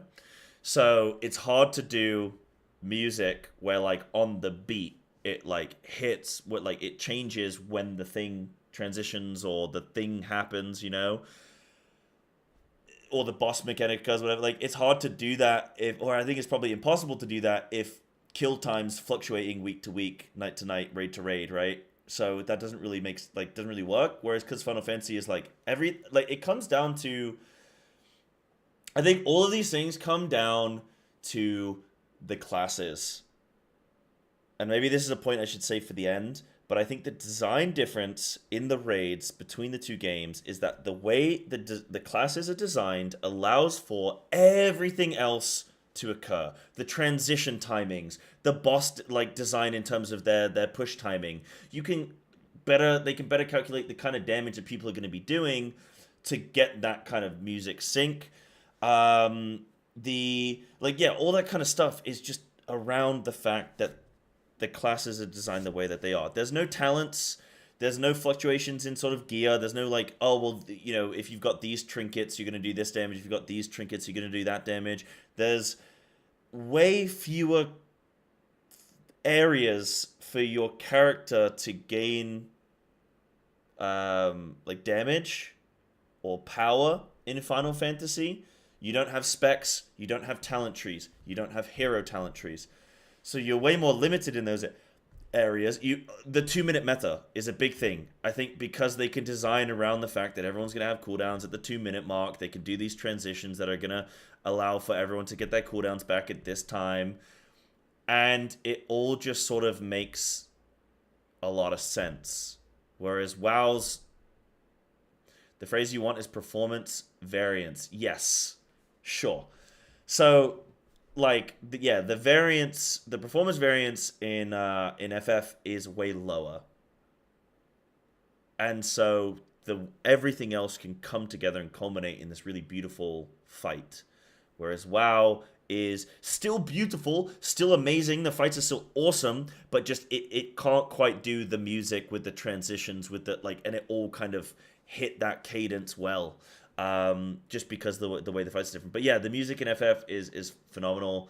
And you guys are talking about combat flow, yeah, pacing, texture, single target, AoE, burst, how often you swap between the textures. So yeah, I do agree. I think WoW's really, really good at that. I think WoW's combat in general is fantastic. Obviously, you know me, I have issues where I'm trying to use pots or sprint in Final Fantasy, and I press that button and it didn't go off, or you try and double weave or whatever, because of the way that they've got GCDs and OGCDs, but then you've got the netcode and you have issues there, and people tell you dude, you gotta stop clipping your globals, and I'm like, bro, I clipped by 0.05 of a second. They're like, yeah, but it adds up, and over a 8-minute fight you're gonna drift. I'm too old to care about any of that, okay? So yeah, WoW's responsiveness and just its general combat and overall the specs, the spec design, I think generally speaking is really good. And then like you say, yeah, fights having single target and AoE and burst, and you have these different fight designs, which is great. Whereas in Final Fantasy you have a lot of single target, single target, single target, and I love that.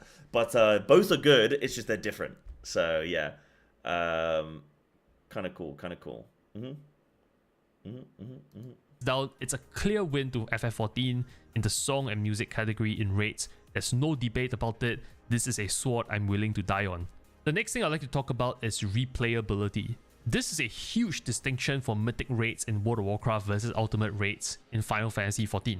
Once the tier is... I'm curious on what he's going to say. I actually don't know which one has more replayability. I feel like for loot reasons, WoW has more replayability. But I think for enjoyment, FF has more replayability. It's no longer current content in WoW. I can assure you, you will have almost zero chance of finding a pickup group outside of your guild that is willing to go back and redo mythic raids the way they were intended to be done. More specifically at a certain eye level without overgearing the content. In World of Warcraft, there's just no downscaling of eye level to do a fight. There's no magic checkbox that you can check to downscale yourself to give yourself a challenge and a good time on the old mythic raids.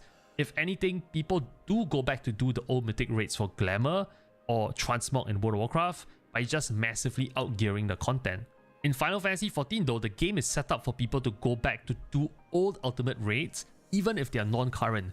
For instance, currently we are in Shadowbringers, Ultimate Weapon or U-Corp is something that was launched in the previous expansion, but you can definitely go back to experience the fight as it was intended.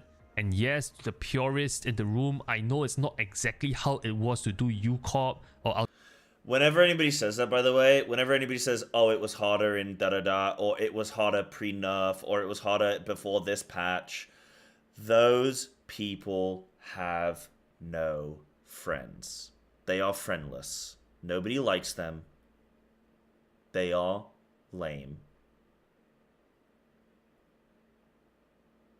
Friendless. Ultimate Weapon on day one due to how downscaling works, but you're still at least given the option to downsync close to the intended player power level when the content is current.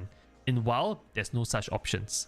Which is why in World of Warcraft, you tend to miss out on amazingly good content if you join the MMO in a later stage. And I think the ability to replay old raids as it was intended adds massively to the longevity of the game and stuff to do in Final Fantasy XIV. And I'm grateful that the development team actually offered the option to do so. Next, I'd like to talk about the barrier. Yeah, that so he actually went into a different direction with replayability. He was actually talking about being able to do a fight forever. It's evergreen. Whereas I thought he meant once you clear a tier, the fact that do you want to go and kill the boss again? My whole Final Fantasy experience has been so incredibly, phenomenally fantastic because I can go back and do all the content. I can do it blind, I can do it mine, and I can solo cook it all, and it feels like, relative, obviously this is relative, but doing coils was like, whoa, dude, this is hard, man. Obviously, I look back at it now and I go, oh, I was such a baby. You know, I was so new. I was such a little sprout. But I was like, whoa, dude, this is hard. 10-year-old content. I don't even have the choice to do it in WoW, and I would love to see WoW go and do that. Again, though, because of the performance variance in WoW, it's really hard. How do you, when you've got all the classes that some of them have worked dramatically different now compared to back in the day. They've changed the talent system. They used to have real old school talents where you picked from like, you know, 50 different talents on your tree, and then they went to this new age of stuff in MOP where you only choose a couple of talents, and then they've got this whole new, they went back to the old system again but tweaked it. She's got all this talent change across the years. You've got classes completely being designed differently. Survival Hunter used to be a ranged class, now it's a melee class. Like, things have just changed. You've got new classes that didn't exist then, same thing in Final Fantasy, but there's more variance because of all these factors. So to go back and allow you to do old content, I just don't even know how they would scale it. Yes, they have things like time walking in WoW, but it just, they've yet to do it to the same, they make the content like puggable. So it's like you can just sign up and anyone can do it. So the difficulty isn't there. There is no complexity to the time walking stuff. I'm talking about being able to go back in time, do the fight like it's actually difficult back in the day. I would love to see that in WoW. I think it would make like, I would gladly sacrifice a raid tier in WoW in order to make all of WoW's content replayable. Because, yeah, I mean, you could say, well, why would you bother? But as like, I don't know, like, at least as the option, you know, I come and do it in Final Fantasy. Tons of people come do it in Final Fantasy. So, you know, there would be some kind of audience for it, you know. Entry and the effort. Well, it's not that they need more balance. It's that there's so many things to balance. Final Fantasy, you don't have many things to balance. There's not much variance. So it's not about like they need more balancing. It's like, how, I mean, where do you even start? Like, that's just a massive undertaking.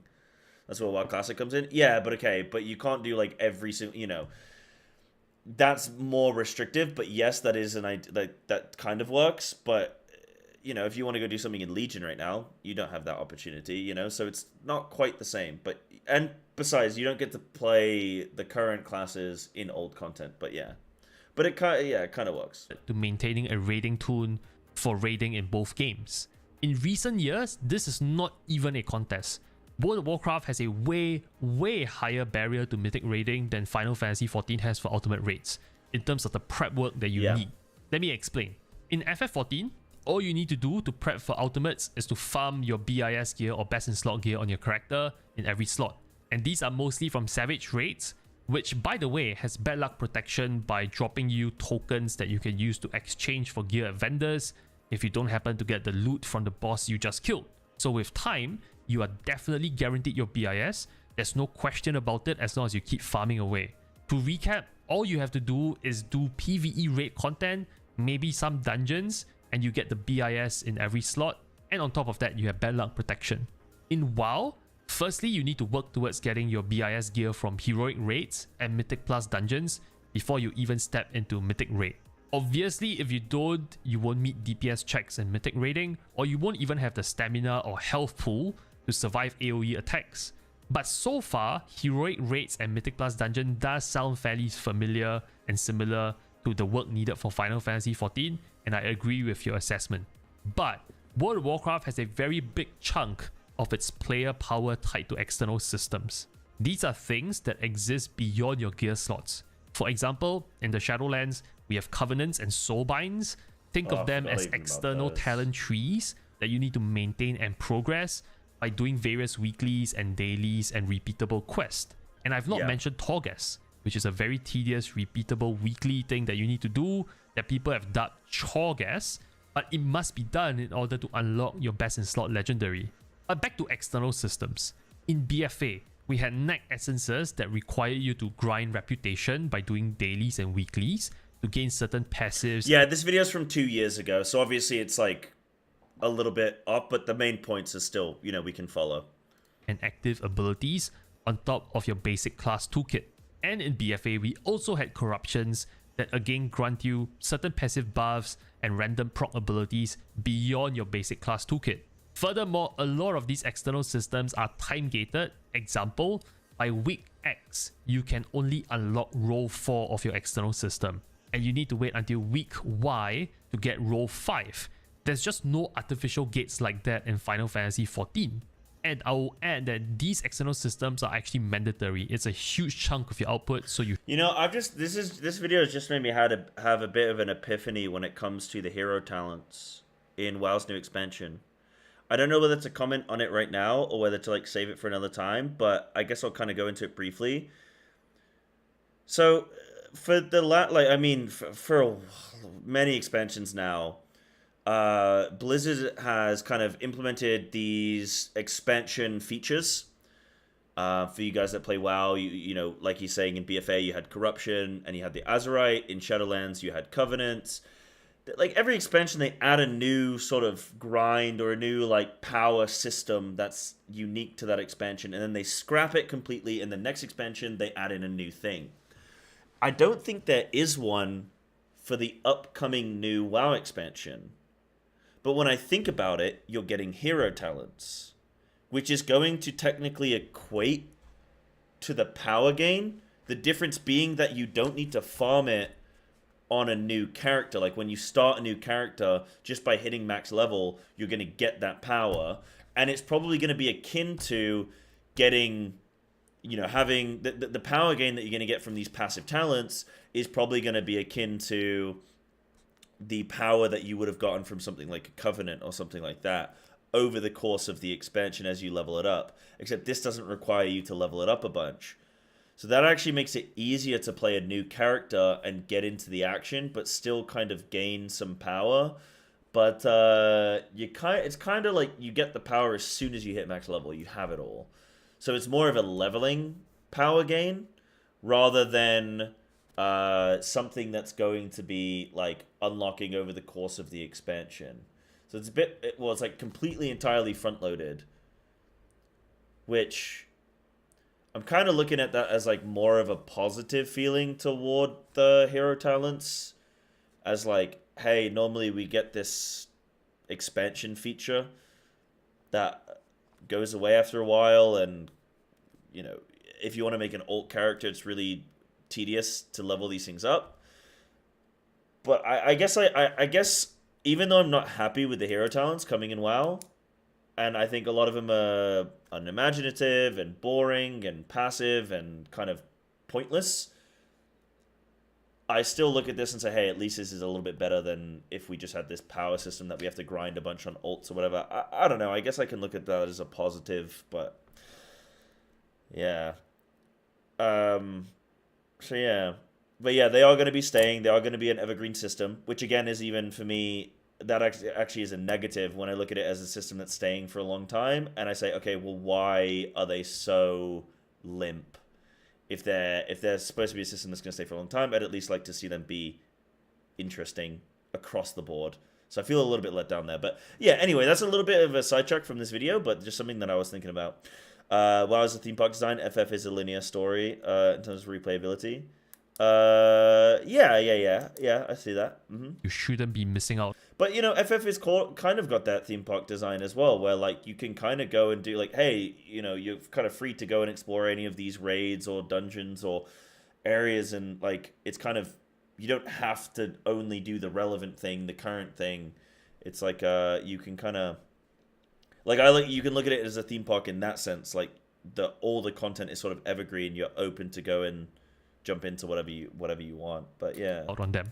And this is why in WoW, the barrier to entry and maintaining a raiding tune is way higher. It takes substantially way more work to get your character in a state for the toughest endgame raiding in WoW versus Final Fantasy XIV. In short, I hope this was an objective comparison of...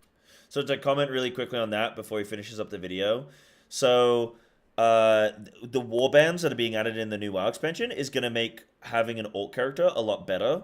The problem being, you might get an alt, you know, 2-3 characters, but Mythic is really, like, if you make an alt job on Final Fantasy, within a few, weeks, chat, maybe? If you've cleared an ultimate on your main job, how long would you need to be able to jump into that ultimate on an alt job? Like, how long would you need to prep a second job? Are we talking as simple as like that same day you could kill it on 2 different jobs if you wanted? You could go in on monk and then kill it on samurai later. Like, how much prep do you have to do in terms of farming new gear, farming any materials that'll physically let you in the door?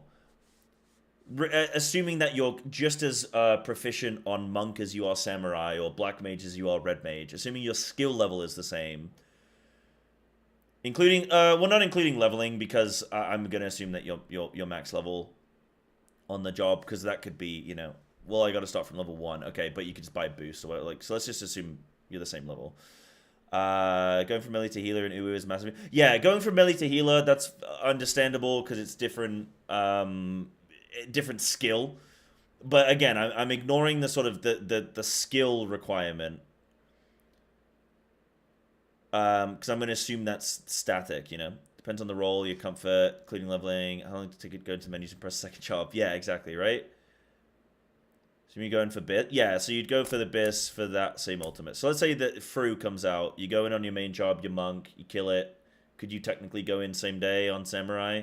As long as you've got like a Abyss weapon, because your gear is actually the same if you're monk and samurai, and you're the same role, etc. So you can only get 2 to 3 jobs. Sure, but I'm assuming that's 2 to 3 jobs. But that's still 2 to 3 jobs. I mean, that's still a decent amount, right? Old ultimate near instantly.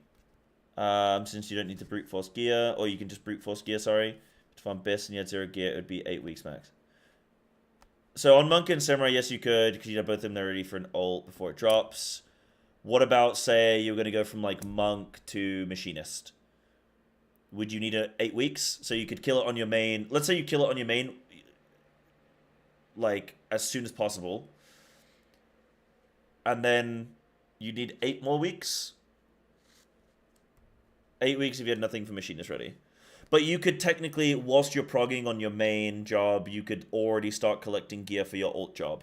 So technically, depending on how long it took you to kill the ultimate on your first job, would dictate how long it would take you on your second.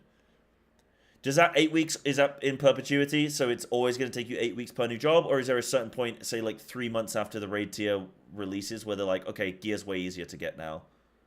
Ultimate drop 4 months after Savage, so you can have all jobs ready and geared. 8 weeks max. 8 weeks is max, okay. So it's 8 weeks because of the time. So that'll be for the whole of like an ultimate. Like you will, every time. So if you want to clear an ultimate on every single job, you would need 8 weeks per job forever until the new expansion comes out, yeah?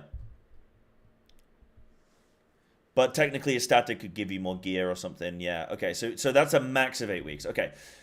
So the thing, the issue for me with like WoW rating is if you want to play, like I'll clear say on like Feral, and then I might be like, ooh, I want an ult, and I want to get it mythic geared.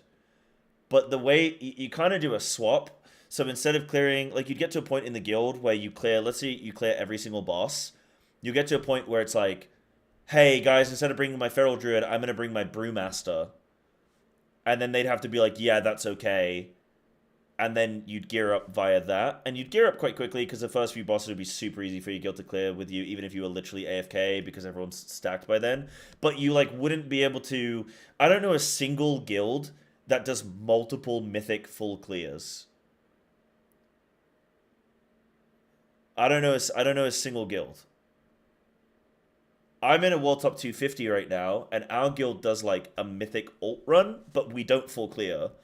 I think they do a few bosses. I think they maybe do 3 of the 8 or 9 bosses available. So they go in and do a few of the easy ones, and then they kind of like call it a day. Yeah, the issue is the lockout, right? Exactly, the issue is the lockout with getting multiple mythic runs. And just, I think, the roster size as well, right? Because you need 20 raiders, so you need 20 people that are willing to, like... Some people are like, nah, man, I only want to raid on one character. I'm not reprogging on a second character. Forget that. So, I would love to see it, like... More like FF in that sense where I can kill the raid. I could do an ultimate on one job and then go like... Because, like, for example, I've done Uwu on my monk. And now I want to go get the samurai blade.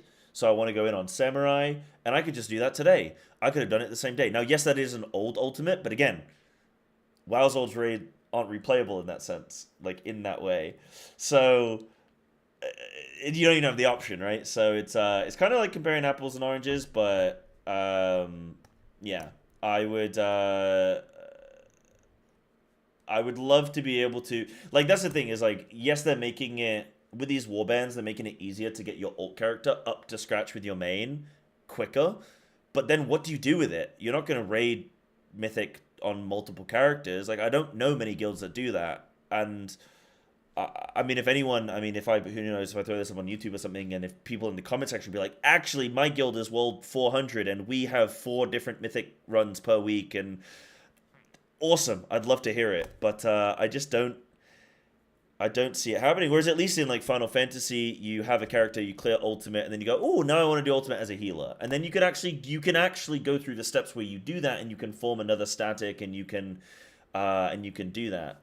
Can you just join a different guild? Yes, but like you'd have to do different raid times, right? So again, it would like if you raided say Wednesday, Thursday, Sunday with one guild, well then you've got to raid Friday, Saturday, Monday with a different guild or something, you know? Well, okay, now you're raiding every single night. It's a weird kind of like undertaking. The difference being ultimate is one fight of about 15 minutes. Mythic raiding is 8 to 10 bosses that are all, you know, anywhere from 3 minutes to 14 minutes each. So it's a lot more investment on reclears compared to maybe there's just, I mean, fundamentally there's just these differences, right? But I for sure would love to be able to have an ult and be able to go in Mythic raid. I guess what I'm getting at is I just love the freedom of FF's ability to jump into an ultimate and just be like, you know, I can do this ultimate on this character, and then I can do this ultimate on a different character, or a different job. I don't even have to level a new character. I love that I love that you have the angle or the ability to do that in FF. Yeah. Oh yeah, Annie. They sound like gamers. Full clears, huh? Full clears. They do 4 mythic clears per day. Yeah. Yeah, technically you can keep doing it on Monk 20 times and get it for each job. Ah, yeah, I mean, technically I could do that. But, yeah. What I'm also getting at is, like, I'd love to do the fight at the same complexity, same difficulty, but on a different job or different role or whatever. But anyway, this was a really good video. WoW versus Final Fantasy XIV raiding at the highest difficulty levels in both games. Make sure you subscribe to this channel if you'd like to see more of such long-form videos comparing World of Warcraft to Final Fantasy XIV, and I plan to look at other aspects of the game beyond raiding, so please look forward to it. A shout out to my Patreon subscribers. Please look forward to it. Hey, don't just subscribe to his channel, subscribe to my channel as well, chat. I'm already subbed, I'm already liked up. Any fun comments?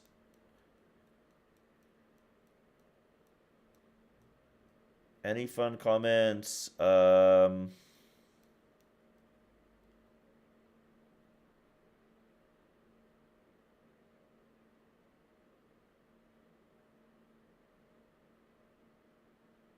No fun comments.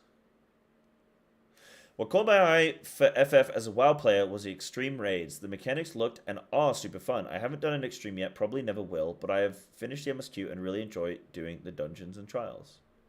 Okay. Right, so they like saw extreme trials and went, ooh, that looks fun.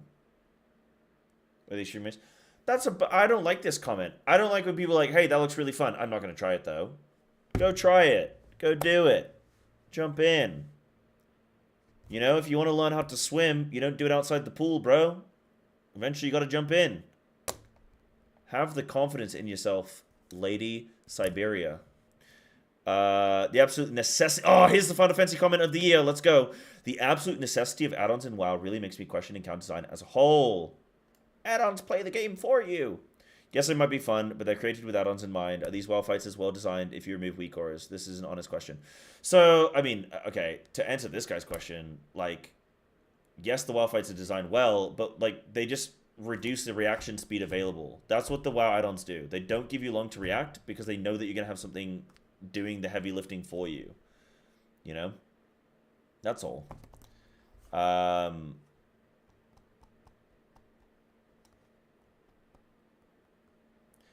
MC Heals, Annie is 100% joking, my friend. Just to put you out of your pain here, they're obviously joking. They obviously don't do 4 raid clears per day on Mythic. That would be insane. I don't think even Liquid or Echo do that for boosts to farm gold. But yeah, this is I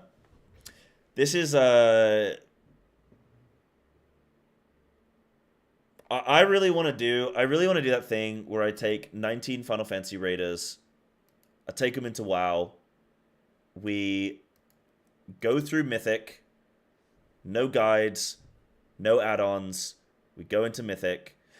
I mean, I'll allow like you know, minor add-ons. What I mean is no weak auras to solve mechanics. Like, we assign mechanics, we assign solutions, and we see how doable it is.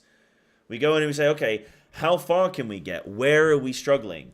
Is this mechanic impossible without like having some kind of weak aura here? Or can we actually find a solution? And I would love to take 19 Final Fantasy brains, plus myself, into that raid. And we are going to do it, chat. We are going to do it. When things calm down for me a little bit with WoW, and they calm down for me a little bit with like FF and stuff like that, we're going to do that. We're going to take some raiders in. And we're going to Mythic raid, man. I'm 100%. Maybe I think when I'm back on a European schedule, I think that's when we'll do it, because I can find, I think, 19 European raiders. Or maybe some NA players that are willing to jump. Like, NA and EU are a lot closer in time compared to NA and Japan. It's awkward. And then Japan and England, like, it's just awkward sometimes. So I will do it when I'm back on EU. That is, it'll probably be the second WoW raid tier, maybe. And we'll try and take through like 20 players. But don't we need to get that version of the game? Yes. Yeah. Like, you'll need to buy WoW. So it'll cost you £10 a month for the subscription fee. And it'll cost you £45 for the game. Or like £40 for the game. But, you know, that'll be like kind of it, I guess, you know. But yeah, like, you'll have to buy the game, anyone that wants to join. Obviously, for some people, like, it would be sort of like it would be a project, and it would be something that I think would be really cool for people to be a part of, and for people to say like, hey, I was a part of that thing. This is how far we got. Like, that would be a cool project, and we could potentially have some, like, that would be like, I think a big cool reason to do it is to know, like, as a Final Fantasy player, hey, I've always wanted to try WoW. I've always wanted to try the raiding, but I don't want to play WoW in a WoW way. I want to play WoW in a Final Fantasy way. And that's what I would be trying to facilitate. Is like, hey, let's go play WoW in a Final Fantasy way, and let's see. Because I've come into Final Fantasy in a WoW mindset, and it's been really fun.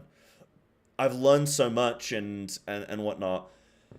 So I'd love to see, I'd love to see you guys getting to have the WoW experience. Because it's really hard to go into a guild from FF to WoW and like want it to play kind of in that FF fashion. It just wouldn't work that way.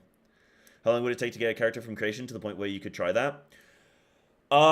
So if it was like a new expansion launch, it takes a little bit. They release content a little bit slower, kind of like with Final Fantasy, right? But like if it was, let's say it was the second raid tier of this expansion, you would be able to boost. You'd buy the expansion. It would give you a free max level boost. You might have to level like 10 levels.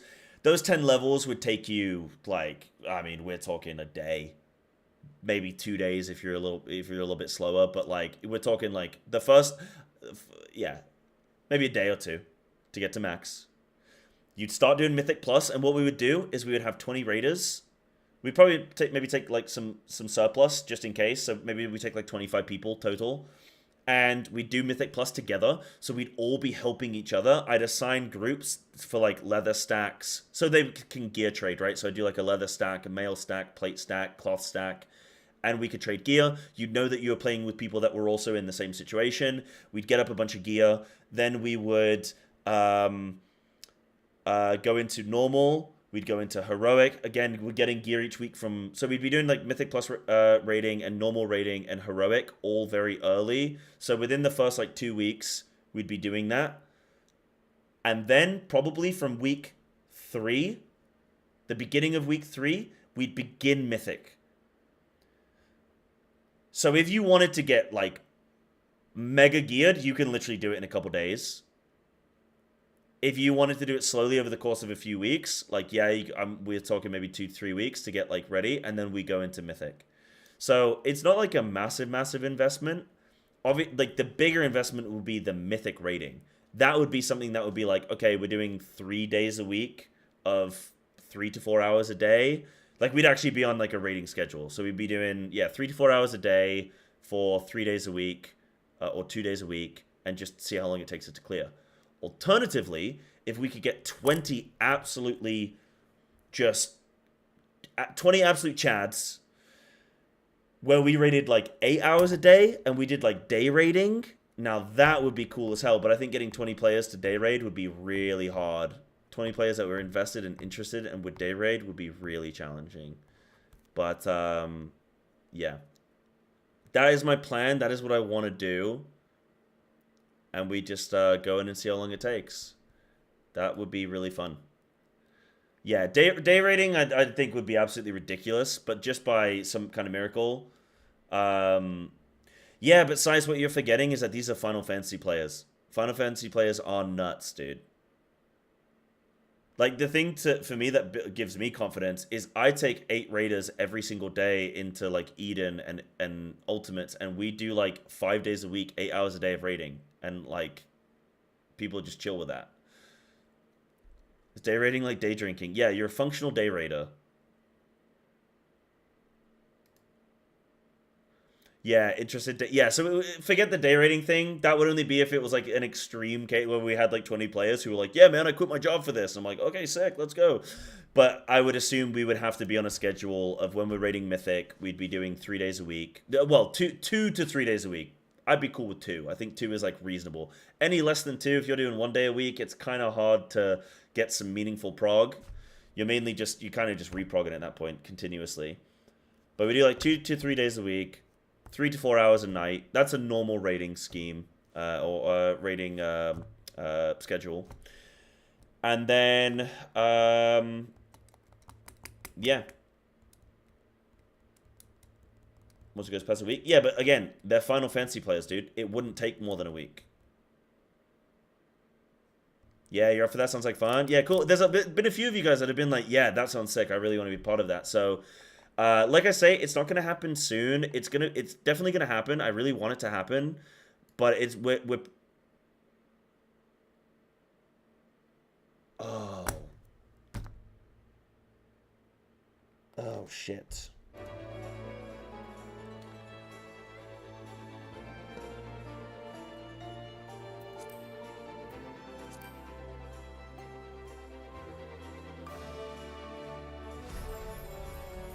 Hey, Ponto.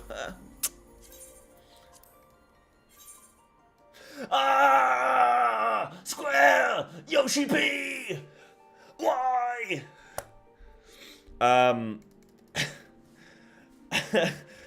Yeah, so that would be, we're probably looking at like the second WoW raid tier, or alternatively, okay, so chat, this is the thing. WoW Mythic raiding on the first, like, 2 to 4 weeks is a different ballgame. If you full clear in the first 2 to 4 weeks, it is a different ballgame compared to clearing in week 13. They nerf. Have you guys seen how many nerfs they did?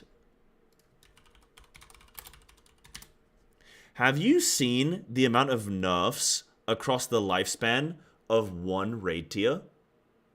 So they started nerfing the first boss on March 9th. Okay, not too many. Actually, not too many. March 9th, March 18th. Okay, they did one nerf on Skullx there, March 19th. But March 18th was March 8th, sorry, was the first day of them doing some nerfs, okay, to the raid. We've got here March, we got some in May, okay? March and May, okay. Now we've got nerfs still happening in April. June. Was there a July? No. Yeah, June. Then we have all these nerfs coming in. Got some in May. Then this is the big one. This is the big one. Okay? Got a lot happening still in June. Then, I think, is that kind of, yeah, that's like all of the nerfs to all of the bosses. Total. Each boss gets like a few nerfs across the course. But like you can see from May to late June, they are nerfing these bosses on a pretty regular schedule. So if we were to do this experiment, The question would be, do we do it at the beginning of a raid tier, or do we do it like later in the raid tier and see? Yeah. Yeah, doing this though, you'd have to assign the teams before all the raiders even know what job to play, because everyone would need to level up what they're going to raid with. Yeah, we'd need a group comp. We would need like tanks and healers and DPS stuff. Yeah, it'd definitely be like a thing that takes quite a lot of putting together. But you know, that's what we have Snaku for. No, I'm joking. We'd obviously like I'd get people and I'd say, okay, the new WoW expansion is launching in a month or something. So or the new patch is in like a month. Now's your time to start leveling. And then you just, all you'd have to do is like level, and we'd assign who's gonna tank and heal, and I would imagine people that tank in Final Fantasy would probably be cool to tank in WoW, and people that heal would probably want to heal, you know. So like I don't think it would be like, we'd probably just sign a rough group of, okay, who heals in Final Fantasy, and then be like, okay, who of you guys wants to heal in WoW, and based on what people play in Final Fantasy, we'd at least have some data on what people would do in WoW. What if you already rated in both games? That would still be okay, but it would. I'd want us to go in blind to the new raid tier. So you're not allowed to prog with your WoW guild and then also raid with us. Like, it would be, we're going in blind, all of us together, and we're gonna have cooks. We're gonna be assigning things. We're gonna be like, no guides. It would be, we'd have normal and heroic to get some data. And then we'd be going into Mythic, and it'd be like, okay, what can we do? So our only learning would be from normal and heroic. No guides, no streams, no nothing. Now, holding 20 players to that would be really difficult, but I'd just trust people to be honest. Because what else can I do, you know? I can't keep people locked in a lab or a basement or something. Yeah, I'd be in a fourth KQ, yeah. Lucky on this now. But yeah, I think it's a project. I think it's a project that can work. And even if we went in and killed like, you know, 5 out of 10 bosses or something, but did it quite quickly, or like just had a fun time trying it, I think it would be really cool. Can I use weak ores for my class? Yes. You would be allowed to use add-ons and weak ores for like UI, things like threat plates or Elv UI, stuff that's going to allow you to customize your UI and stuff like that, of course, but no weak auras for like boss assignments and things that are going to make the fight easier, you know? I would allow that. At the same time, I would take a vote at the end of the day, and I would say, okay guys, do we allow some add-ons but nothing that affects the boss, or do we allow no add-ons, period?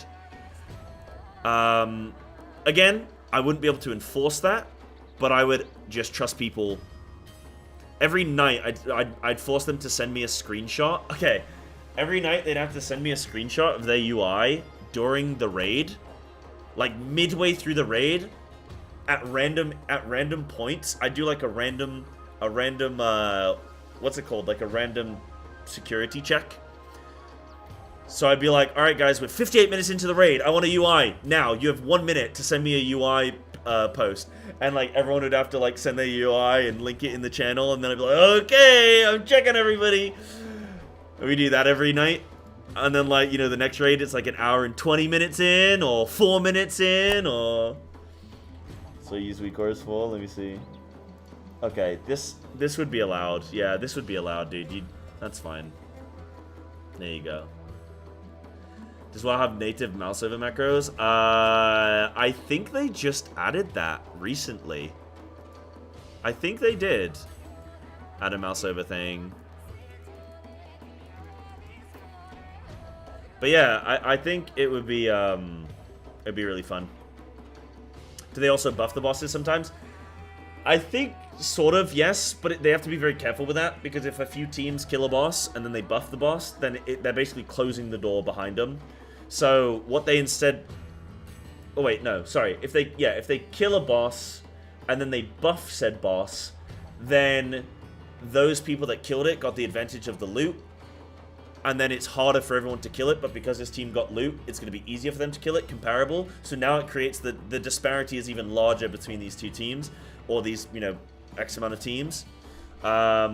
So they don't generally buff bosses too much. They seem to in the first week if a boss is dying too quickly from like a race toward first standpoint, they'll normally add like HP or something, or like mess with phase timings, or if say like a team is able to not cheese a fight, but maybe not do they are able to get away with doing like ignoring something, they might force them to have to do it. Like, you know, if there's like an ad that spawns that they have to kill, but if they push the boss an extra 5%, then they can skip the ad and it will phase him. They'll like might make the boss immune or something, and then force you to hit the ad. I don't think that's even. I think I may have just like made that up as an example, but that's the kind of shit they'll do. You know, where it's like they will like force you to have to sort of play.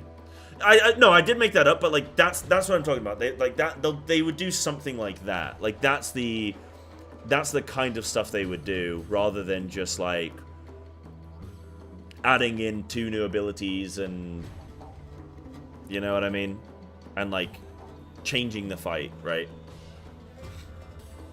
Yeah. But what else was I gonna say? Something about something? Yeah, once it's on live and killed, it's locked in. Yes, that is, yeah. Once a team kills it, it's only ever gonna get easier. Yeah. They designed it well for nerfs. Is very much okay. The people who would have killed it by now have moved on. Time to nerf it for the stuck guilds. Yes. As a raid tier goes on, they sort of make it easier for people, because there's just a skill disparity between the top guilds and the non-top guilds, and it's just that. But yeah, if you're like a game purist and you're like, oh, it was harder in 2010, then WoW rating's kind of gonna be funny for you. Because week 2 it might be different from week 1, and week 5 is different from week 2, you know? Yeah, they'll change unintended gameplay strats, but that's extremely rare. Yeah, that's what I was getting at. If like if a team is able to not do a fight the way that they like properly intend, then they might make changes. But I think normally they catch that stuff before release, but not always. I think FateScribe is one where like I think they messed up.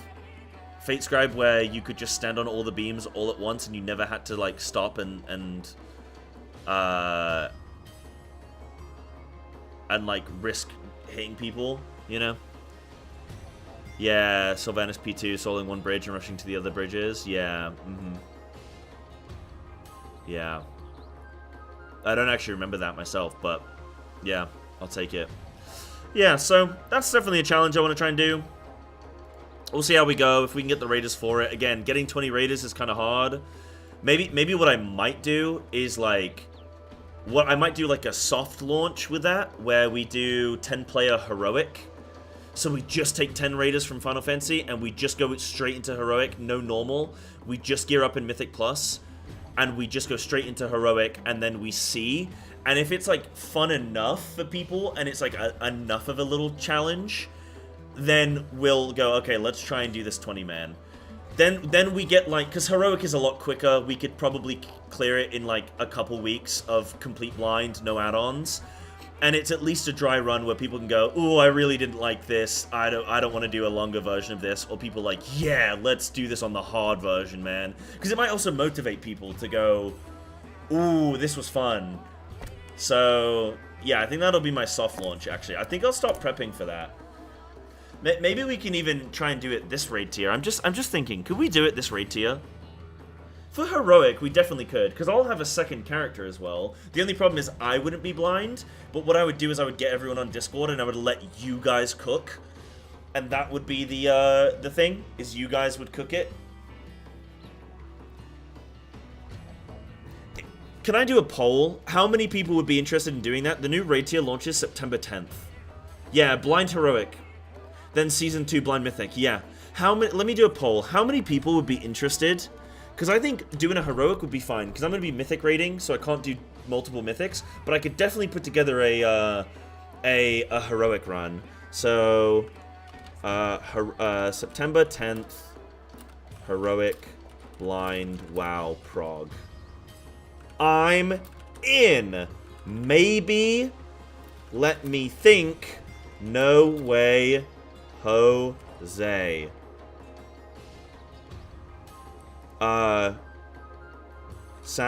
Yeah, those are the options. So I need any other options? I think those are all the options.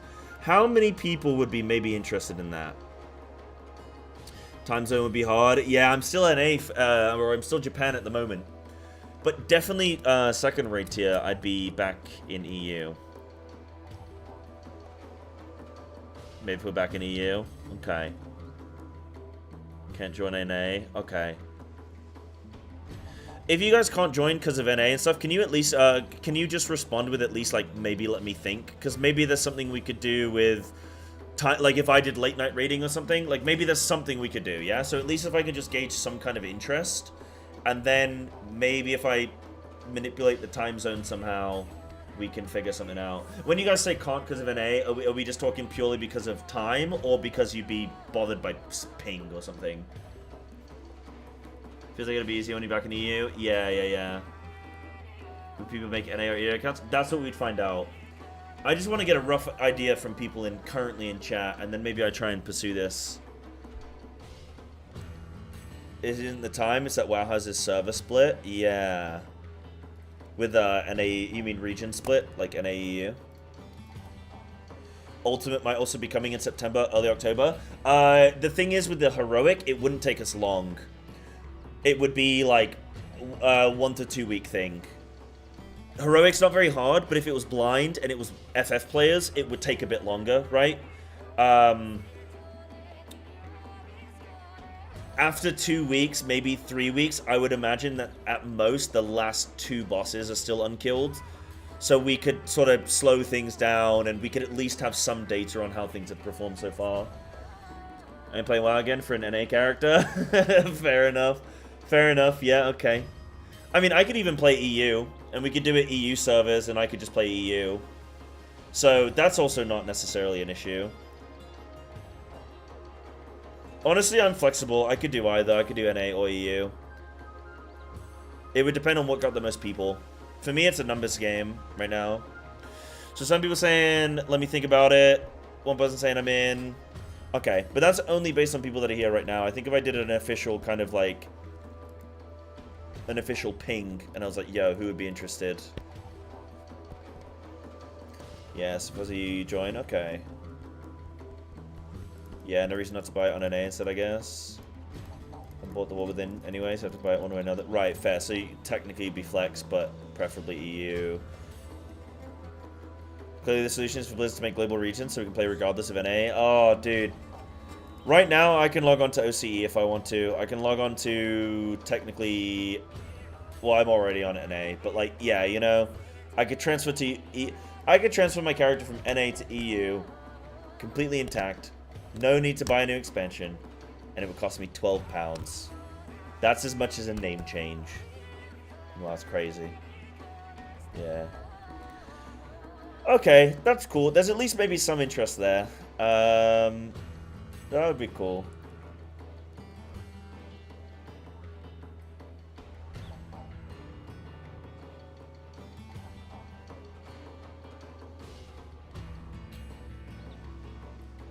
Yeah, you'd be interested. Issue is scheduling. That'd be cool, but you can't as an OCE player. Yeah, it would have to be... I mean, it would be alright if we were on NA. Yeah, okay, so there's some potential here, but it's like depending on time zone, depending on what region. Depends on the timing of relative 14 content and the actual time of day. Yes, okay. Okay. No worries. Yeah, if you want to play NA and EU, you have to... Not only do you have to buy 2 subs, but you also have to pay for 2 expansions. And you'd have to make 2 completely separate characters that you're not joining... you're not getting joint progress on. It would be 2 different progressions that you'd have to do. Yeah. Yeah. That would be a really fun test run, I think, though. Heroic. I think Heroic is enough of a challenge that would be fun. Out of interest, those of you that are interested, how many of you have ever played WoW before? And I mean, like, yeah, no, how many of you have ever played WoW before? And how many of you haven't? Because I'm interested, I would love to get a lot of people that have never played WoW. If we took people that have already played WoW, it would be way less difficult. I'd love to get 9 players that have never played WoW before. Or at least have never, like, raided on WoW or something. Do you need to buy baseline? No, I think baseline is included now. If you buy just like if you buy the most recent expansion, so if you buy the War Within, you get all the previous WoWs. Define rated on WoW. Have you rated on WoW? Is like my definition. So you've done heroic? Okay. Done a single heroic tier? Okay, so fresh enough. Played WoW. Yeah, okay, Sias. Okay, buddy. Play WoW was heroic mythic rating up until Legion. Okay, so some experience, but you've not played in a while. Okay, got a character up to level 12 or something. Perfect. That's actually perfect, Lux. So basically mythic ready. Played briefly during Legion, rated but not mythic. Only the first tier. It was very cruise control and didn't take it seriously at all. Okay, sick. The first tier of Legion was dog shit as well. It was super easy. Still play but only mythic dungeons? Okay. Okay. I beat the Beware player, the new player island. Okay. See, that would be perfect. The people that are interested, that have either never played or never like played end game content, would be so fun to take Final Fantasy heads and just like, all right, what can you guys come up with? Yeah, can't be bothered with pugs. That's why I think this would be perfect, you know.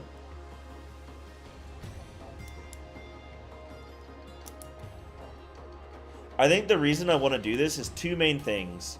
I've had such an incredible experience coming from one MMO to another MMO, and I would love to say, hey, this is what you guys are missing. I've seen what I've been missing. This is what you're missing. And I genuinely, more than Mythic Plus, I think WoW's rating in particular is, it's a chef's kiss. It is really good. Does it have its problems? Yes. Does Final Fantasy's rating have its problems? Yes. Nothing is perfect in this world, except for me. I'm 6 foot, I'm fucking jacked, out of my mind. But, back to the point, I think it'd be really fun. That's the first point, is I think you guys could see, like, and it creates like a nice comparison where you guys can go, actually, I kind of like how WoW does this. Maybe FF could do something more like this, or oh no, I really like FF does this and not like that. Oh yeah, FF's way better for this. Yeah, I much prefer FF. And it might allow you to fall back in love with the game if you're in a point of frustration where you're like, man, I'm like getting frustrated with this game. I'm getting frustrated with FF because 2-minute meta and da-da-da, and then you go play WoW and you come back and you go, oh man, the boss timing and the music hits and the phase, and then I got my cooldowns back up and oh, it's perfect. Like, you know, you might start to like love that stuff. So that's mission 1. Mission 2 is to listen to you guys talk about, I'd love to hear you guys try and figure out mechanics and solutions to mechanics in real time, and that would be really fun. That would be really fun. Yeah, or they'd want to quit MMOs completely. Yeah, sure. How do I find Viper? I like it, but it's like I really like it. I like sort of the way that it I like that you've got maintenance buffs. It kind of reminds me of Samurai in that sense. You get the damage buff and you get the haste buff, and you want both. And then I like the fact that you have bleeds, cool, and you can AoE bleed. I need to get level 90 though. Because it's just, I need to experience that. But yeah, I do quite like it. It's fun coming and learning these jobs now when I'm this late into the game, because I feel like my understanding of like a new class, I'm so much better at picking up a new class now compared to when I first started, and I was like, So yeah, I like it. What do you think? Holy Judgment till 100? Even 90 is lacking. Oh, really? I thought you were playing it last night and you're like, man, this is like gonna be my new job. Did you just like need a bit more time to... I mean, it's very fast paced. I like that. I like the buffs. Like, that's cool. But I definitely need to get higher level because I've not got like the fast mode. And I want to get the fast mode now, you know? Saying, basically what I'm saying is if you tell me that it's okay, I'll buy the expansion for whichever region you do this on. Yeah, hold off for now. You know, do whatever you want to do for now when it comes to WoW. Don't do anything yet. But I definitely will try and speak to people and see what we can do.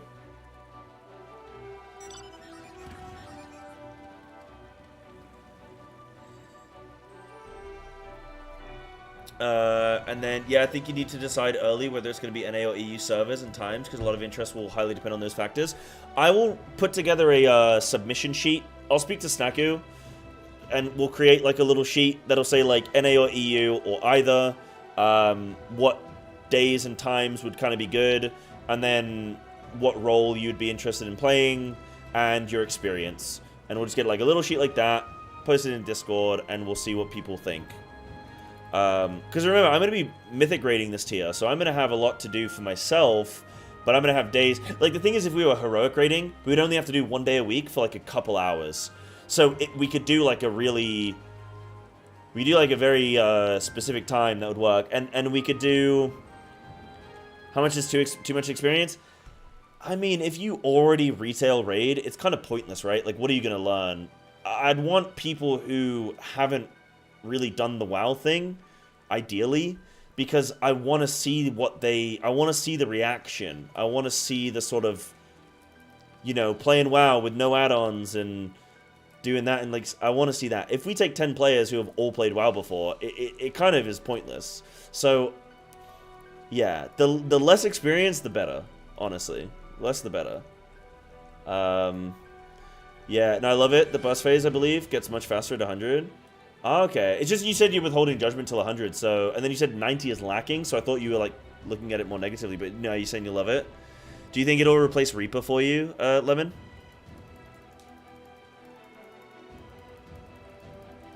What happens if I move back to EU and have different stream times? I won't be moving back to EU till, like, late October, November, and Heroic tier will 100% be done with Heroic by then.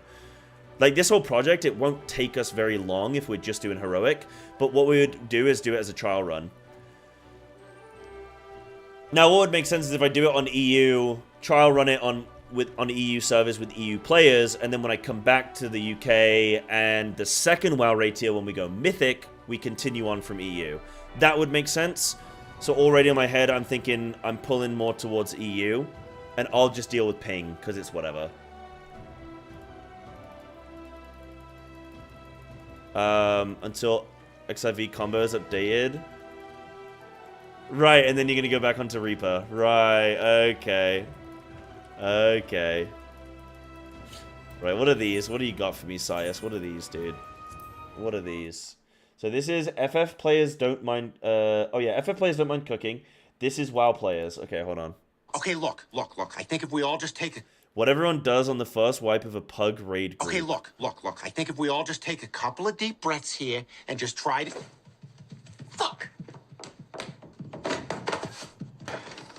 Okay, look. Okay, that's good. That's good. Dude, if you have one... I mean, you say... what is the saying in Final Fantasy on that one extreme? Skip, soar, or disband, right? This is literally skip, soar, or disband. It is the classic, man. You have one wipe and a pug. Everybody leaves. Everybody leaves. Also for use later. Wait, what is this? When you join your first mythic raiding guild, okay. Welcome to hell.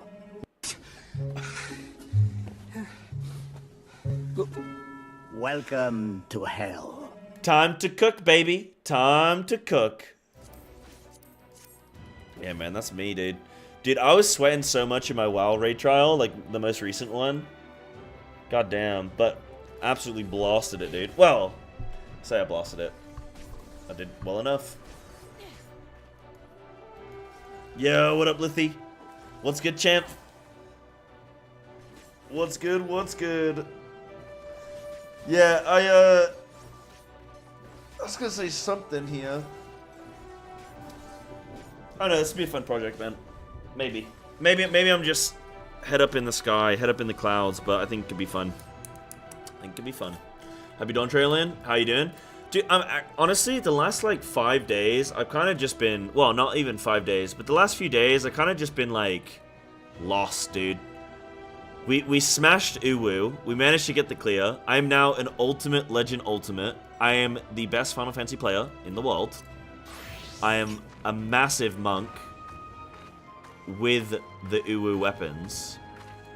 It's been a blast, man. It's a blast, but we got it the day of maintenance.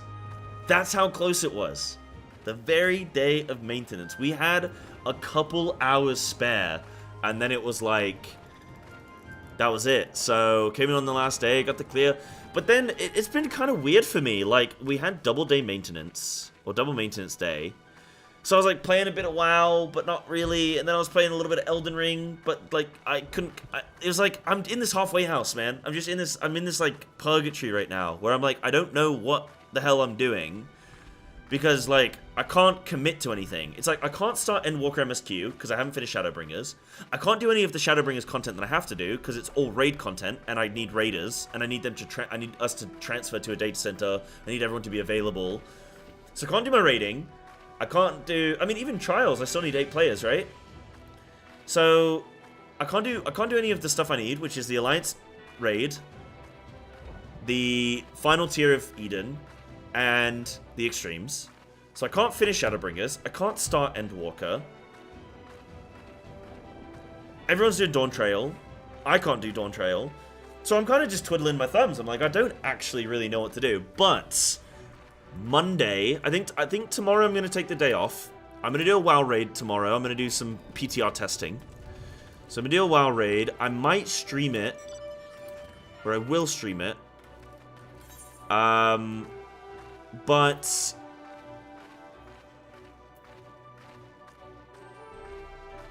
I'm going to take the day off tomorrow, come back on Monday, and I'm going to start some kind of raid content.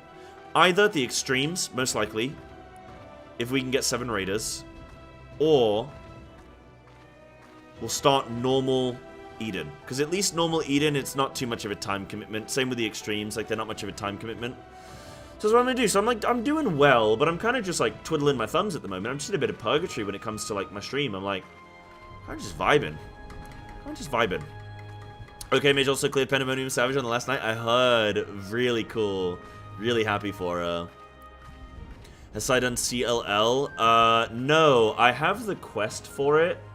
I've been waiting for one to pop today, but it's not popped when I've been ready for it, basically, unfortunately. I keep missing it. But I will get it done. Yeah, that's how you usually feel and why you barely stream. Yeah, fair, dude. Fair. But I mean, you're a busy little bee. You got enough stuff going on, surely, you know, so... You know... We've all got our own missions that we're working on. Yeah. Yeah, hasn't been having people go in. Oh, really? Okay. Yeah, because you need 48 people. It's quite a lot. Maybe. I don't know. If I get into a full instance, maybe. We'll hope. But that'll be something for, I think, maybe like Monday. First thing. Try and do that. Try and do some more rack. I think tomorrow I'm going to take the day off. I think today I'm gonna. I think one day, take that off. Come back in refreshed for Monday, good to go. So I think that'll be my plan. Cause I think, you know, give people one more day to finish up their MSQ and their leveling and whatnot, and then I can get on with my like regular content and be happy with that. Yeah. That was cool checking out that rack though. Checking out that Quasi video. That was nice. It was good. That was good. Good little vid. Good little vid. Dude, I'm trying to brawl here, man.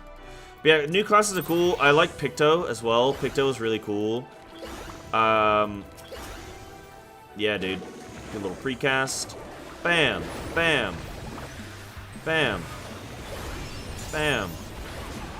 Dude, you have so many things, and then she's like, hammer, hammer, hammer, and I'm chilling. And I just get to chill, man. No, I haven't. I'm going to next stream. I didn't actually get a chance. I ended up getting, not like distracted, but we kind of like started talking, and so I am going to. Just haven't got around to it just yet.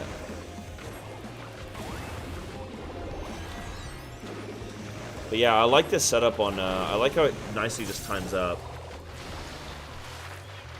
Go for a palm motif. And then I can cast that Get ready for the hammer. I really like Pictomancer. Again, I want to get it to 90. I gotta get my Feral Claw. So this lines up perfectly. Like, look at these two. These two line up perfect. I'm gonna save my wing. But in theory, I mean, I can recast all of these already in preparation. Kind of rough, though, to do this, where you do, like, 12 seconds of just no damage. I'm just doing this right now.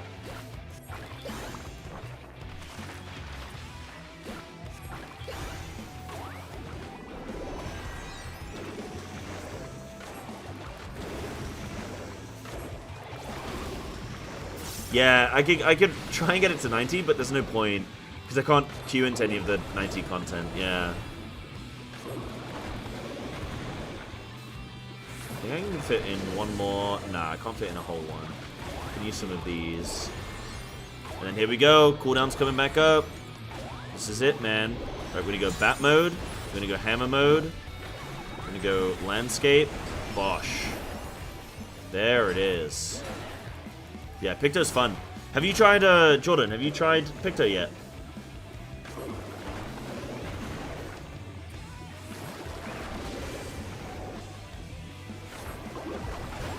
What I like about this job is, like, the timing's just...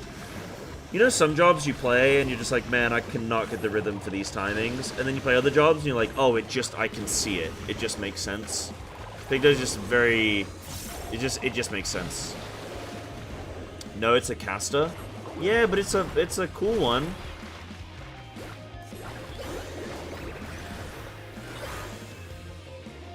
It's a cool one though, dude.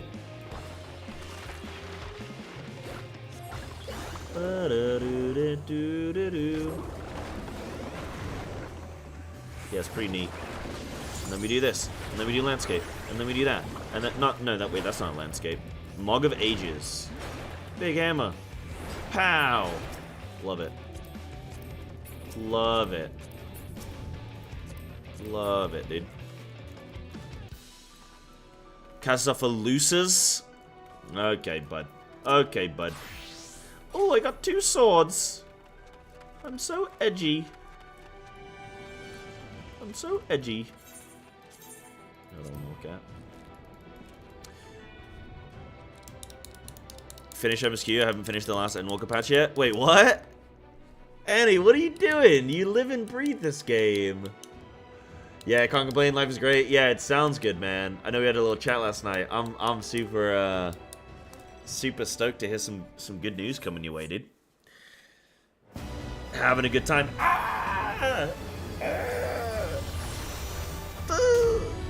Have you even started Dawn Trail yet? Lithy? Has anyone started Dawn Trail yet? Oh, isn't there something with you anywhere like you don't like to run out of content? You like to always be like always have something to look forward to get pontoed? No, I chose. I'm really debating this change, you know. I'm really debating this change, man. I don't know if I'm going to be able to hang on until Dawn Trail for it, but I think I'm going to have to. I think it just makes so much sense. I can't remember who suggested that, but it just makes so much sense, man. Wait for Dawn Trail. Play the new thing in the new thing. Oh, look, I think this is the best looking Femhroth I've seen. I don't think I've seen one that looks better than this. Maybe instead of orange eyes, I could go for a slightly different color. In fact, actually, what would I change? Oh, I don't want to fuck this up. If I don't save this appearance, can I cancel out of this? And can I make changes right now and then just exit out and it won't retain this? I've saved this, I've saved my character slot.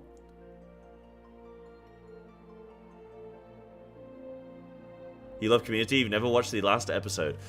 Oh, Annie, are you the kind of person that will, like, drink a sody pop and you'll leave that last bit in and you'll have, like, 10 bottles that are just, you got the last, like, 2 sips? Oh, those people... People bug me. Yeah, so I don't need to save? Okay. I think purple eyes maybe not. I'm kind of feeling like a blue. But I want like a crystal blue.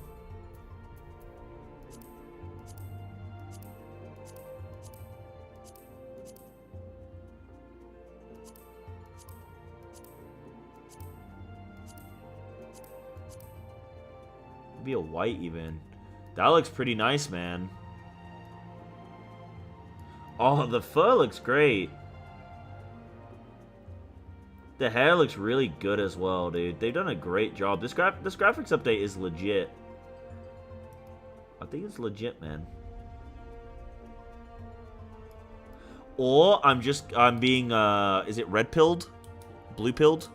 I'm being pilled.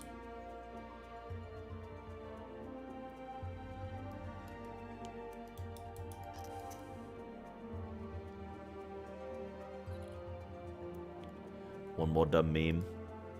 Okay, bro. Sorry, your FF players won't understand, but lol. Okay, better be funny. TBS trying to kill the boss while everyone else is a duck and a magician.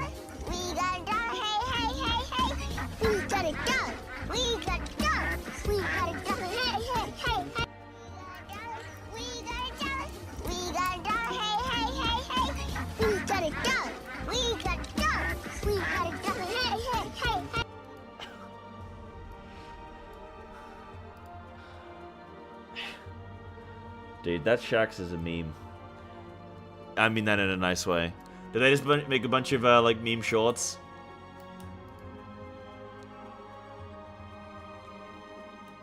Yeah, that was good, dude.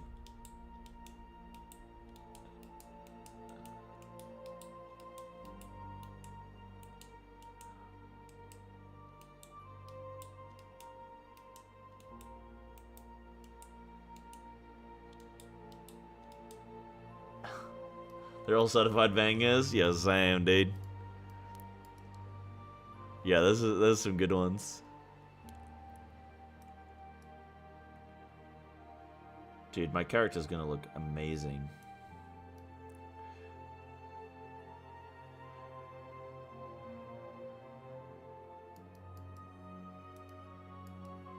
Yeah, heals mid plus a mood and a half.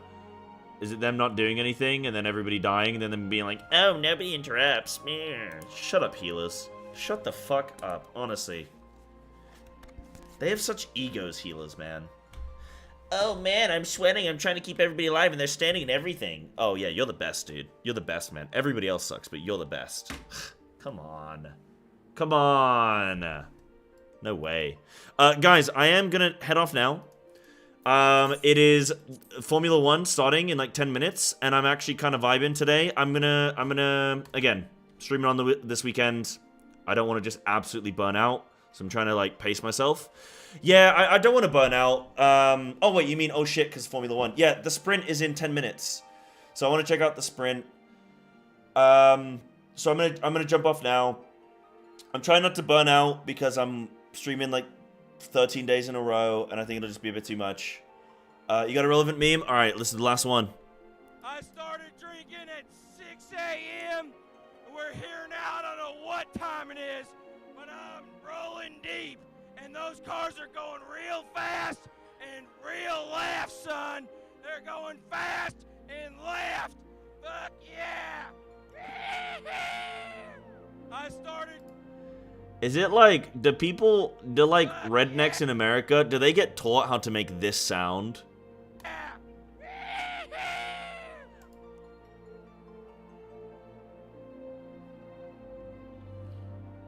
They're going fast and left. Indy 500, baby. Yeah.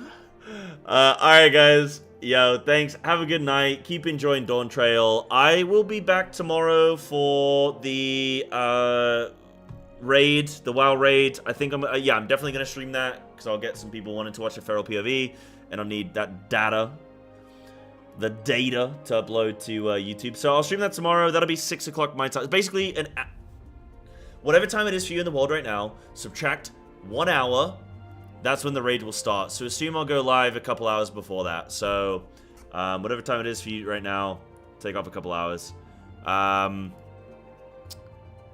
gonna love you and leave you. Thanks for today. That was fun. I had a cute time. I hope you guys had a nice time as well. See you for WoW tomorrow. I might be on for some Formula 1. I might be on for some FF. We'll see. Other than that, Monday we start Extremes again. Tell the world. Tell everybody you know. We're starting Shadowbringers raiding content on Monday. I need you. That's right. You to come and help me clear those bosses. Mine, blind, all that stuff. Thanks so much for watching, guys. Appreciate ya. Take it easy. See you soon.